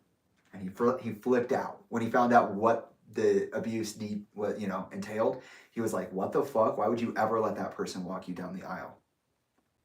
And I never saw that man. I don't know if I ever saw him in person or if I ever saw him again. But I believe Talinda's mom got a divorce or something. Susan. But yeah, I always go back to certain examples because in reality, my family treats therapy like this. You pay somebody to listen to you, and they'll listen to you. You go in, you tell your truth, you come out. There's no obligation to change. There's no obligation to acknowledge yourself or the people around you. It's just, "Oh, I did it. I can say I went to therapy." I've never seen therapy change anyone. Not in my family. It didn't change Devin. It didn't change Dane. It didn't change Elka. It didn't change Talinda. It didn't change Chester. And I thought that was such a waste of time and money. So up until this point in time, I had refused. I hadn't the option, okay? It's not like we were just talking about therapy all the time. This was a moment I was offered therapy. And when I was offered therapy in 2016 February, I said no thank you, for the same reason I said no initially to Chester paying my tuition. I said to Talinda, I don't want to be medicated, and I don't think that therapy has done anything meaningful for our family. It's a lot of time, it's a lot of money. In reality, I would like to use my art, as I said here with Orena. I would like to use my art as a means for self-expression. The reason I write is because I'm writing my truth. The reason that I compose is because I'm speaking my truth. So my art is my coping mechanism, and it's healthy. It's very healthy. And I said, no, thank you. This is important. It will come up later in 2020. Okay, back to the timeline.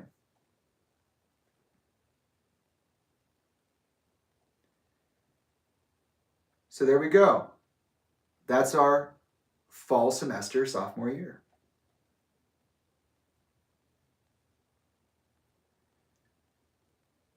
March.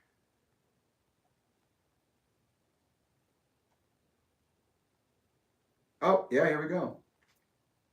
So now we're in 2017. Chester's coming. So,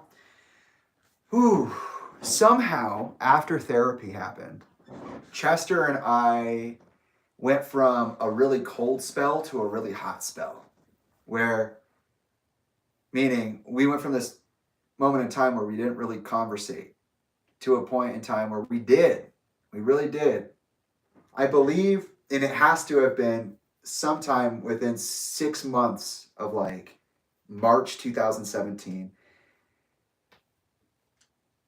he came for the only visit that he ever made to Tucson. He came to Tucson. It was the only visit he ever attempted. And he was shocked. He was shocked. I could see it in his face. I could see it now. He saw Jamie living as an adult and went, oh, fuck. I fucked up. This is really bad. I lived in an apartment that largely looked like a prison cell. I was not capable of expressing myself in a truly authentic way, otherwise I would be able to put more of myself onto the walls. Instead, it was like a couple of posters of things that I liked watching. Some, Stanley Kubrick or something, and some figures, like Funko Pops, a little bookshelf with stuff on it, his piano there. That's pretty much it. That was my entire life. And I know you could see in there the depression, the torment, the reserve. I'm not telling him everything, and he knows. At this point, I don't know, but I know that soon it will start happening more often. Oh, hold on a second.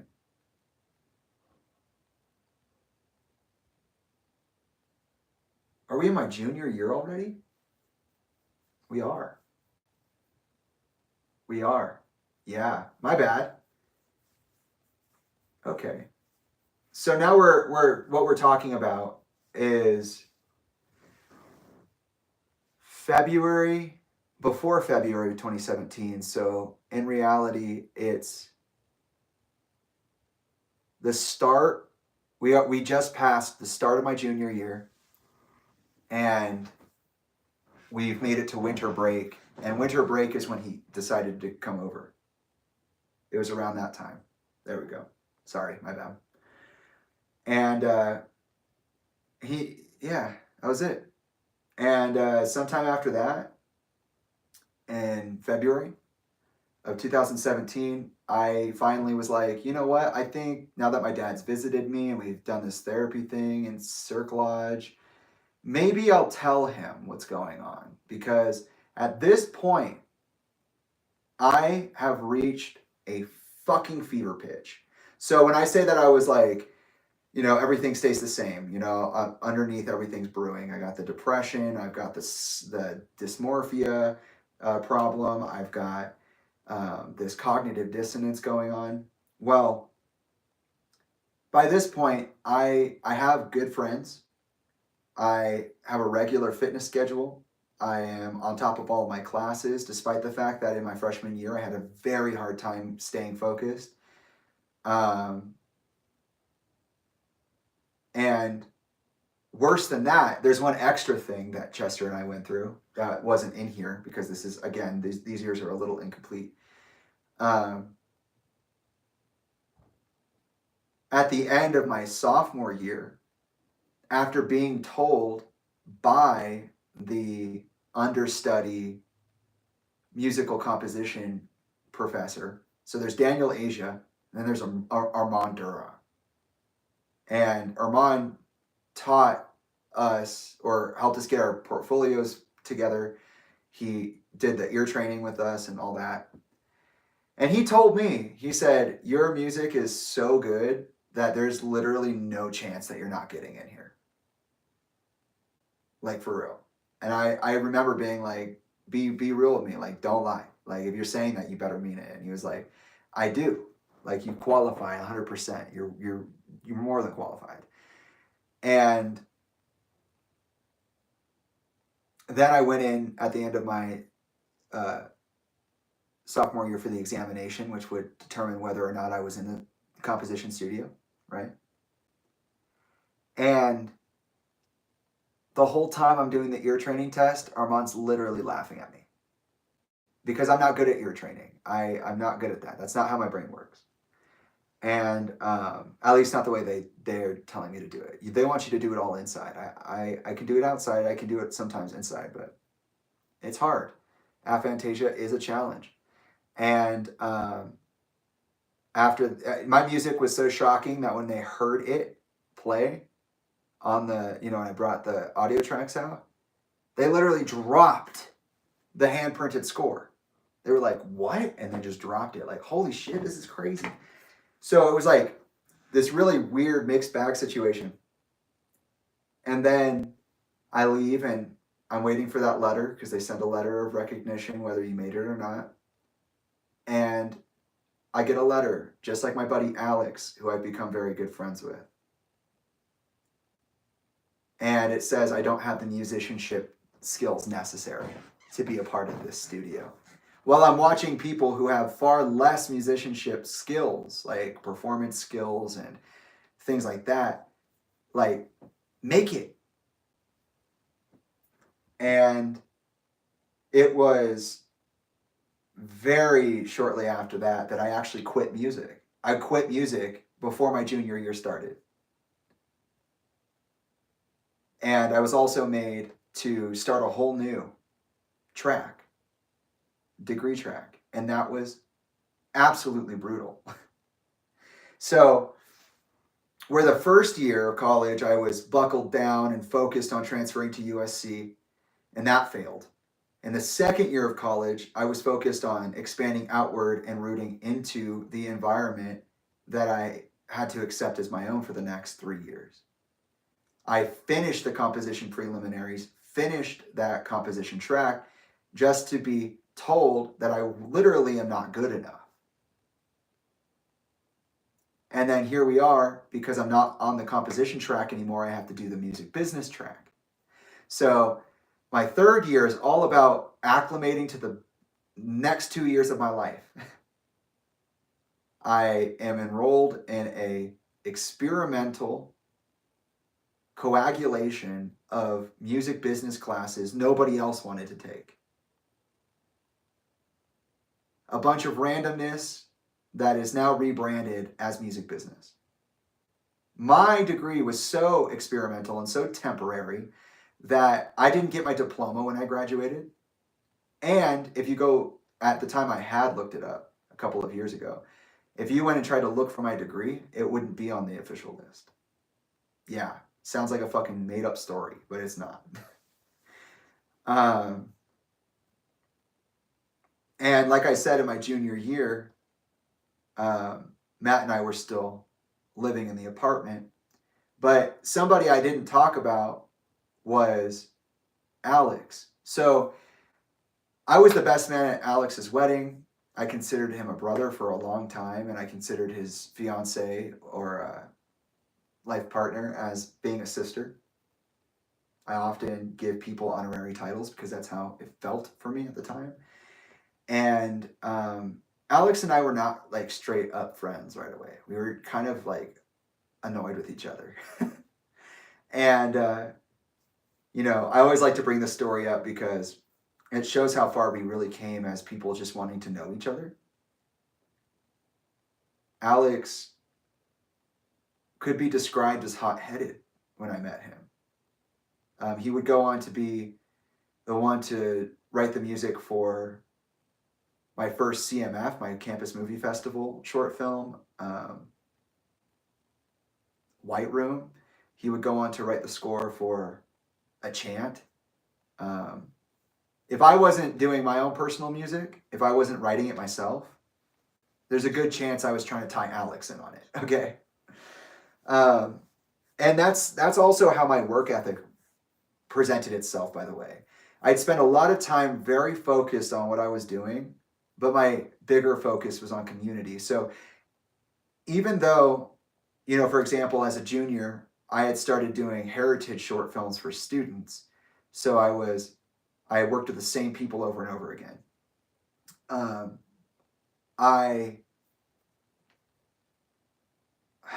do you say it? I kind of became disinterested in the way that people in this college environment, whether they were upperclassmen or lowerclassmen, that they chose to write scripts, what they chose to write scripts about, how they chose to apply music. Like I just had such a understanding of what it was that I thought was the right way to do this, having spent literally the last 5 or 6 years training myself to be a professional, right? So, it was interesting because in my junior year, yes, I had been writing my sophomore year. Yes, I tried to dabble at it in writing again in my freshman year. This was a relationship I had with myself over and over again of like, okay, do I have something worth saying? Should I say anything? But it really wasn't until my junior year that I started writing. I started producing a novel for my blog. I started writing my own scripts for Campus Movie Festival. I just kind of realized like, wait, I can do the music for this, but I could also be the one to write the scripts, Be the change in the world you want to see. If people aren't writing about the things that you find important, find a way to write about what's important. And that's what I did. So I went through, as a kid, this pathology where I was like, I want to be a visual artist. Now I'm not sure if I want to do music. Okay, back to visual art. Hone those skills a little bit. Okay, back to music. Okay, now I just decided I'm going to teach myself everything. And then it goes to high school and I take official, classes for visual art, and I hate being left-handed, so I cancel that, focus primarily on music. I dabble a little bit with the camera, with the Jimmy Barron sessions and some other stuff. I'm just playing around, and then I get to college and it's like, okay, now I have a more informed perspective. I can start to write things that matter to me. I can start not only writing music, I can start producing, I can start filming, I can start storyboarding, I can do everything, right? I can start financing, all this stuff.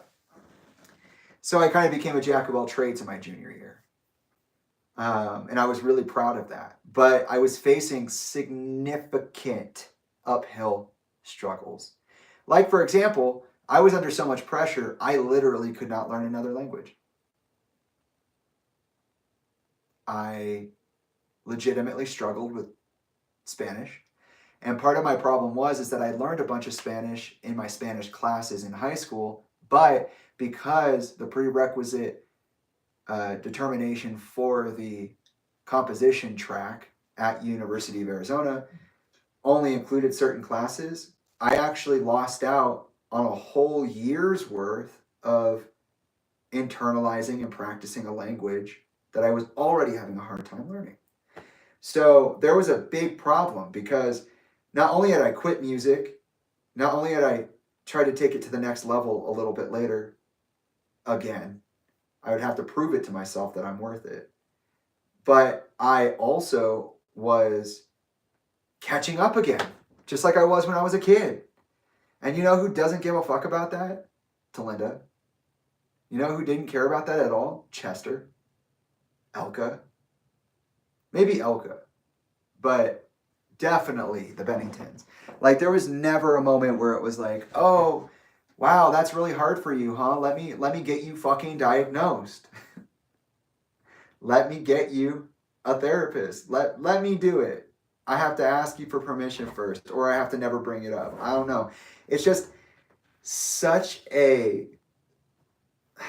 crazy energy. And yeah, I was suicidal by the time that February of 2017 rolled around, which was my spring semester of my junior year. And when I got rejected for the second time, 2 years in a row, 3 years in a row,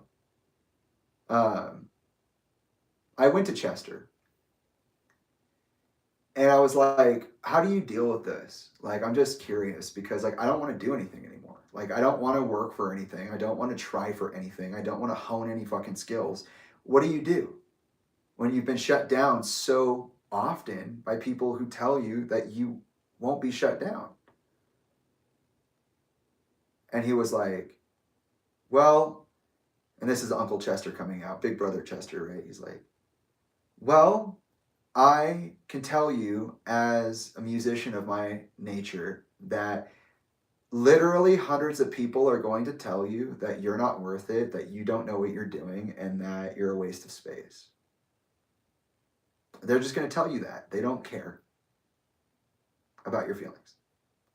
You will be stomped out until the day you aren't. And that's true for even me, Chester Bennington. So you hold your light. It's not on you, it's in you. Don't let anybody tell you what you ought to be, and don't ever let them, I don't care who it is, dim that motherfucking light.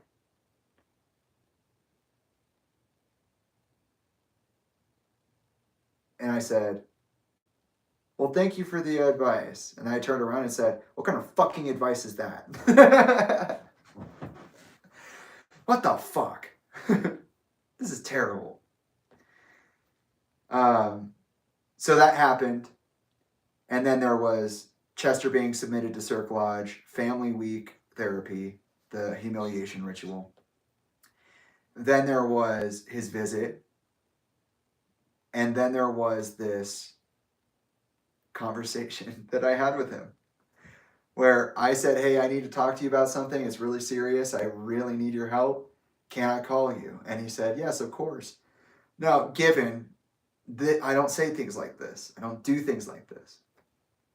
So February 2017, I got permission from my father to call him. I talked to him and I said, look, I love life. Okay? I do.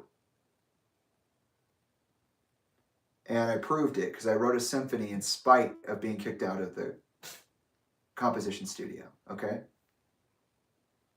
I wrote an entire symphony called Reveries to prove to myself that I'm really that bad of a bitch.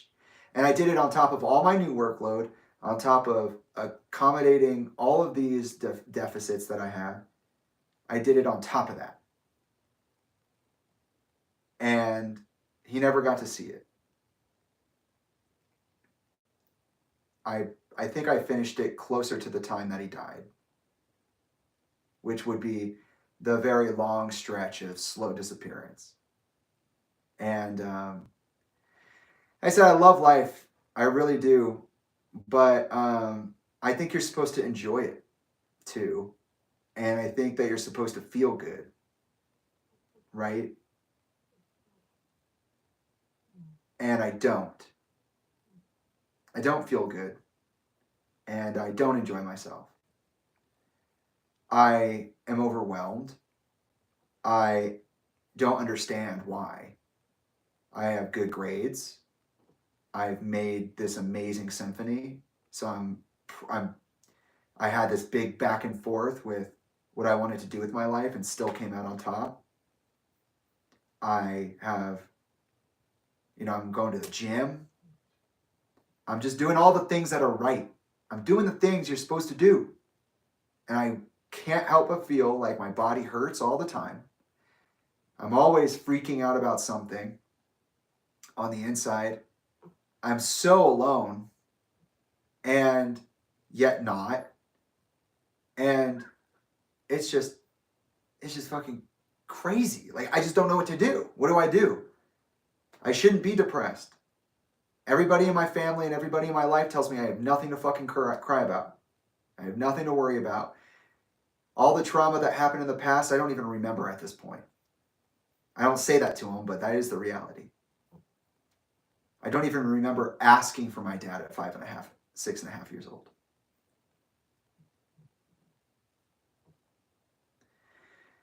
So with that being said, I don't want to die, but I don't think that living is necessarily the option. So what does that mean? Like, what do I do? And he just very calmly, surely said, I know exactly what you're talking about. I experienced something very similar my entire life.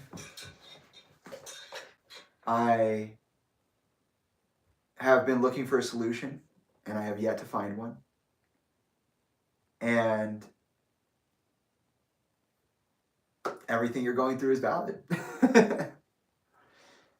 I said, thanks. That was better advice, right? Okay. And at this time, as I have been my entire childhood, I'm not aware of what's going on in the political sphere too much. I'm not aware of what's going on in the social sphere too much. I'm not aware of what my dad's doing. I'm not aware of what the family's doing or where they're going. And I forget when it happened, but Chester didn't stay at the same house when he moved to LA. He moved, and the last 4 years of his life, he moved 5 times, I'm pretty sure. Which is phenomenal. I think it was 5 years and 4 times.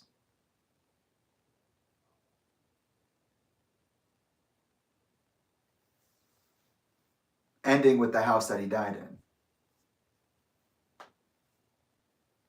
And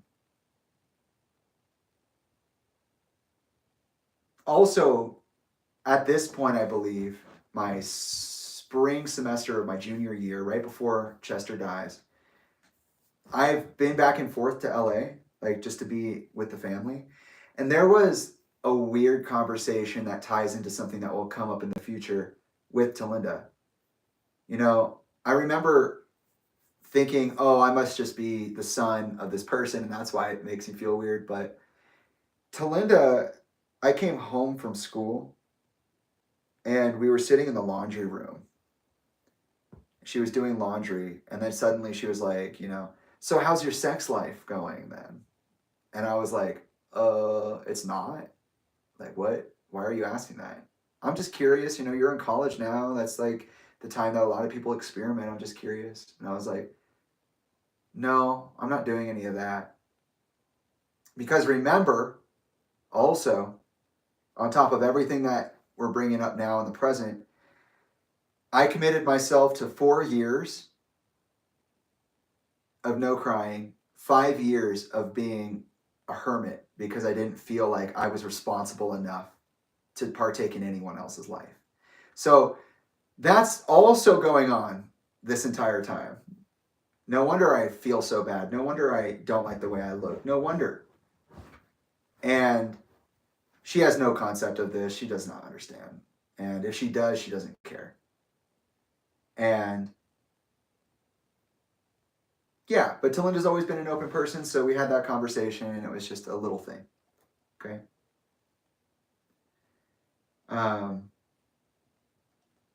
Moving into March, I started having these like weird breakdowns with Matt. We ended up going to the cabin again. and they started doing this live stream thing. It's on my now archived playlist, where they were like talking about baseball, and Esty was there, one of our friends, mutual friends, and I was just sitting there like sinus infection, nasty, pissed off, wondering why my friends are acting like I'm not in the room, why they're not responding to the things I'm saying, why we're not hanging out when we literally drove from Tucson to Sedona to spend time together. I'm just like obviously pissed off. And here's the thing is like I would get sick often. Like when I say that I was chronically sick as a child into adulthood, I mean that. Like I would go so unexpressed that I would just get really sick at certain times of the year, go crazy, pass out for a few days, wake up 20, 30 pounds lighter, and then just go back into the world. And I thought it was seasonal allergies. I thought it was seasonal sickness. But ever since I cleaned myself, ever since I, cleared my body, reorganized my mind, ever since 2019, nope. I don't get seasonal allergies. I don't get sinus infections for weeks and weeks and weeks. I don't get madness-inducing fevers. And that's one of the reasons when people started talking shit to me and my own family about like, oh, you're doing this experimental stuff to yourself. You're a menace. I'm like, no, it's working. It's working though. It is. But what I'm doing is real. Whether you see it as real or not, it is real. As a metaphysician, I'm telling you that I stopped having all of my lethal sicknesses, all my lethal illness, the second I started actualizing authentically and developing my spiritual system and knowledge on the world. So that's a whole thing we'll get into. But at this time, during that Instagram live at the cabin, I was sick with one of these sicknesses, which I call emotional purges. Some people call the flu. And then in June, we're doing the same shit. Matt and I are a little better. We're playing Yahtzee online, just like in front of people. He's getting all nervous about it. I'm not. And it's just like this weird stuff.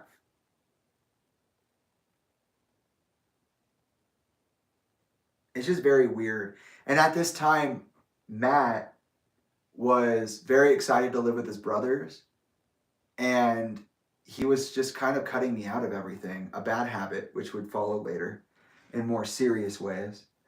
It would manifest. So in June, basically from February to July, Chester just like stopped talking to me.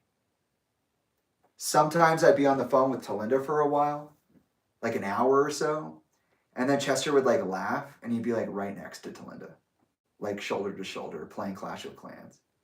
One of his very real coping mechanisms. And it got to the point where like, I think, this is the end of my third year of college. I think sometime in between the beginning of college and now, the summer of my junior year, 2017,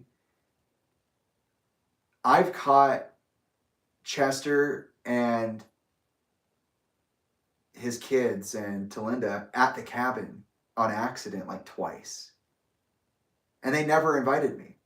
Like it was so frustrating. Eventually they just stopped inviting me entirely. And I'm only like 3-4 hours away. It's a lot closer than Palo Verde, I'll tell you that. I remember one time I called Tyler. I called my little brother and I was like, just, hey, what's up? He put me on FaceTime. Or I called him on FaceTime. I didn't expect him to be in Sedona. And there he is in the house. And I'm like, you guys are in Sedona? What the heck? And he's like, yeah, it's so cool. And I'm like, what? Nobody invited me. Nobody told me you guys would be there. I would totally be there right now. He's like, yeah, I'm not really sure. And then Chester walked by and I was like, hey, give me to Dad. And I, he handed the phone over and I said, hey, what is this? Like, why are you guys at the cabin? You guys didn't invite me? And he's like, oh, yeah, it's just like a thing we're doing, like spur of the moment. Like, no big deal. Like, yeah, sorry about that. But like, yeah, it's just a thing we decided to do. Okay? So imagine my frustration on that level alone. when I get the call that Chester's dead. So this weird period of him just like not being there anymore. I'm not aware of what's going on with Hillary. I'm not aware of his Twitter. I'm not aware of what he said to Toby about being undercover with Chris and having seen what's on the secret server. I'm not aware of any of this. I'm just keeping my fucking head down so I can make it out alive. And this guy, after validating me, slowly just vanishes from the world until he's literally dead. At the point that this happened, I was at such a bad standing with Talinda, Elka, and Chester that I actually dedicated, me being the kid who would take extra time out of my schedule, my busy ass fucking schedule, to go to Gilbert and back to Tucson and to Palo Verde and back to Tucson so I could be with my family. I decided I'd take the whole summer to myself. I said, you know what sounds right to me? Reading Stephen King by the pool and a 6-pack of cream soda. That's what sounds like the real deal. Make some chicken later. Watch some Twin Peaks. It's all good. Chill, focused, and healthy. It's therapeutic. And so I was literally dodging Talinda, literally dodging Chester, literally dodging Elka. And at this point, too, I was so sick and tired of Talinda. Like, I know I haven't been saying much about her this time around, but that's because, like, in reality, our relationship was this. From my side, I had a mother I didn't think liked me very much, who had treated me very poorly at very much so important moments in my history. That means growing up, getting out of high school, and going into college. I was essentially abandoned there. I made all the efforts to go see people, but people rarely made the effort to come see me. Elko would do that, but again, we'll get into that. I'll probably recap that when we get to the end of college, because that relationship is better looked at from that moment backwards. But yeah, one of the big things about Talinda is that she often would like I'm so good at handling stress. I'm such a non-responder that people in the family come to me for advice on simple stuff. They ask me for advice during really hard times. In fact, there was this one time, I'll get into that in a second. But yeah, basically, I would either be used, abused, or discarded.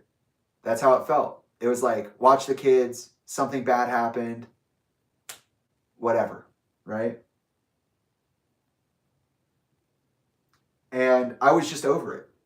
Talinda called me over 10 times before I answered the phone when she called to tell me about Chester.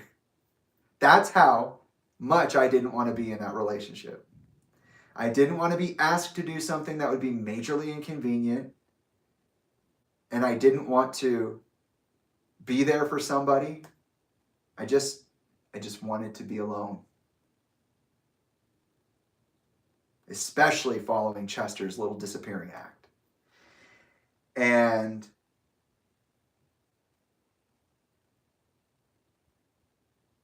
she called.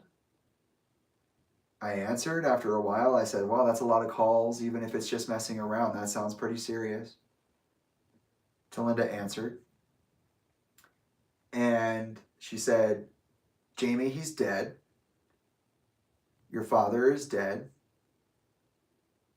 I have been trying to get a hold of you because TMZ is waiting at the coroner's office. They plan to release every detail of the autopsy report. And I'm trying to stop them. But in the case that I can't, I want you to know what's going on. And I need you to come to the house. The house in question was a house I did not know about. I'd never been there before. The house Chester died in, I'd only ever been in after he died. And that was like his 4th or 5th move in 5 years.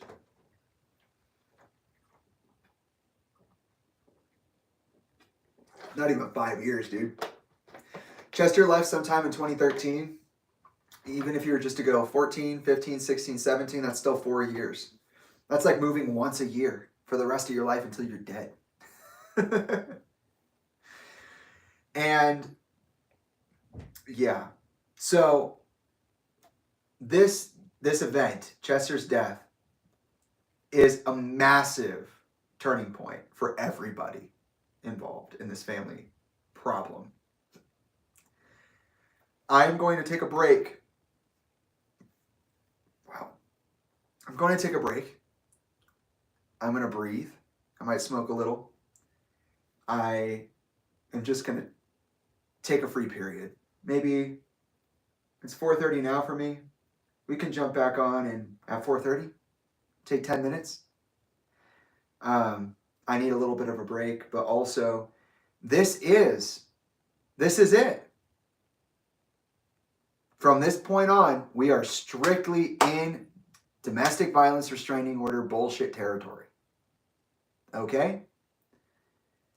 Because the second Chester dies, a lot of shit happens and it just spirals out from there. And damn my greatest efforts to make sure that everybody's safe and sound. The time I Spider-Man 2'd that shit and stepped in front of that train.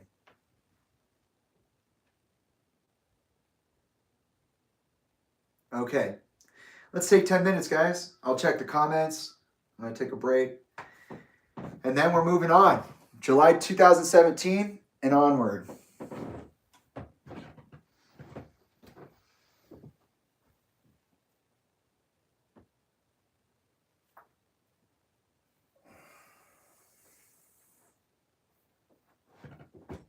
Actually,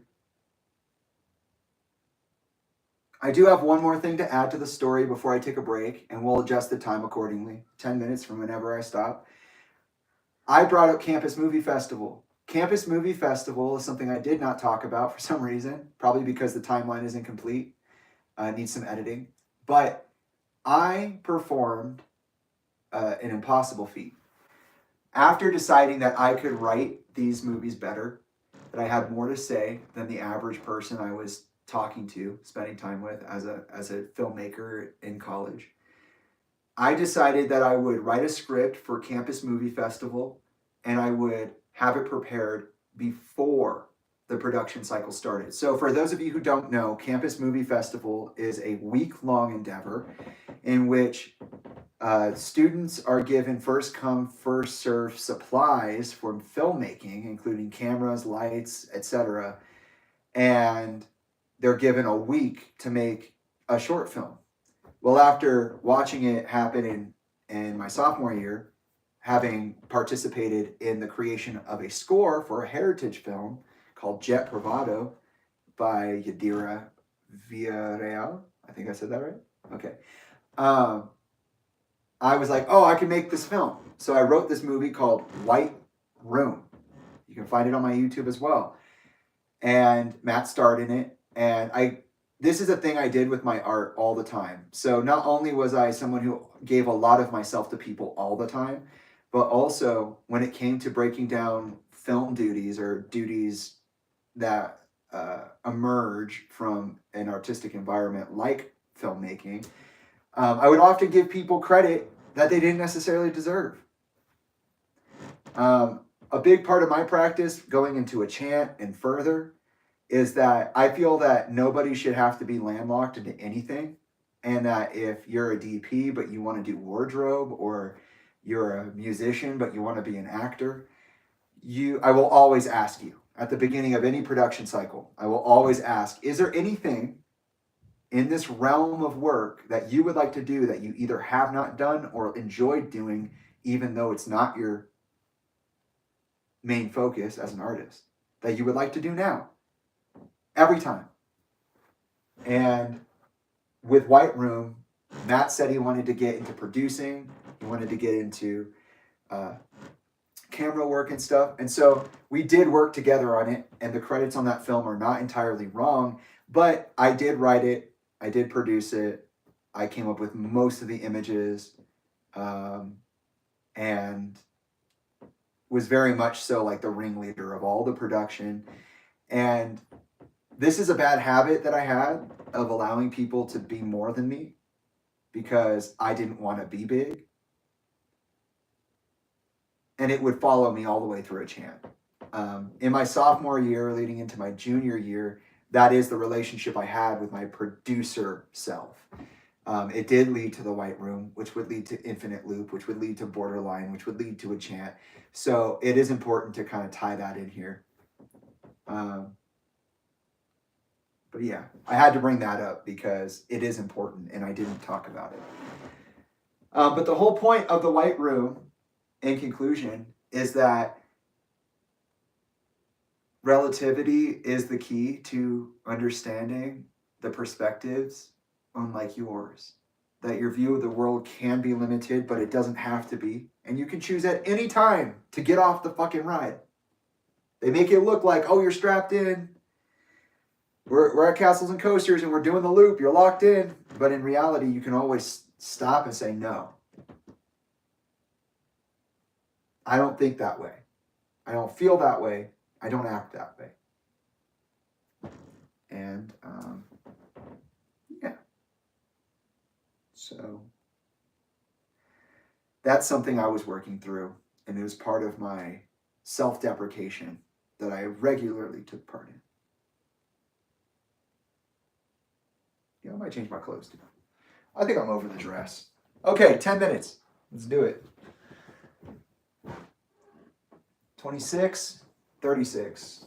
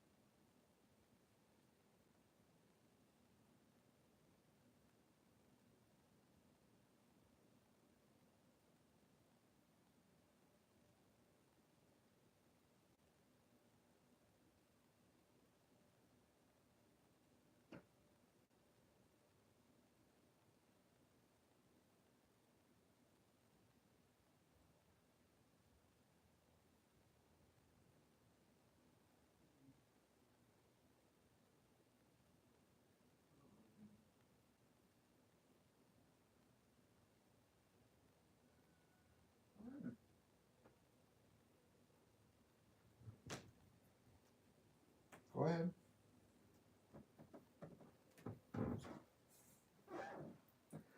What a cutie. Hi. Come here, buddy. Mm-hmm.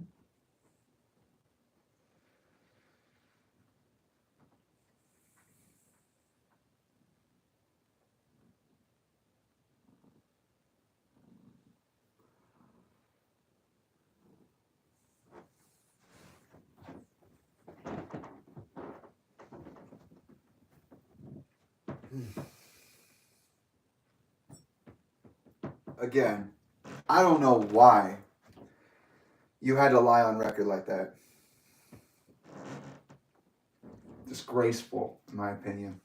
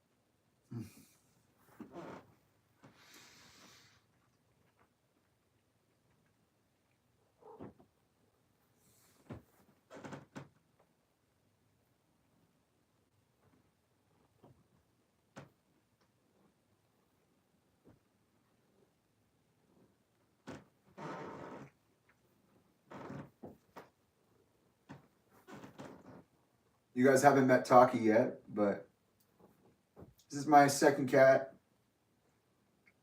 Sonny reincarnate. Oh, Bubba. You precious baby. I love you.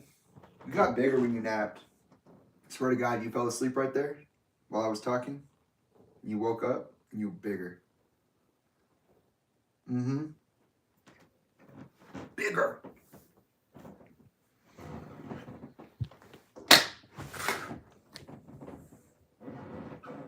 Where are you going?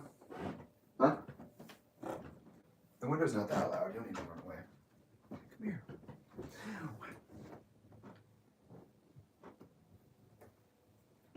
Such a big boy. I'll crack it for you, okay? You can leave if you want to.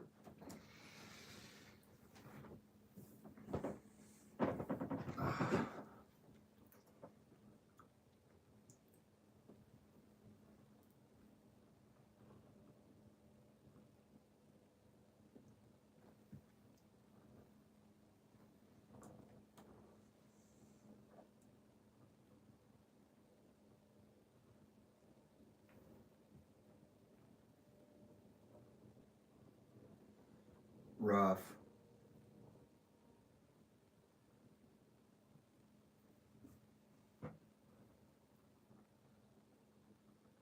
Okay. Yeah, the timeline's pretty incomplete for this time.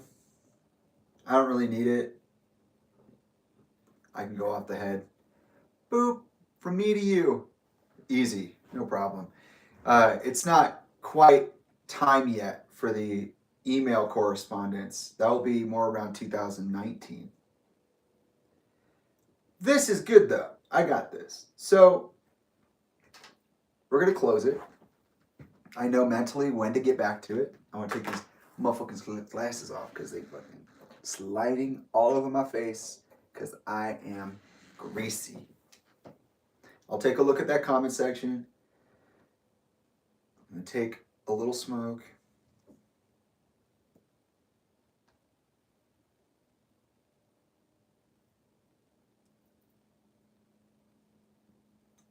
But in general, before I begin, isn't it interesting how I've dedicated most of my life to my family, sacrificed almost everything that you could possibly sacrifice for family, that I have dedicated myself to work, that I've been nonviolent, that I've been nonverbal, that I've been literally the glow up is real, right?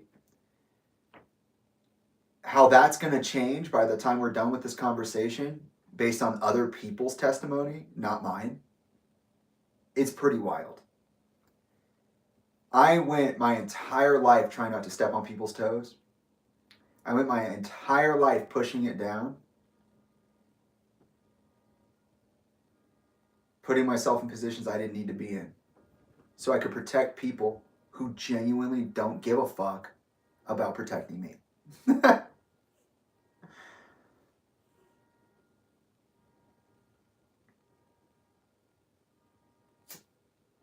They tell me I was the opposite. They tell the court it's the opposite. And see, part of my strategizing, part of my taking time to realize what the problem is and then research it and come up with ways to tackle it in real time is that I knew that once Talinda sent me those 3 emails, she either was so sure of herself that she was psychotic, or that she was so unsure of herself that she was psychotic. Either she was actually going to do what she said she was going to do, or it was a lie. Either she was so scared of the public that she did what she did, or she was so unscared of the public that she did what she did.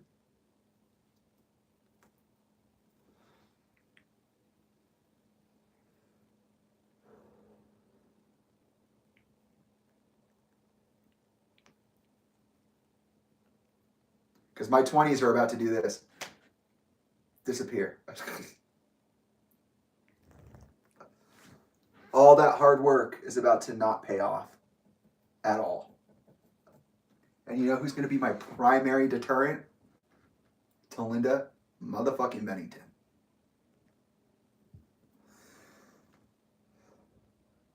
I postulated yesterday, wow, what could I have been if I hadn't been impeded in such serious ways? The answer is, I could have been a lot. The answer is, I was everything I was meant to be. But I could have been a lot.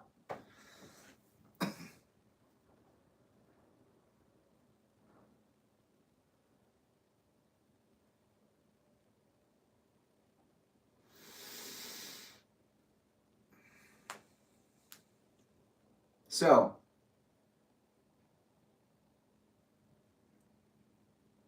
I think a really important part of the perspective needed to understand where I was mentally, emotionally, following Chester's death, like immediately.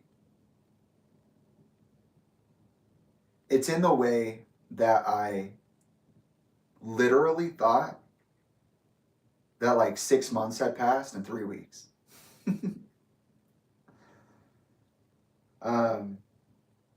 I'll start here at the bird's eye view before we go deeper and deeper into the levels, because in reality, I was a kid who was sick and tired of the way that their parents were being and the way that they were being raised and the place that they were from.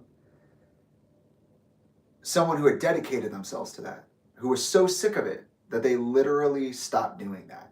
For those of you who know people who commit themselves in such ways, you know how serious it is when someone just stops committing. And I stopped committing. I gave my entire life for these people. I wanted a dad. I also wanted a mom. And it would have been nice if they could have gotten along. But they didn't.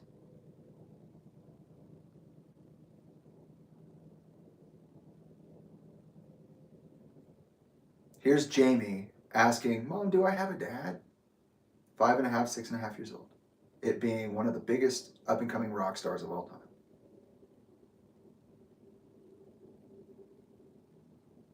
That thing that brought you to him is the thing that keeps you from him. And he's fucking crazy. For a lot of reasons. And not all in bad ways. Or detrimental destructive ways.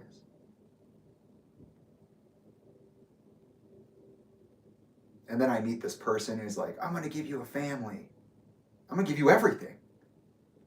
Yeah, what you went through, that was that bad. Yeah, I'm going to make sure that never happens again. And then watching that get twisted as well. Just like it was like, oh, he's a rock star. Oh, fuck, he's a rock star. No.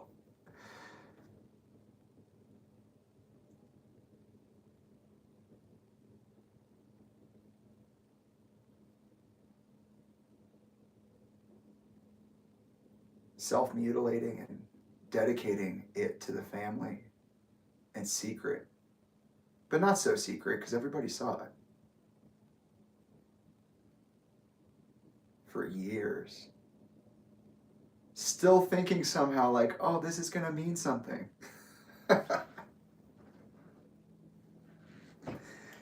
Oh, good things happen. Good things happen. Dude.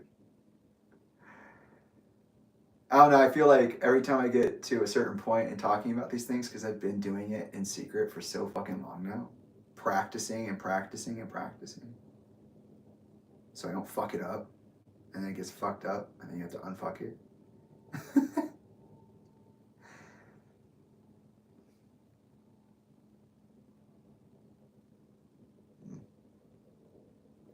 Yeah, I was done. When Chester died, I was like, I'm out. I can't remember how I got here, but I don't want it anymore. I'm leaving.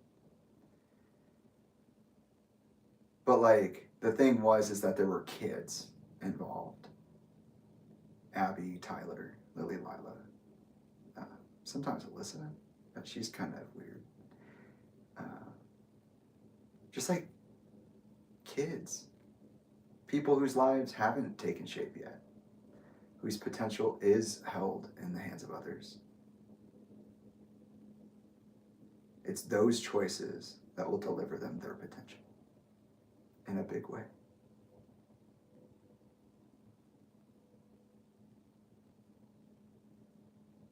I wouldn't want to be left behind. So I'm not leaving anybody behind. I cannot like this, and I can still show up for it. You know?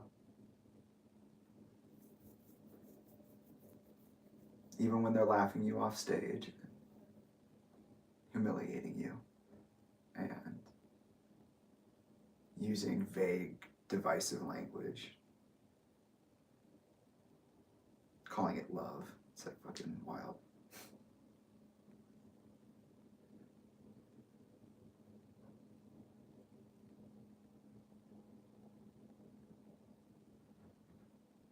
And then right when you manage to give up safely in a healthy way,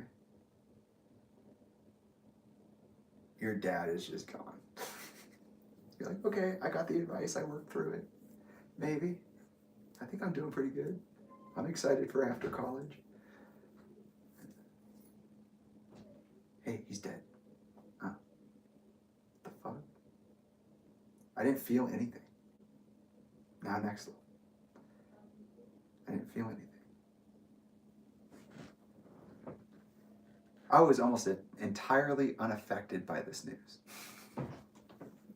It was crazy. Thank Jesus.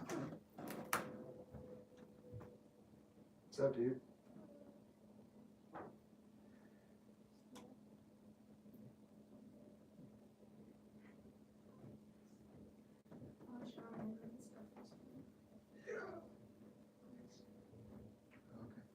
I made something for the first time at work, so I'm gonna try it our way. Cool. Yeah. Was it fun? I like burning. It's nice. I pulled up when it was 444. Nice. And I screenshot. Chester just died, so. I don't know, listen, no. Oh, nice. I just didn't know if you got it. No. I'm just saying that.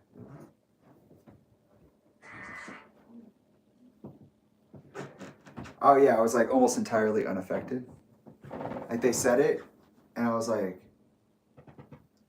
I think I thought about like, oh wow, wasn't I supposed to respond to that?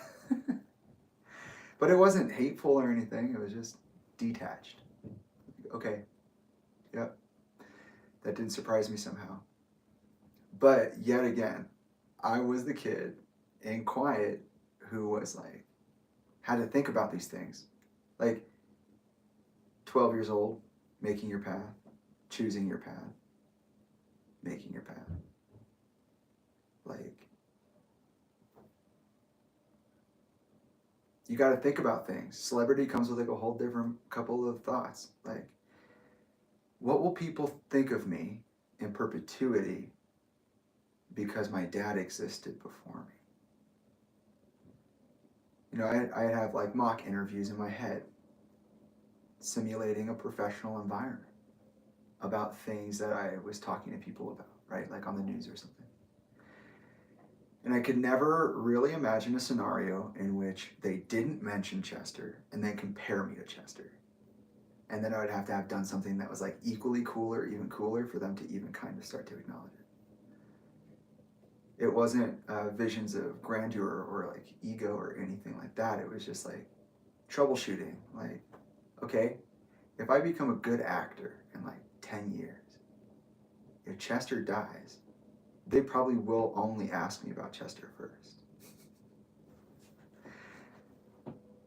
It's very possible. People do weird stuff in the first place. Things are sticky in the first place. And now I got this fucking dude with flames on his arms in front of me everywhere I go. When I went to high school, everybody knew me before I was there. It's fucking weird. It's cool. But it's not cool in the way that like you wish it would be, like a Disney Channel movie kind of way. Yeah. It's like, oh.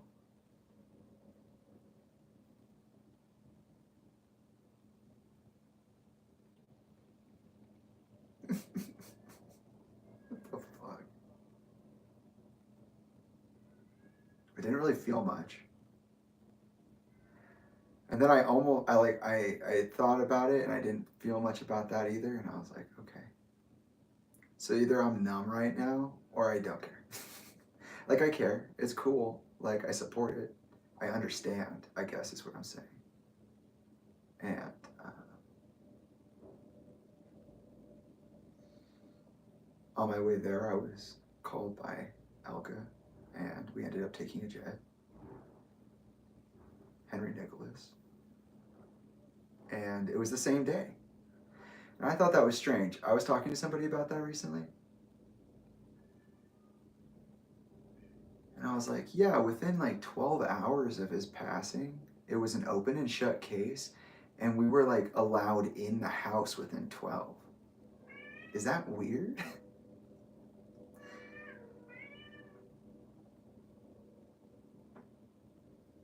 Yeah.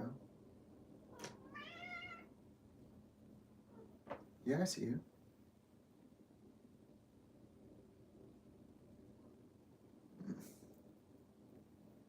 Do you need something? What? What do you need? Okay.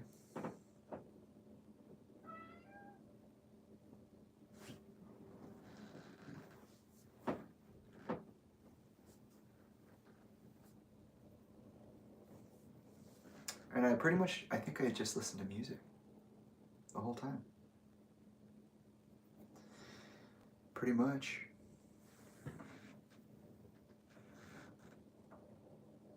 Which was cool because within a week of his passing, Manchester Orchestra released A Black Mile to the Surface, and holy shit, did that blow my mind, because in the first song, it says, I'm breaking the habit, you're watching me sleep. Something like that.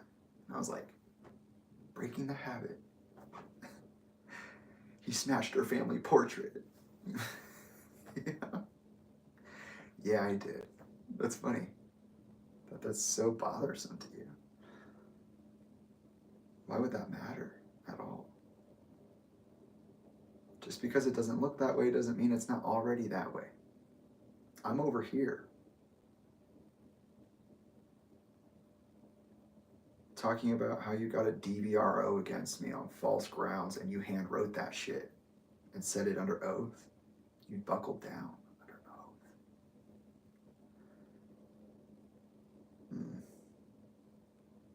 You know what I'm saying, Taki?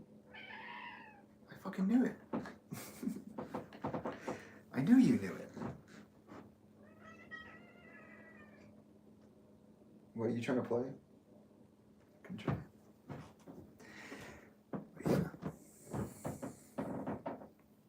I remember en route, I thought it was, TMZ released the picture of the belt and like they were starting to unload information. How are they there so early? Well, I don't know. People like reality TV, I'll never find out.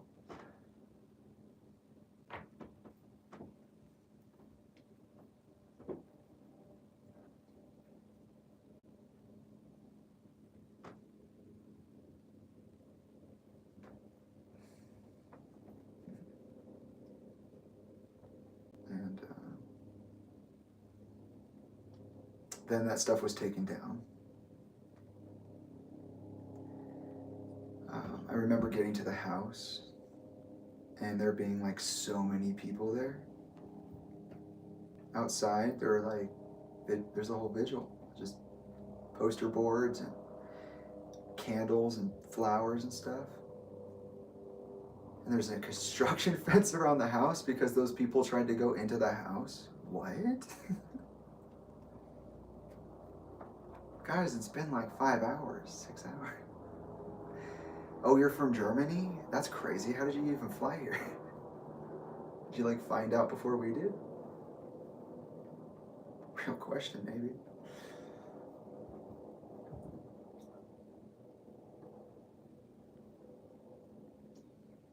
And I wasn't really affected the whole way. I was more wondering what other people would look like. Who would be there? So I was just taking that all in. Didn't really feel one way or another about it.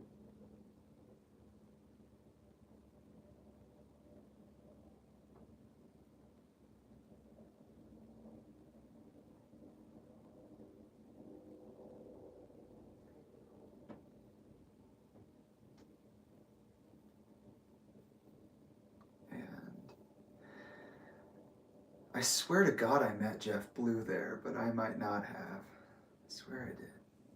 That was weird. I'm pretty sure I met him. He said something like, "Oh, I helped break your dad," like, or I helped make a big. You know, I'm the producer who found them. Like, shook my hand or something. I swear. Maybe that didn't happen. And there was some Lincoln Park. And it's just like, you know, it's just business partners, colleagues, family. Toby was like all freaked out because she's like, "How did he? What the fuck? We were supposed to go to Disneyland. That doesn't make any sense." What do you mean? I mean, your dad and I had plans to go to Disneyland, like tomorrow. What? I think about that and I'm like, wait, then how did Sean Dell, he said in 2022, didn't he start saying that there was a 3-day production rehearsal for Grey Days and that Chester was supposed to be back in AZ immediately? And it's like, huh? What? You guys hear that? Did anybody hear that?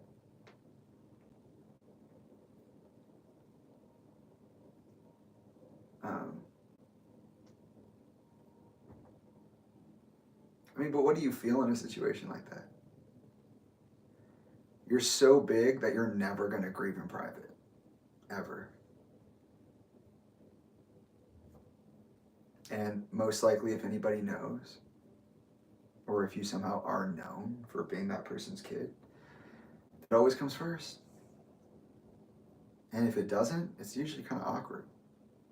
Because you know they want to probably say something.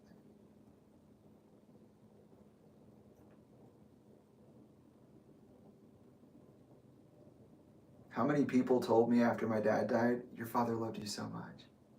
And me going like, when did he say that?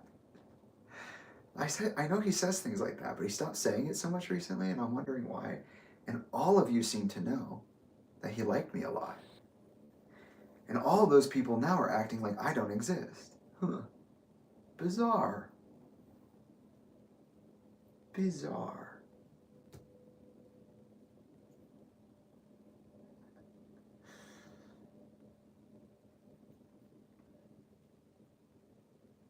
During this year, I would find out that Chester paid too much tuition.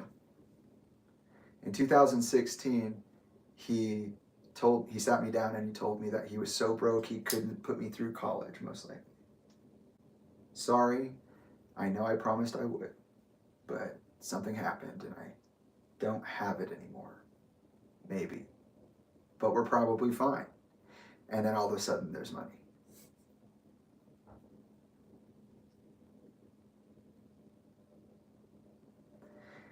I got like $8,000 in refund checks.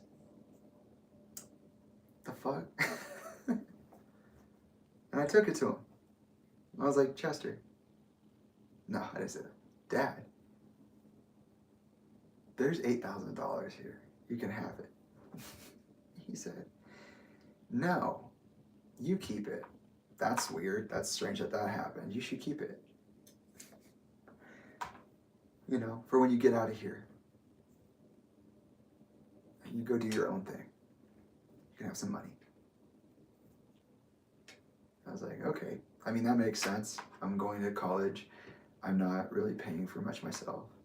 I'm very close to the end of it. And I will need money to like get at least a month of an apartment somewhere. So I'm not going to say no to that. Like, it makes me feel weird. That's kind of a strange situation, but I will take it. So I think about that often. Like right before he died, I got like $8,000. After he said he was so poor he couldn't put me through college, most likely. That's why I laughed too in like the court transcript when Talinda was like, we provided for him financially. Like, bro, chill. Yeah, and you agreed to do that. I didn't even like it, and you knew that. And what was that one time? I'm remembering this one time. I said something that opposed her point of view. Literally. It was in college. I was in college. And it was before this, though. And she said, who do you think pays for that? Do you not want them to pay for it anymore? Or something like that. And I was like, there it is. Whatever the conversation was, the feeling I got was, there it is. That's the thing that I thought was behind all this. But you kept saying wasn't there and kept smiling the right way. And but there it is. Do you know who owns you? Yeah, let me remind you because I don't like the way you fucking sound right now. And that's what it felt like. Whatever it was, that's how it felt for me.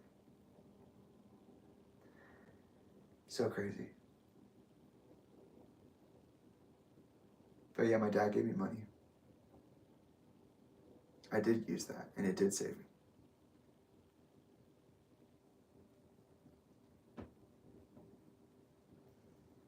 There were so many people at the house.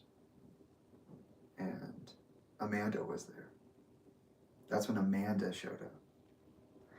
Amanda Van Roberts, witness number 1,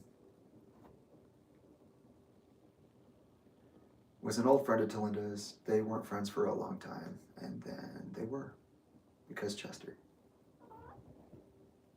There was probably something a little before that. I don't remember. All I know is that she showed up, and then she was there forever, and she like lived with Talinda and everything. And she was the one to serve me. Serve me.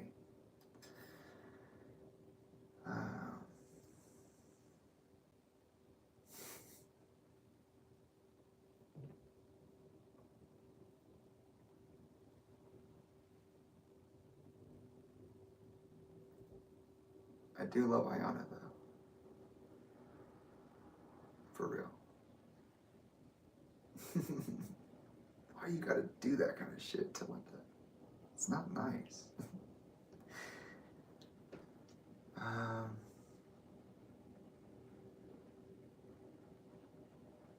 I met Ayana and Amanda, pretty cool guys, and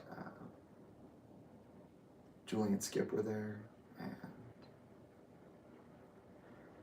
at some point during the wake, I had said to Lincoln Park, because they come up to me and they're like, "Oh, your dad loved you so much," and I just instinctively was just like, "Please stop fucking saying that." Everybody, stop saying that, please. Because if he wanted to say that, he would have said it. So if he did, he did. And if he didn't, then what? Why is he telling all of you and not telling me? You know? I don't care. So that was a kind of interaction that we had. And then I was just around family for a while, and I stayed. I stayed for the rest of the summer. A lot of things happened. They happened in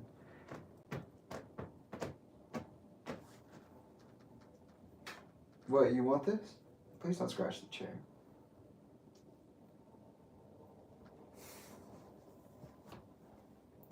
I ended up staying all summer. Spent a lot of time with the kids. I used to say that one of the things that I admired about the chaotic, uncomfortable environment of my upbringing was that the other kids didn't have to go through what I did, because they emerged in circumstances that were far better than the ones that I did. I was always like, oh, that's so cool. And the only reason I was mad at my dad was because now that wasn't the thing. I supported the suicide. I was like, okay, I just talked to this guy and he said he's feeling what I'm feeling, and I'm feeling pretty bad. So I think I get it. And also, all anyone can do in their life is take their power back. And I don't know what he was going through.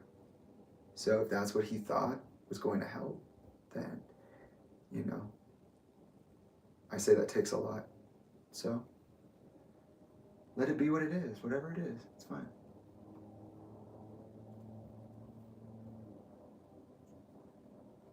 I didn't really consider it was anything else. I didn't know any different. I didn't know much about anything.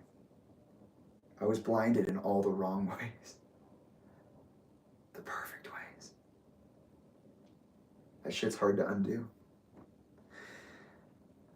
But my art was the coping or the processing, the replacement. You know, I couldn't process anymore internally, so I processed externally through long meditative periods. And then it circulated back again. And it's just that process over and over again. For me. So I was already here, I just didn't have the words for it. I knew what it was supposed to look like, but didn't feel it yet because I hadn't experienced it. And it's just me. And I remember Sophia was there, and they were like, "Oh, you're too good for this world.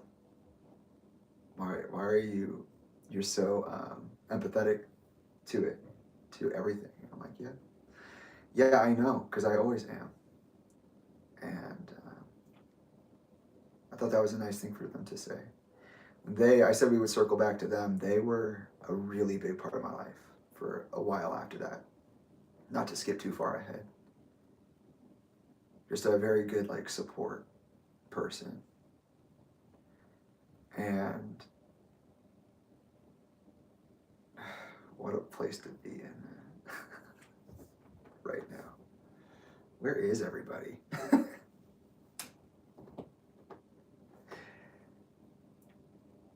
I told Josh, I was like, where are all my friends at? Yeah, right? No, Josh, wait. No, actually, you're right. Like, just friends in general. I'm talking about me, buddy. I should have been in your calendar, you know? It's like nothing happened. It's literally like nothing happened. Zero acknowledgement. I think Josh called, but I haven't had an opportunity to call back.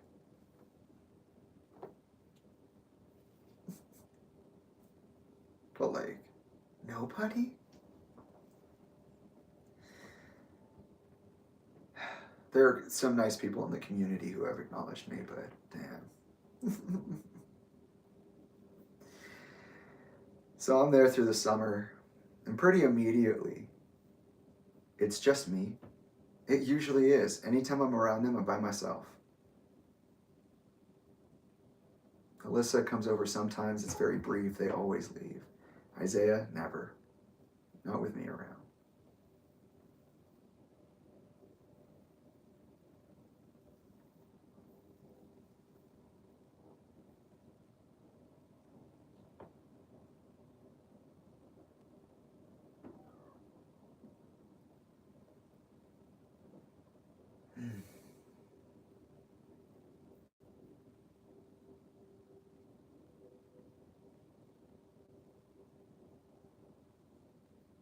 Talinda pulled me to the side pretty quickly and was like, "You're the oldest son.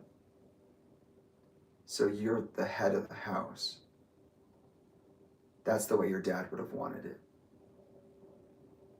You and I will be 50-50 on parenting.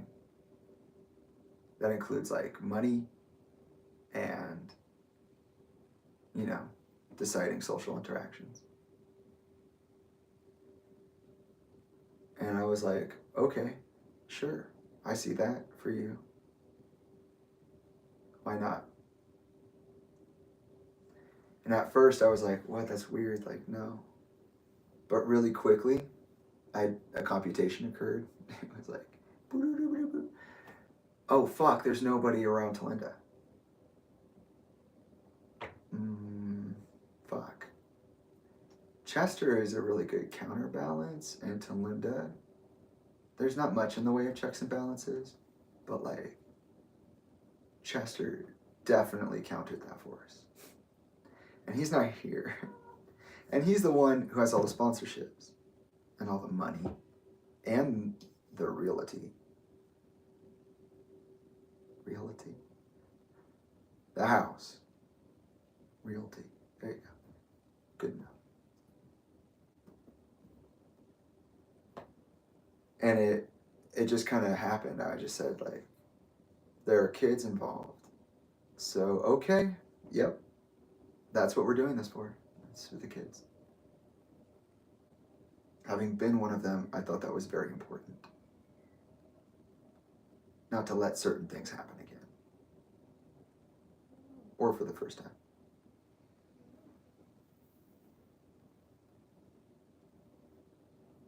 She said they need a father now. And that was a good choice. And that's what my dad would have wanted. And out of the desire to protect them, I literally committed suicide. I unalived myself because you get annihilated in that position. There's no Spider-Man 2. Those legs are popping off. The arms popping off. You're a meatloaf now. Talinda? I wouldn't say all bad or anything, but like, she does some shit, man. Like, what is this?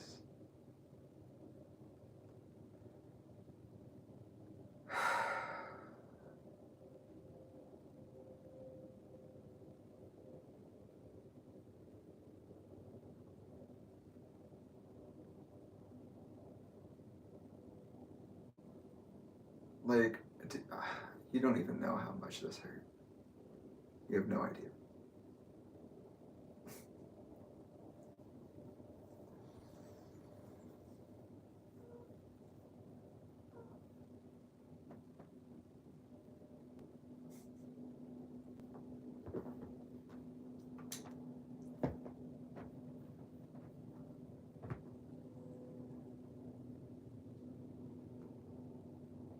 She put me 50-50 in the father's chair, claimed it was my birthright, and then immediately sold me out and undermined me. And like, I don't think ever fulfilled that promise. Why she did it at all? It's a good question. I ask myself that question all the time. Why did you do that? Because I don't think you had any intention of allowing me to do anything. I think it feels like you kind of gave it to me to take it away. Which is lame.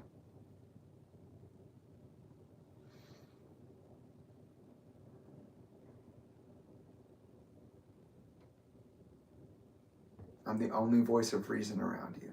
Alyssa does whatever you say, thinks whatever you think.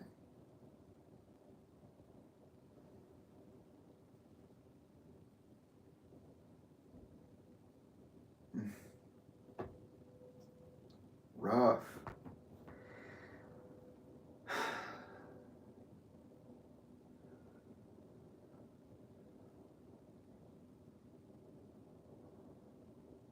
She offered me the cabin, and I said no.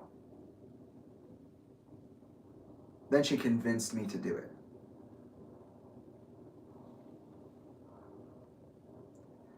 She said, I don't know if I'll ever be able to go back. I can't trust anyone else to do it. And I want to keep it in the family because it was your father's favorite place. So the kids can go and you can have it. And we'll keep it in the family. It'll be awesome. And I said, Talinda, I'm 21 years old. For a decade now, I've planned on going to LA to break into the industry on my own without your help, which you won't give anyways.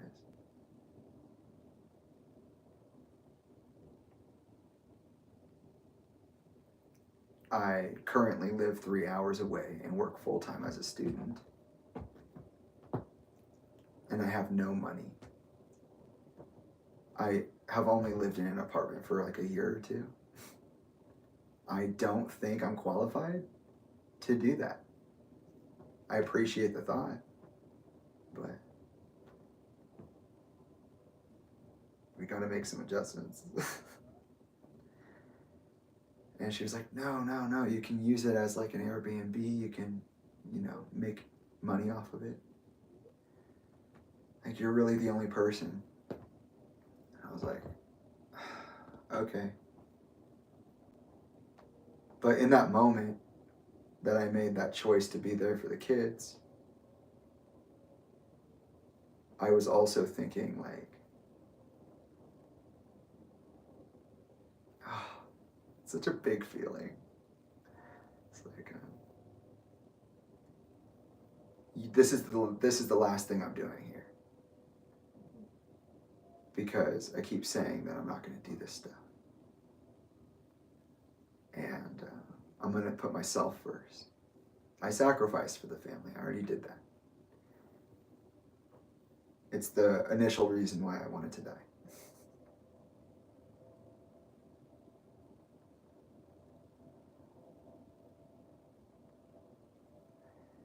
And so I said, okay, because it could be a future business opportunity. And also because, like, what else am I going to do? She's going to give it to somebody who's going to trash it. Okay. That would be on me too, if I am capable of doing it. So I sacrificed myself and, but then said, I'm going to do what I need to do no matter what. I put myself first and protect myself. I did that. That's what I've been doing in college. That's what led me to wanting to ditch them that summer. I ended up spending the whole summer with them. The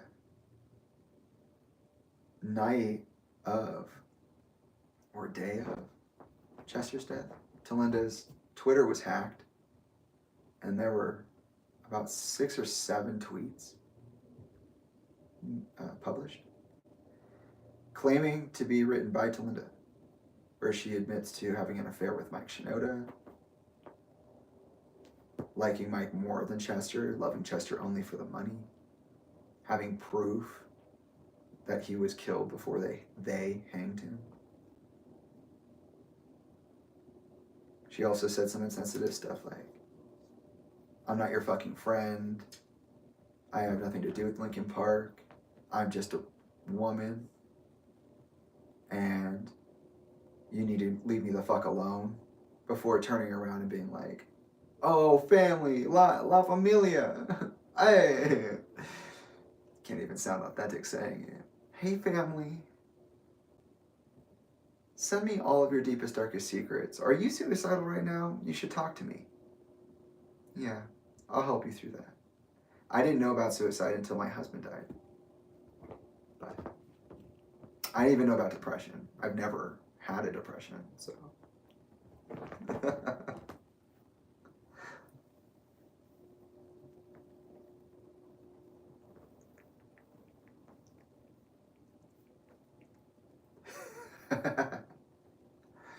uh,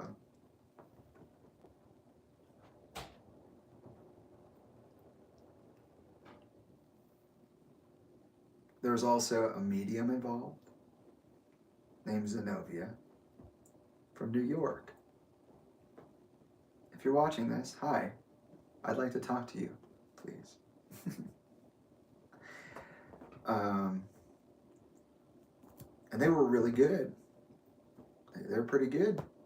I believed it, and I was agnostic. I was like, if there is something, it'll show me, and if not, then either I'll find it or it won't be found. And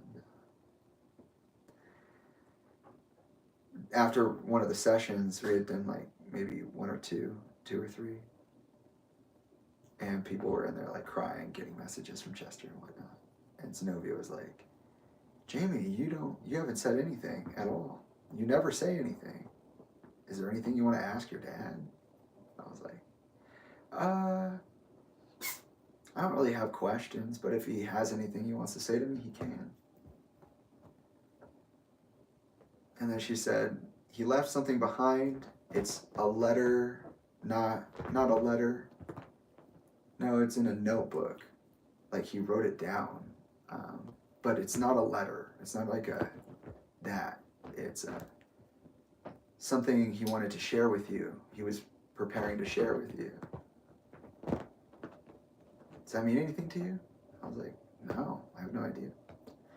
Then later, Talinda was like, oh, Zenobia might be talking about those. Or maybe even in that moment, I'm not sure, but it felt like later. She was like, oh, let me, those might be the autobiographical notebooks that he was keeping for his outpatient program. He was doing really good. I was like, okay. And I said, well, can I see them? And she was like, what? And I was like, can I look at them? Like, she said it was about something he was preparing to share with me about us. And I'm fine with seeing it, That's what he wanted to tell me. He wanted that. That's what I asked. I said, if there's anything he wants. And he said, I wrote it down for you. She's like, oh, let me check on it. Let me see what's in there. I'm just gonna see. Okay. It was a day or a couple of days later. I was like, hey, so what about the notebooks? Can I see them? She's like, oh yeah, about that.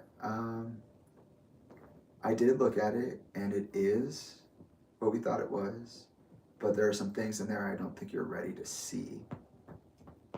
And I actually would, prefer that you do the work to get through this loss, work through your grief. Like she had said about the therapy before, right? And then when you figure it out, you can, when you're more stable, you have more of it processed. You can come back and ask me and I'll give it to you. I said, okay. Never got to read it. Apparently 2 hours after he died, Chester tweeted, I have enough evidence to put Hillary and her cronies away for good. And then it was scrubbed from his Twitter. So whoever has control over his Twitter, maybe the management that hasn't said anything about anything ever. Like why the ride share was changed from 4:30 a.m. to 9 a.m. But whatever.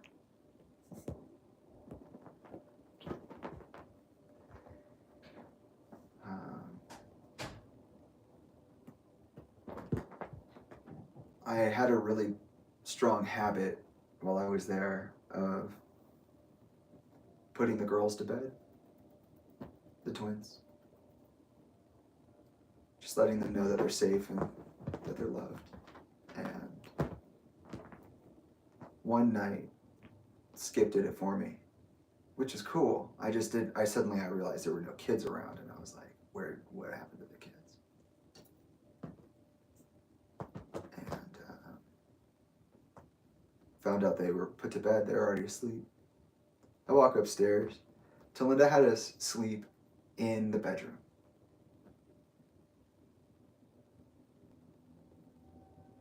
You died it. She called it taking back the space. The girls even slept on a mattress inside of the closet. And I'm all for exposure therapy. Trust me. It's what I do to myself. But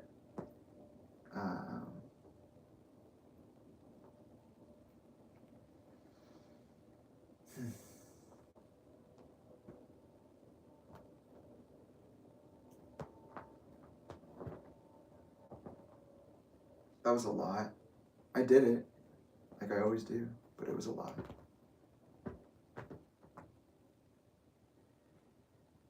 I found the girls in the closet. One of their cousins was in front of them, and they were off towards the back. So I was like, oh, I don't need to like give them a kiss or anything. I'll just go. Doesn't matter. And I was backing up out of the closet. There's the door frame, right? Heads in, moving back. Biggest fucking thunderstorm, thunderstorm, clap. It sounded like the actual frame of the house split. It was so loud and so real. And I backed up and I covered my hands, or I used my hands as cover. I was remembering, being at military camp. Just ducked down and then just kind of stood there. Because what it ultimately felt like when everything was put together, it was like an earthquake. So I stopped and I was like, wait, is it an earthquake? It's California, maybe. And it wasn't. It wasn't.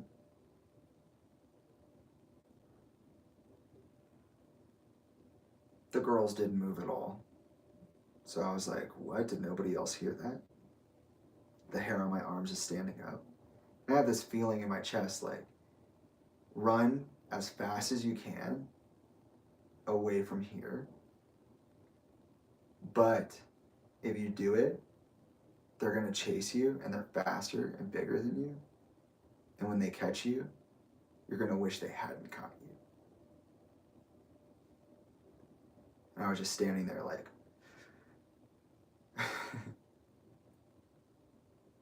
and then I was like, well, you got to check on them. They don't seem to have noticed, but maybe something fell. So I look around, smack some stuff against the wall, nothing. I walk downstairs. Hey, did anybody hear that thunder? Jamie, it's Southern California. We're on the coast. Yeah, but you didn't hear that? No earthquake? No, there was no earthquake. Okay.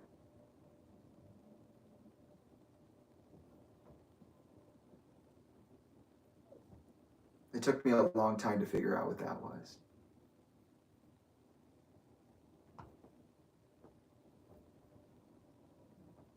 That was a fun way to get to know him.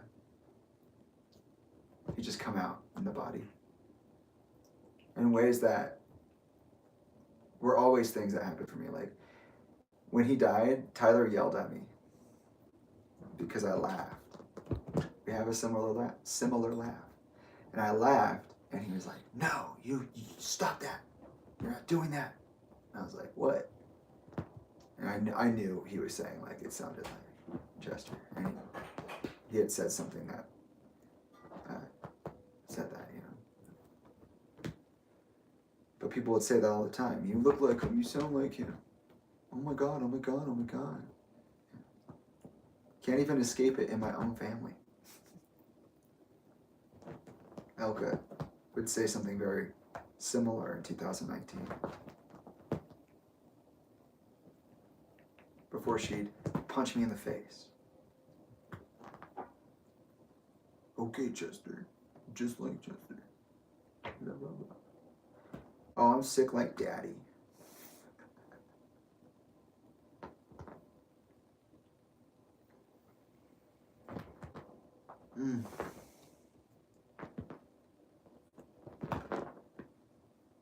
The things I've had to like hold quietly in a room by myself for years,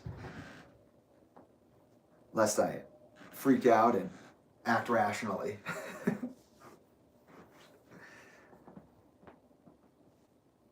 You don't know what kind of pain you caused.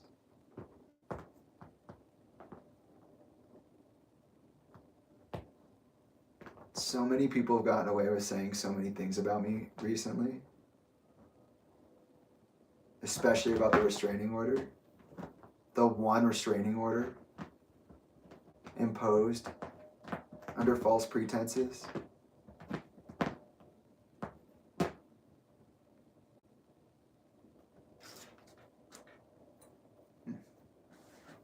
Somebody turn the light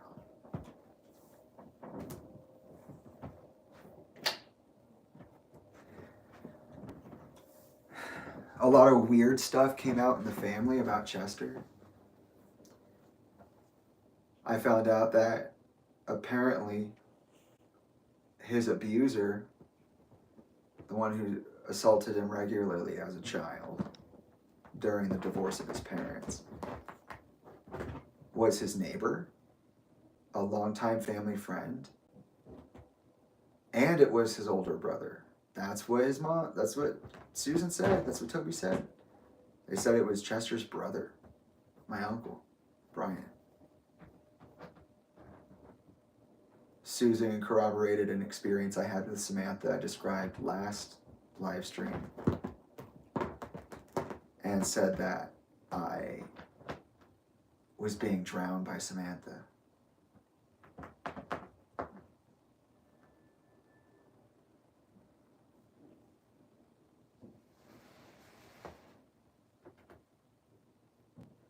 Toby was telling me that Brian did the same thing to her when she was like 4 years old, which is crazy. And I'm learning that like my great-grandfather was a pedophile who dated my grandmother, or my grandma's sister or something like that. Like there's some crazy stuff that came out right there and then. I learned about some of Toby's incidents. Stuff that I've talked about vaguely in the past. Like the true ugliness of the family just kind of like surfaced from the Chester side. And they got weird with it. I found out stuff that I didn't know. And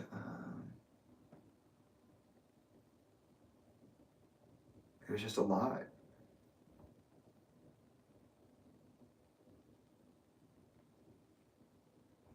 I can never get through all of it when I try to recall it at once. I'm so fucking tired of talking, but you're so mean. Like I literally feel my throat like asking me, like, please stop talking. But like, you lied. You lied. Under oath. You fucking went to the judge and said, I swear it's the truth, nothing but the truth. He's a fucking psycho. He tried to kidnap my kids. He's saying I'm ugly, and I want him banned from California now. What? Why do you talk to me like that?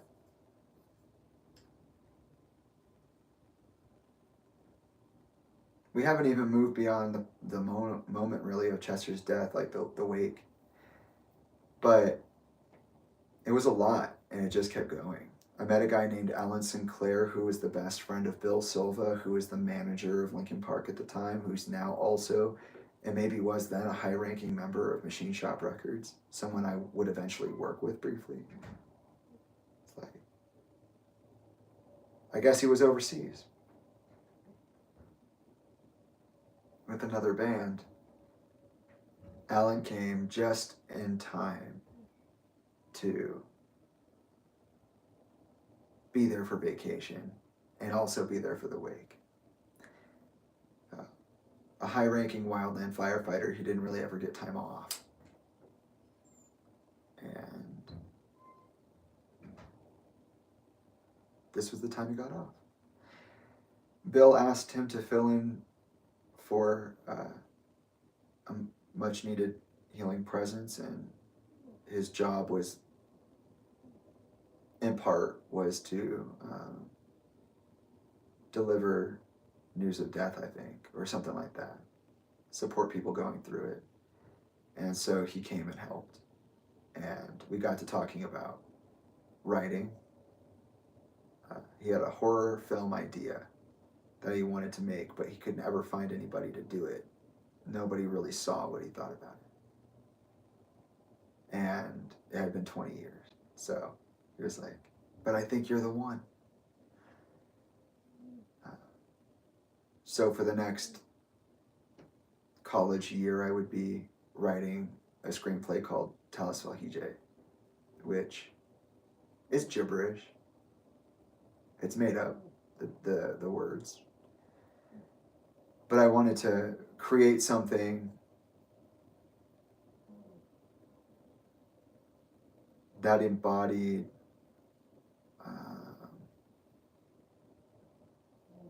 I think zeitgeist was the word I used at the time.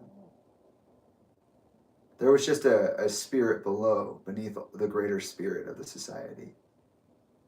Not lesser, just on a different level. And I was like, oh, the spirit of creation. I want to create something that's about creation. I want to creatively create something about creation. I think that's what I want to do. But I want it to be rooted in the real world.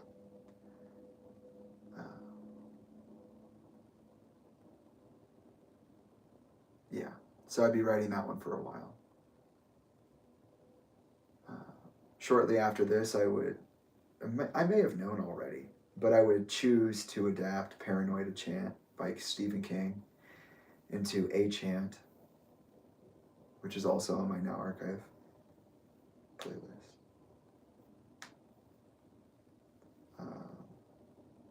So that was one cool encounter.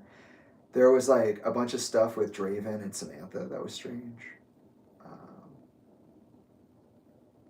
Draven didn't want to come to the house. It slowly became known that Chester spent a week with Draven at that house before he died.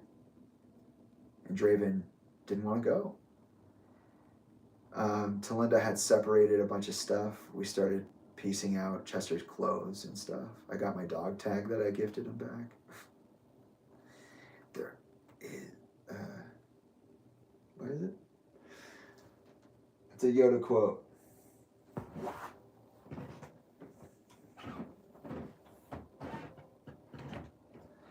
Oh yeah, the do or do not, there is no try. I put JB instead of Yoda. So either Justin Bieber got this etched or I did, and I'll let you guess on that one.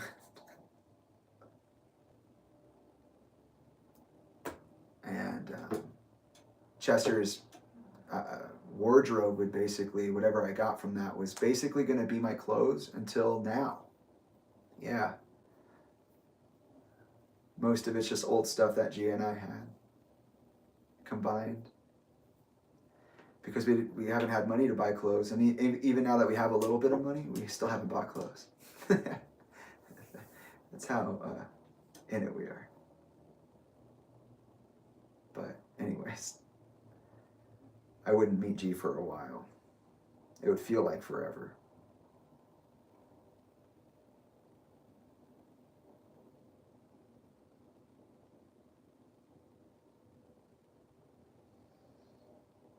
But yeah, Draven didn't want to come to the house. Talinda wouldn't deliver the objects to Draven. She wanted him to come sort through them. So, yeah. I believe that was Samantha's request, maybe, was that the stuff be packed up and sent over. So we didn't end up getting to talk like that.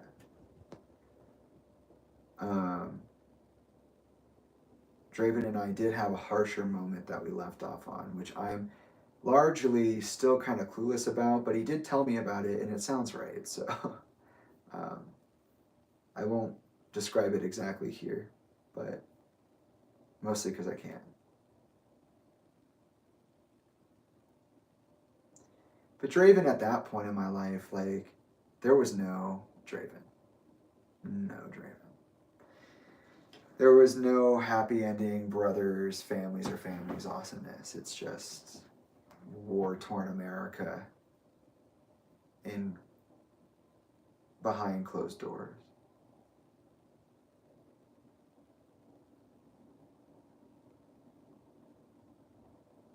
A nightmare situation, really.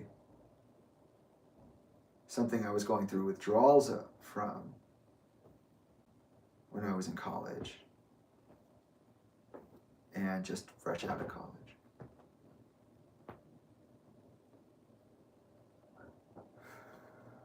So fucking tired of justifying myself. Not that this is what this is, but having to cater to the needs of these ridiculous people. Otherwise, nobody knows, because no one else is telling the truth on it.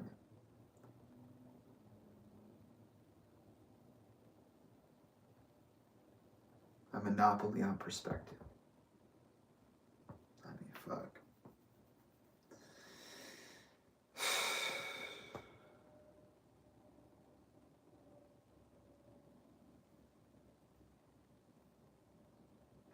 Church came in pretty quick and pretty fucking heavy with the Talinda fucking killed Chester.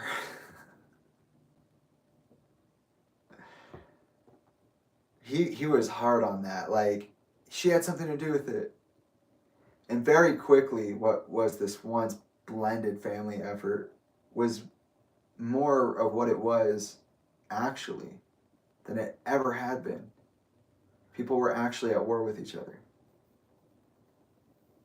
It became very clear that they do not agree with each other. They are not on the same side. This is a fragmented nation on the inside here. Hidden under the umbrella of adults versus children.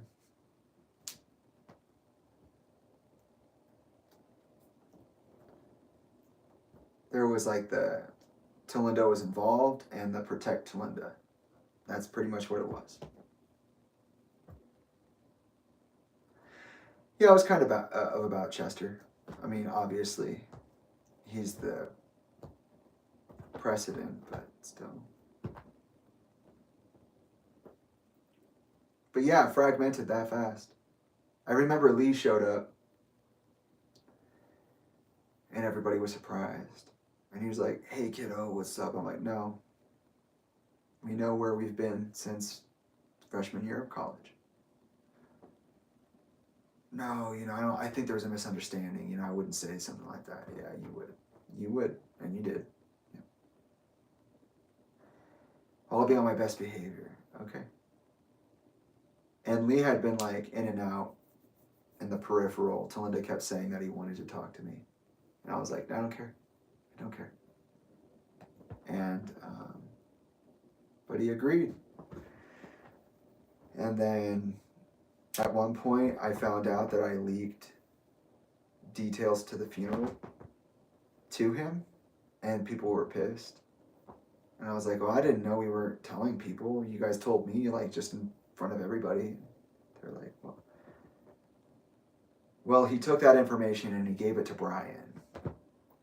What? And Toby's freaking out. Why? Because Brian's like her abuser.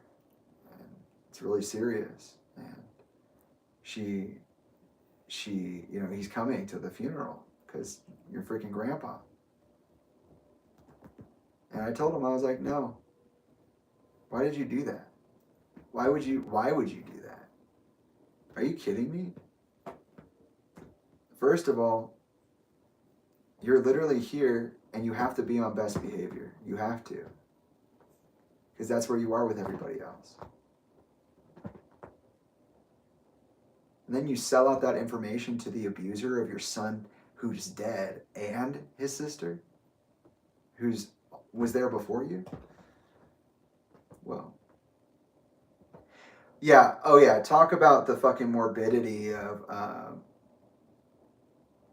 being fitted at Hugo Boss for funeral suits knowing that your dad hanged himself with a Hugo Boss belt. How fucking weird is that?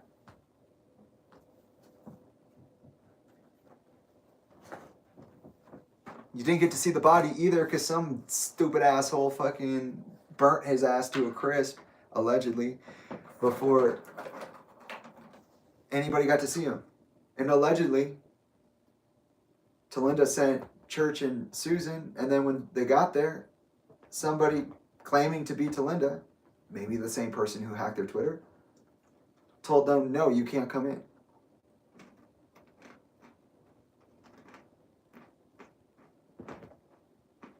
What?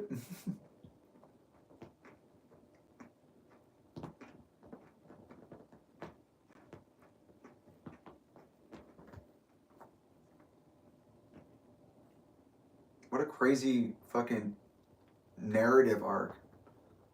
The writer really was on one this season.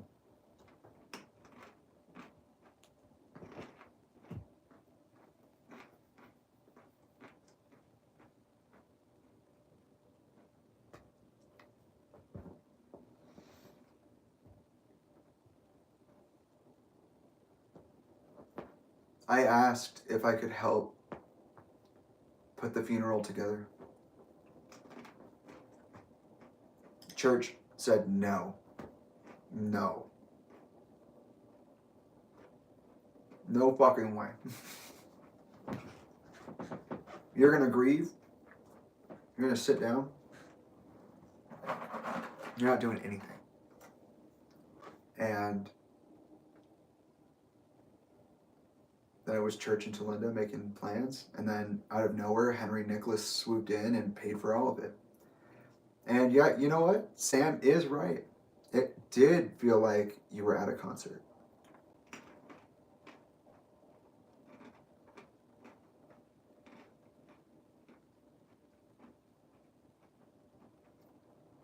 You've got Jimmy Necco performing. You've got Sean Dowdell, Mike Shinoda, Ryan Shug talking. There are passes. You got little pins with the signature on it.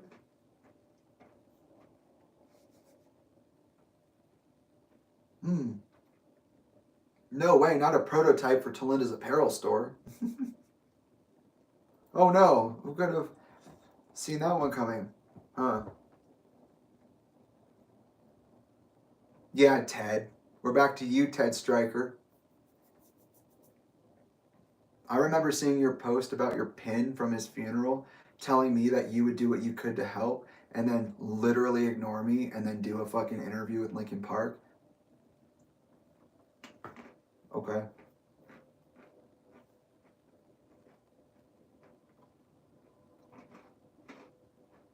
Longtime friend of the Bennington family, and in specific Chester Bennington of Linkin Park.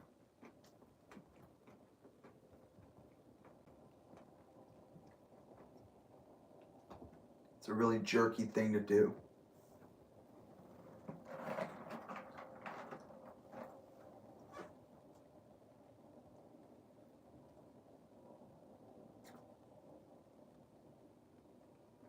Ryan was around briefly. Shuck. And he was just like going through it. He's like, this is the worst fucking thing I've ever experienced.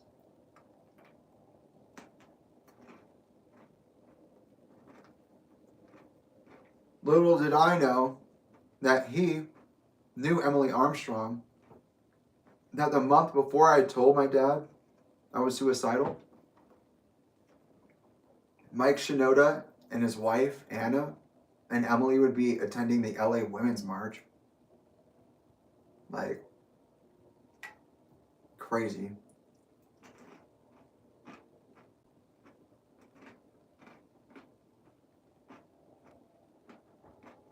People being like, you don't have the right to talk about Emily. Leave her alone. It's like, Emily's been a shadow force in my life since 2017. You can all fucking chill on that one. Yeah, what? You thought the history started when she announced she was replacing my father? No. It starts whenever the history starts. So at least October 2017, probably somewhere between January and October, if not earlier.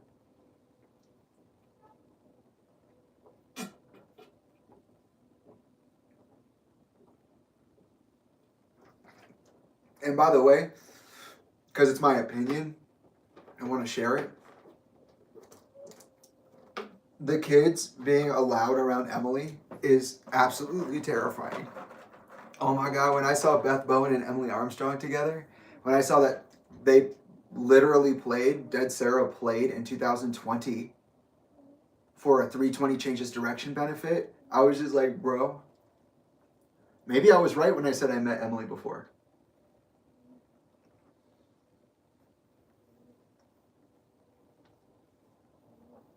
Sean told me that Club Tattoo, or not Club Tattoo, he told me that Gray Days was just going to do what it was going to do.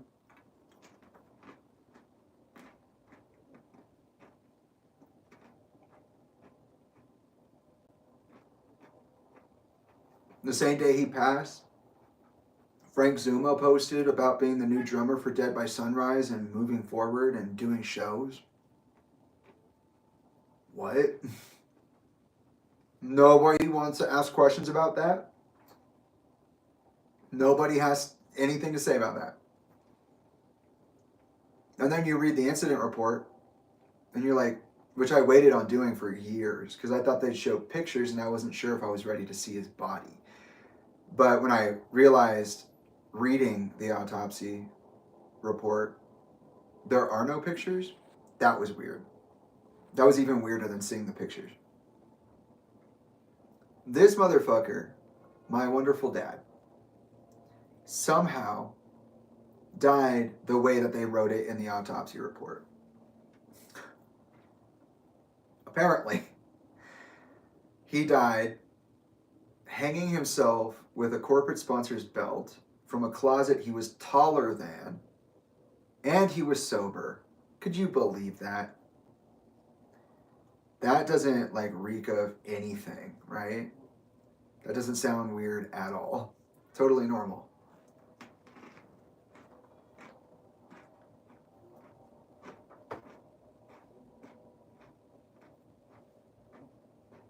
Well, check this out. Because my mind gets blown every time I think about this.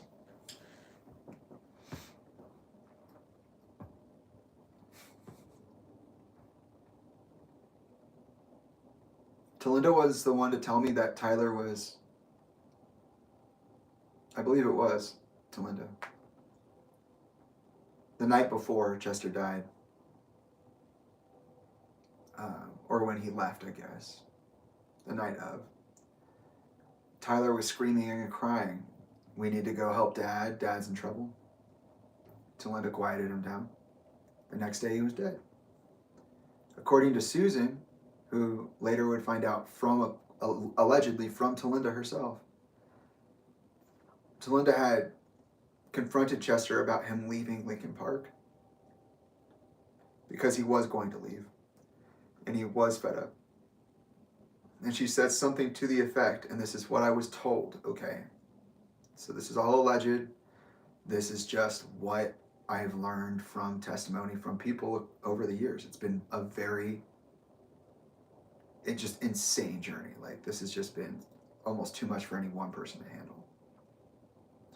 But she had said something like he wasn't talented enough to move on his own, that if he left Lincoln Park, it would be a big mistake, one that he might pay for, and that he'd be as good as dead, basically,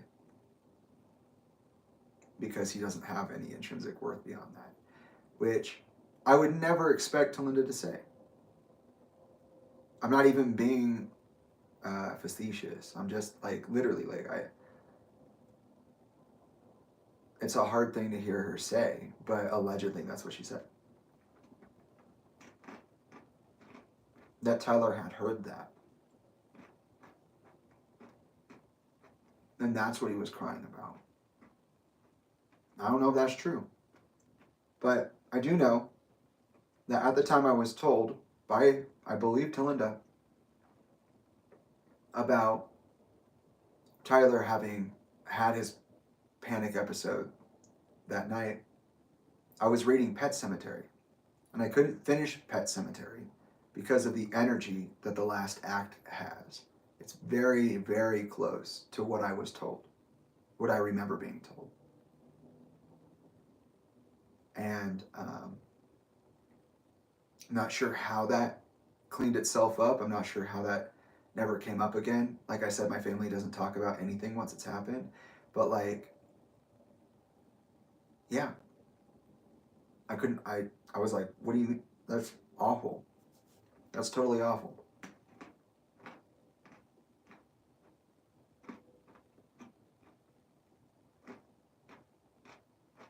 Now here's the thing. With Susan in specific, Susan doesn't always say the most reliable things. I always side with the victim first, no matter what. With Susan, I had to go through a learning curve because when we reconnected last year on my father's death day,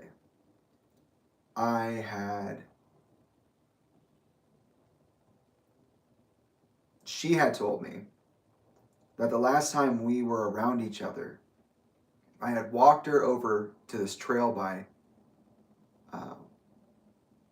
where Talinda had lived. And I said something along the lines of, I wonder if you'd survive it if I pushed you down there.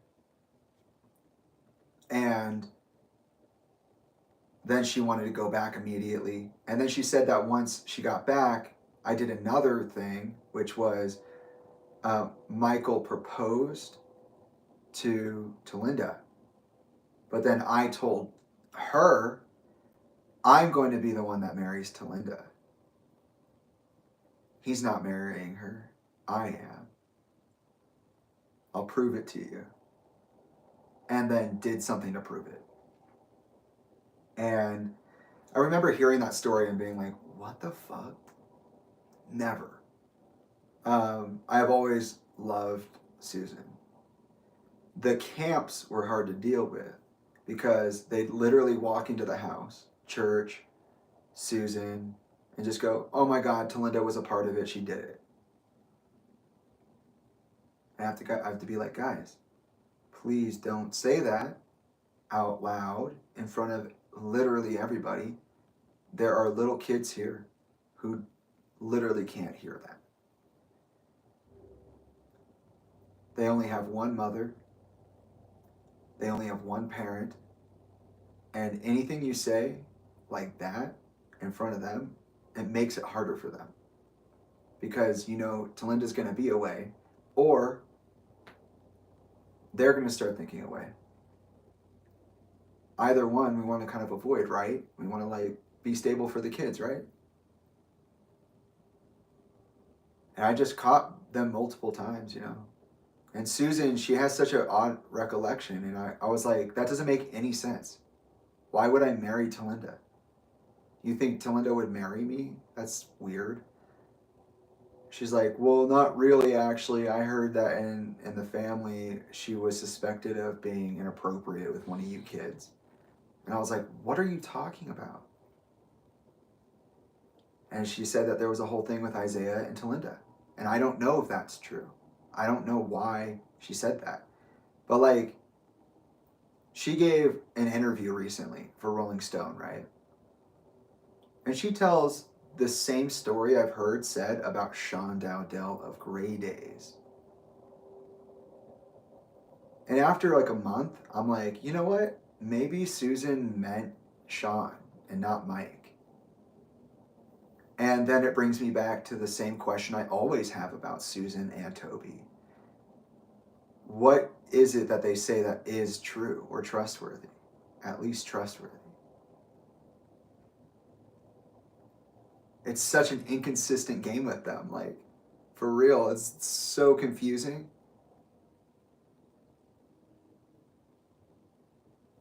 Anyways, Talinda's like the mom in Hereditary this entire wake. And I'm probably going to stop with the wake and move forward from there at a different time because I got to stop. I got to protect myself. But we made a lot of good ground today.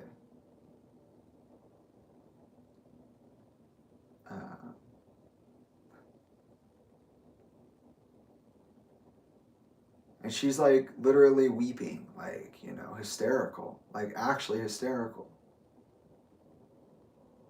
And nobody has a problem with it. It's not intrusive or anything. I mean, it seems genuine enough still, even in hindsight.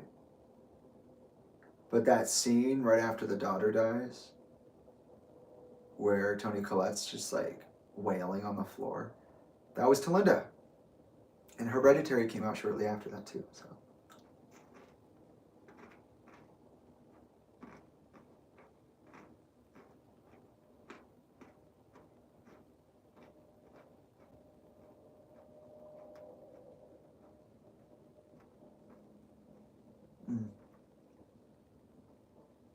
One more really strong memory from that time before I move on to Hawaii, because I'll end when I go back to school. We'll pick up there next time.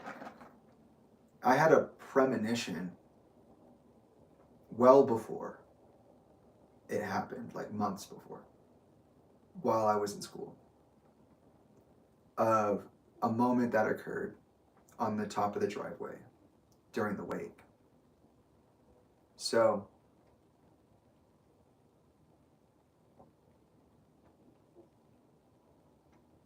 I was sitting on top of the driveway, which is sloped like this.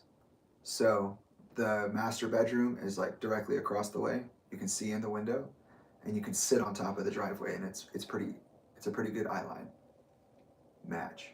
And Church is standing next to me, and Church is not a particularly spiritual person, not that I've known. He's not particularly vocal about it if he is. But he starts talking about this dream he had with Chester, where Chester came to him and turned him into light, and a blue thread was threaded through his spine, and this like really cool stuff. And he said that morning that he had told Sean and Thora over breakfast about the dream, and that Thora also had a dream. And while he's on my right talking, a hand comes around the front. On the left, it's a female arm, and it's got purple flowers. Lavender. And I look up, and it's Anna Shinoda.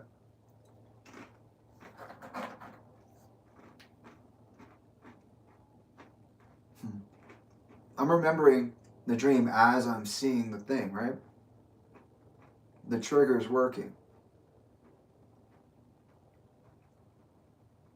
And she goes, hey guys, what's up? Like, is everybody all right? I was on my way over. I just thought I'd come over. No reason, just impromptu. And on my way, I saw this lavender on the side of the road and I just had to stop and pick it.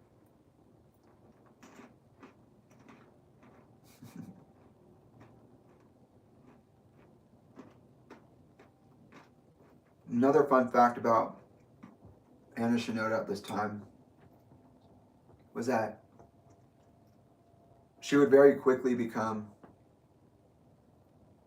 my mentor, confidant, and also, how do you say it? I guess I just considered her to be my aunt, you know? Like if Mike was my uncle. So I had this excitement over a very real family situation, you know? As an adult, I get to hang out with Anna Shinoda, possibly Mike, and we could like rejuvenate our relationship.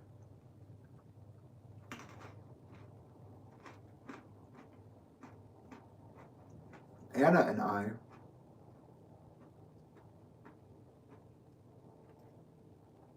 went on several scavenger hunts set up by Zenobia, who channeled Chester. We were looking for things he left behind.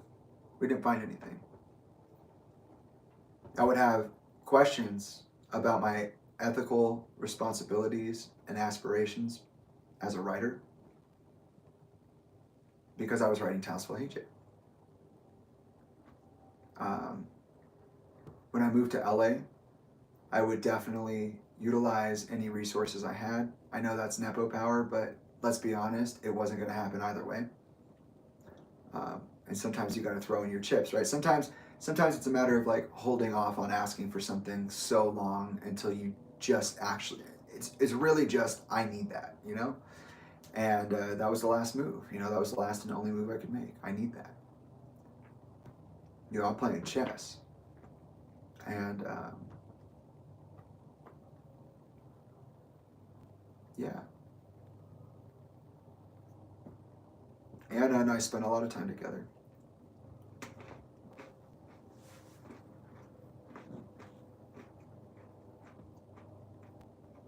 And then towards the end of the week, after I'd done my summer schooling and all that, which I had a class on Caribbean politics. That was online. We went to Hawaii, or Kauai.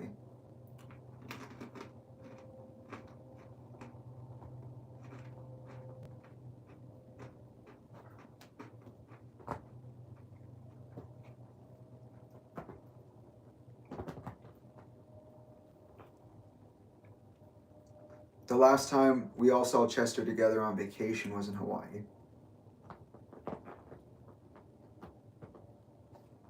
It was on the islands. So it was an interesting place to reflect on his passing.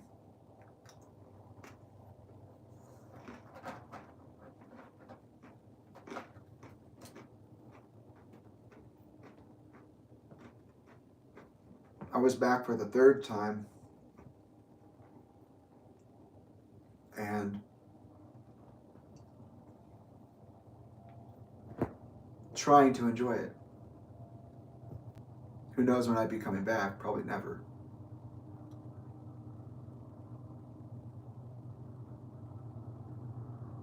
And Isaiah and I butted heads pretty hard a couple of times. So did me and Alyssa. But that's just what it is.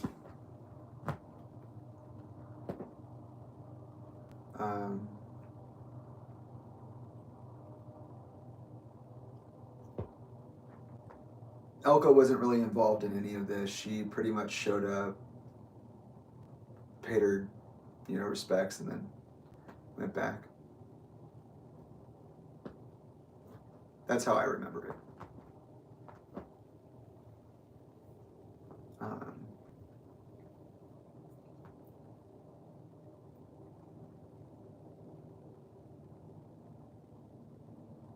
And Sophia would come and pick me up like every once in a while.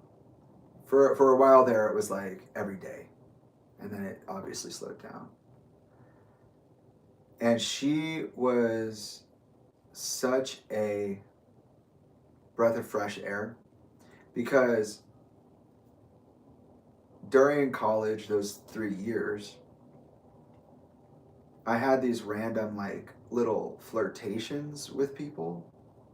There were like 3 ones that I can think of.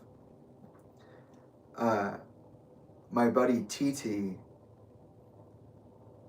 I I just was so awkward. You know, they tried to make a move, right? But like I did something that was like totally not that. Not understanding of that or receptive of that. And I just was like too afraid to say or do anything. Like I just was like, no, I'm not. I don't want to be responsible for another person, you know. And did not express that properly at all, of course. And but they were always so nice to me and always actually there for me and one of like the coolest friends ever. And then there was Paige, which was super weird. Um, One thing that would happen to me all throughout my life is that girls and boys, or like men and women in my life, like at the age that I was at, they would like tell me how cool I was and lead me on, and then just like never go beyond that, and it used to drive me crazy. I spent a lot of time with a person named Paige, and they're not like a bad person or anything. It's not like a falling out type situation, but it ended up feeling a lot like that, and I was just like, oh. And then uh, who is the third one? Come back. Can't sneak away. I would just say that actually, because I can think of more now. There are just a bunch of weird happenings, like with people just the fallout of like high school relationships every once in a while, and like it's just all just such a color. Like it's such a experience, but some weird things happened, you know, with people, and my invisibility complex definitely grew stronger and stronger. And but with Sophia, it was different. It was like we had been friends for years, right? We met in 2014, and then we were friends on and off ever since then. And then they were there every day. And I was like, oh yeah, you know, I'm sure there is a trauma bond here, but like I actually do like Sophia. Like Sophia is cool. I know that. Like outside of all of this. And often wondered what it would have been like if we lived closer to each other. Just because you get a different interaction with someone, you know, like being around them often, like in a school setting especially. And I just wondered. But I wondered that often, like with Alyssa or Isaiah or, you know, anybody.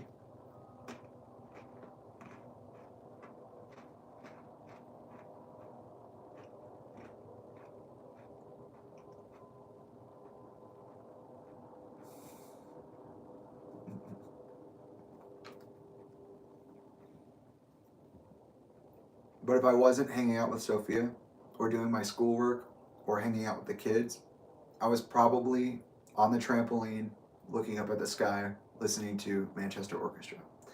Hawaii was a whole thing. Like I said, it was mostly fine. I spent a bit of time with Mike and a bit of time with Anna, but things were still on the slow roll from that. I know Mike had already started writing songs. That was like the whole thing that Anna was talking about at the time. It was just like he's grieving pretty seriously. He just is working so hard. That's what he needs to do, I guess. And Post Traumatic came out of that, but the first song was performed at the Hollywood Bowl concert, which would be in October. This is still July. A little into August. And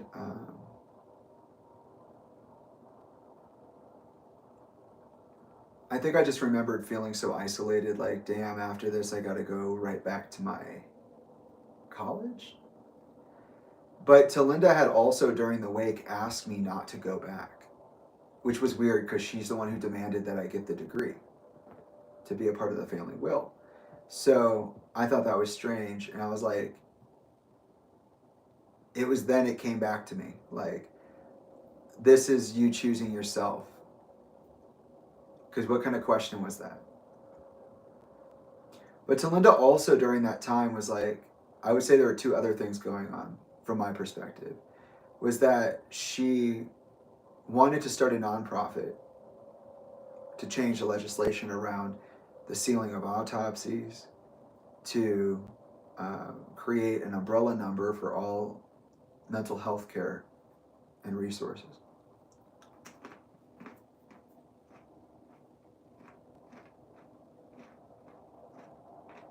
And like one other thing, I don't remember right now. That's what 320 was supposed to be doing. And I remember a big part of that conversation was, can you quit college to help me raise the kids?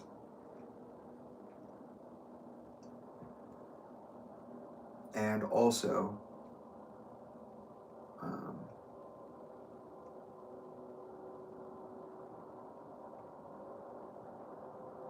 oh no, I forgot it. It's okay. You know what I said. I just said it.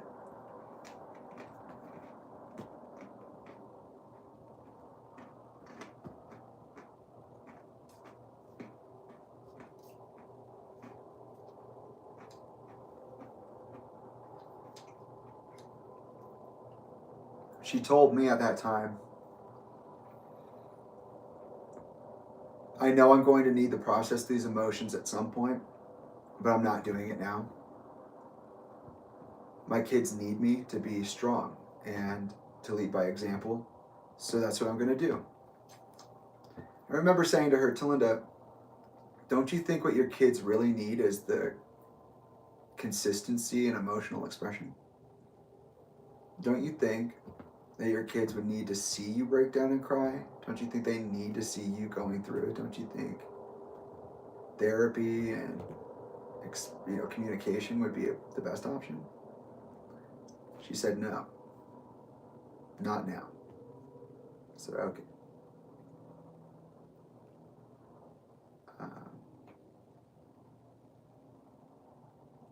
And I would say that my first real pull towards something like the Loss of Life playlist as a creator began with the way that I started to read into the music, thinking, at least in some whimsical, creative way, at the least, that, oh, my dad's on the other side of these lyrics. I'm breaking the habit. You're watching me sleep. Trying to read in and see, okay, is that him saying this? Is that him saying this? And there were a lot of things to like digest, and so I was listening all the time. Really started listening to music differently.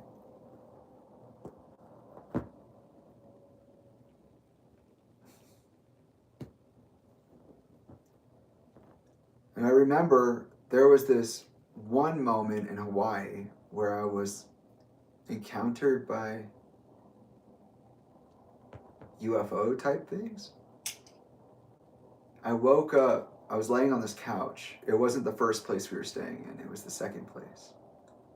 If I remember correctly, the Delsons were there, the Shinodas were there, and so were we. The Benningtons.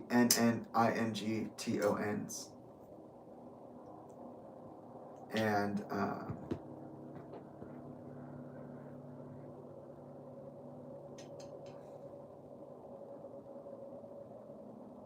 I woke up with a pain in my back, like a lower back pain on one side, like a bladder pain.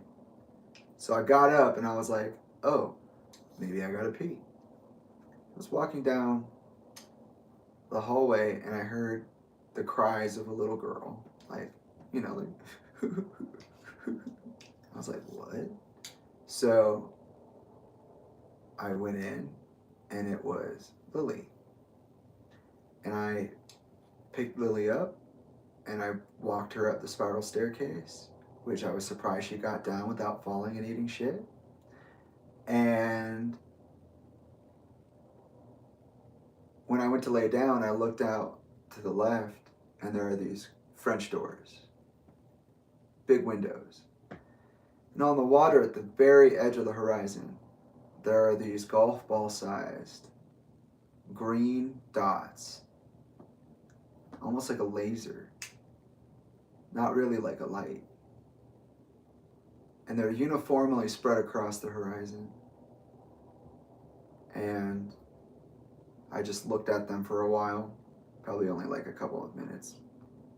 And then I went and laid down and had some weird ass dream and woke up.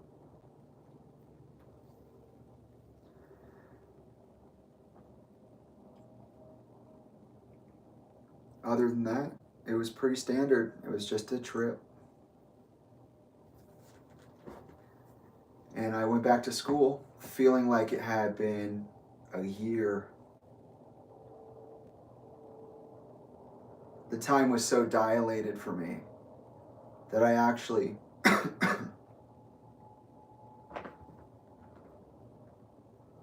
when I came back in August with my blog, which I'd been running for my music business class, I apologized for being gone so long. I had only been gone for 4 weeks. I treated it like months.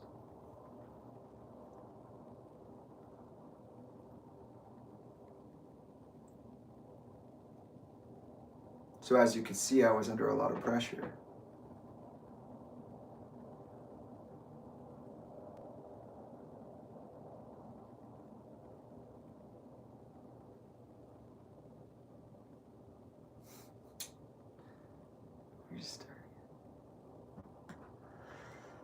And I think I will stop there.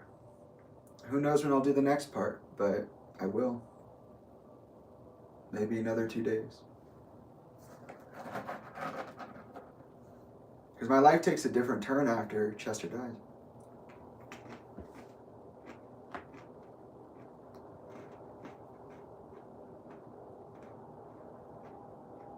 Why you gotta lie like me? Lie on me like that? On my name. That's lame. This is not a game.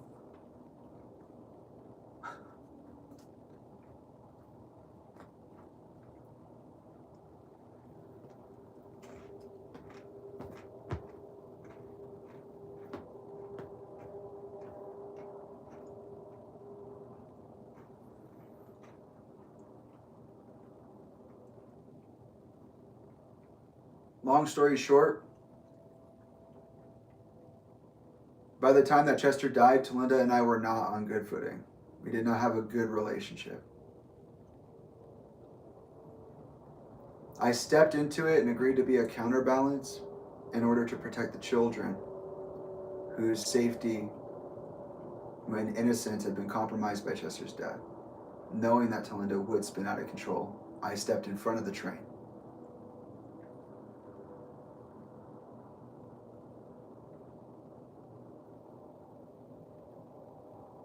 She often relied on me, like I said she would, for big things.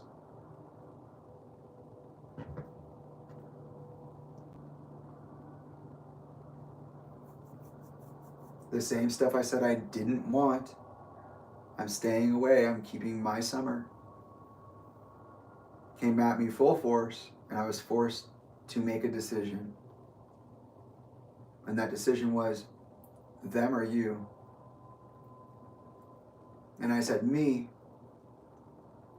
but if it's the last thing I do, I will be agreeing to this responsibility for my siblings. For those kids. For us kids. And I partnered up with someone I knew was going to undermine me. I knew was going to stab me in the back. It was only a matter of time, and I would hate to see it come. But it would happen anyway.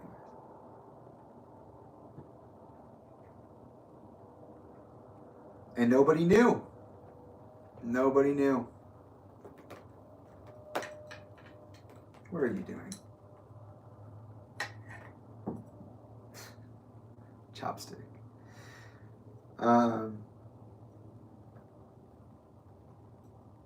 And just like that, in one summer, that all happened, and I was just back in school again. That's it. Start your senior year.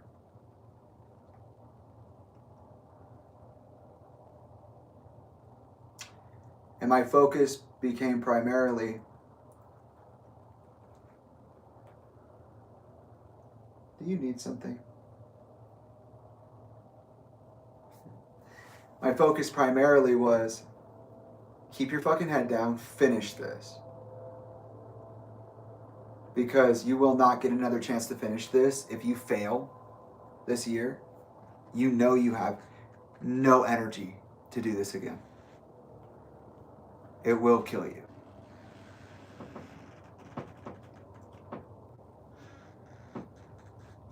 And I set myself up for the next year in a way that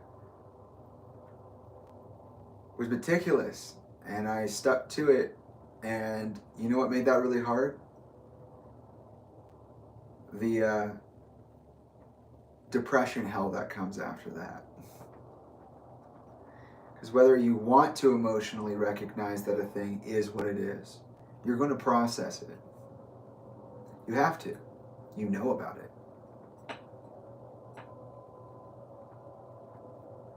And that's where I'll pick up next time.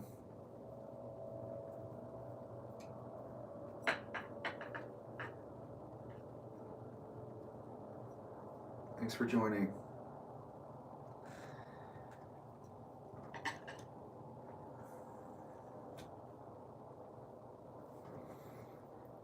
This has not at all been a good, fun thing to do. I am tired of telling my story.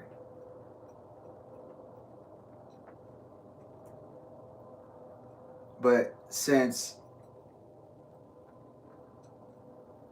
not mom had to go get a domestic violence restraining order against me under false pretenses, claiming that I threatened to kill her and kidnap her children, I have to tell the truth. And I wondered that too. When I got the DVRO and I knew that she knew that she had that, she could be as stupid with it as she wanted to be. She still got it. I wondered,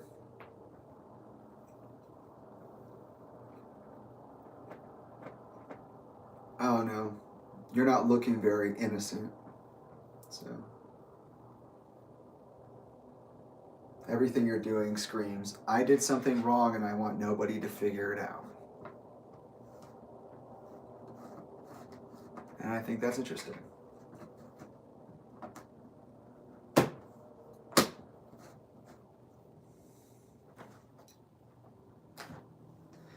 But I'm done.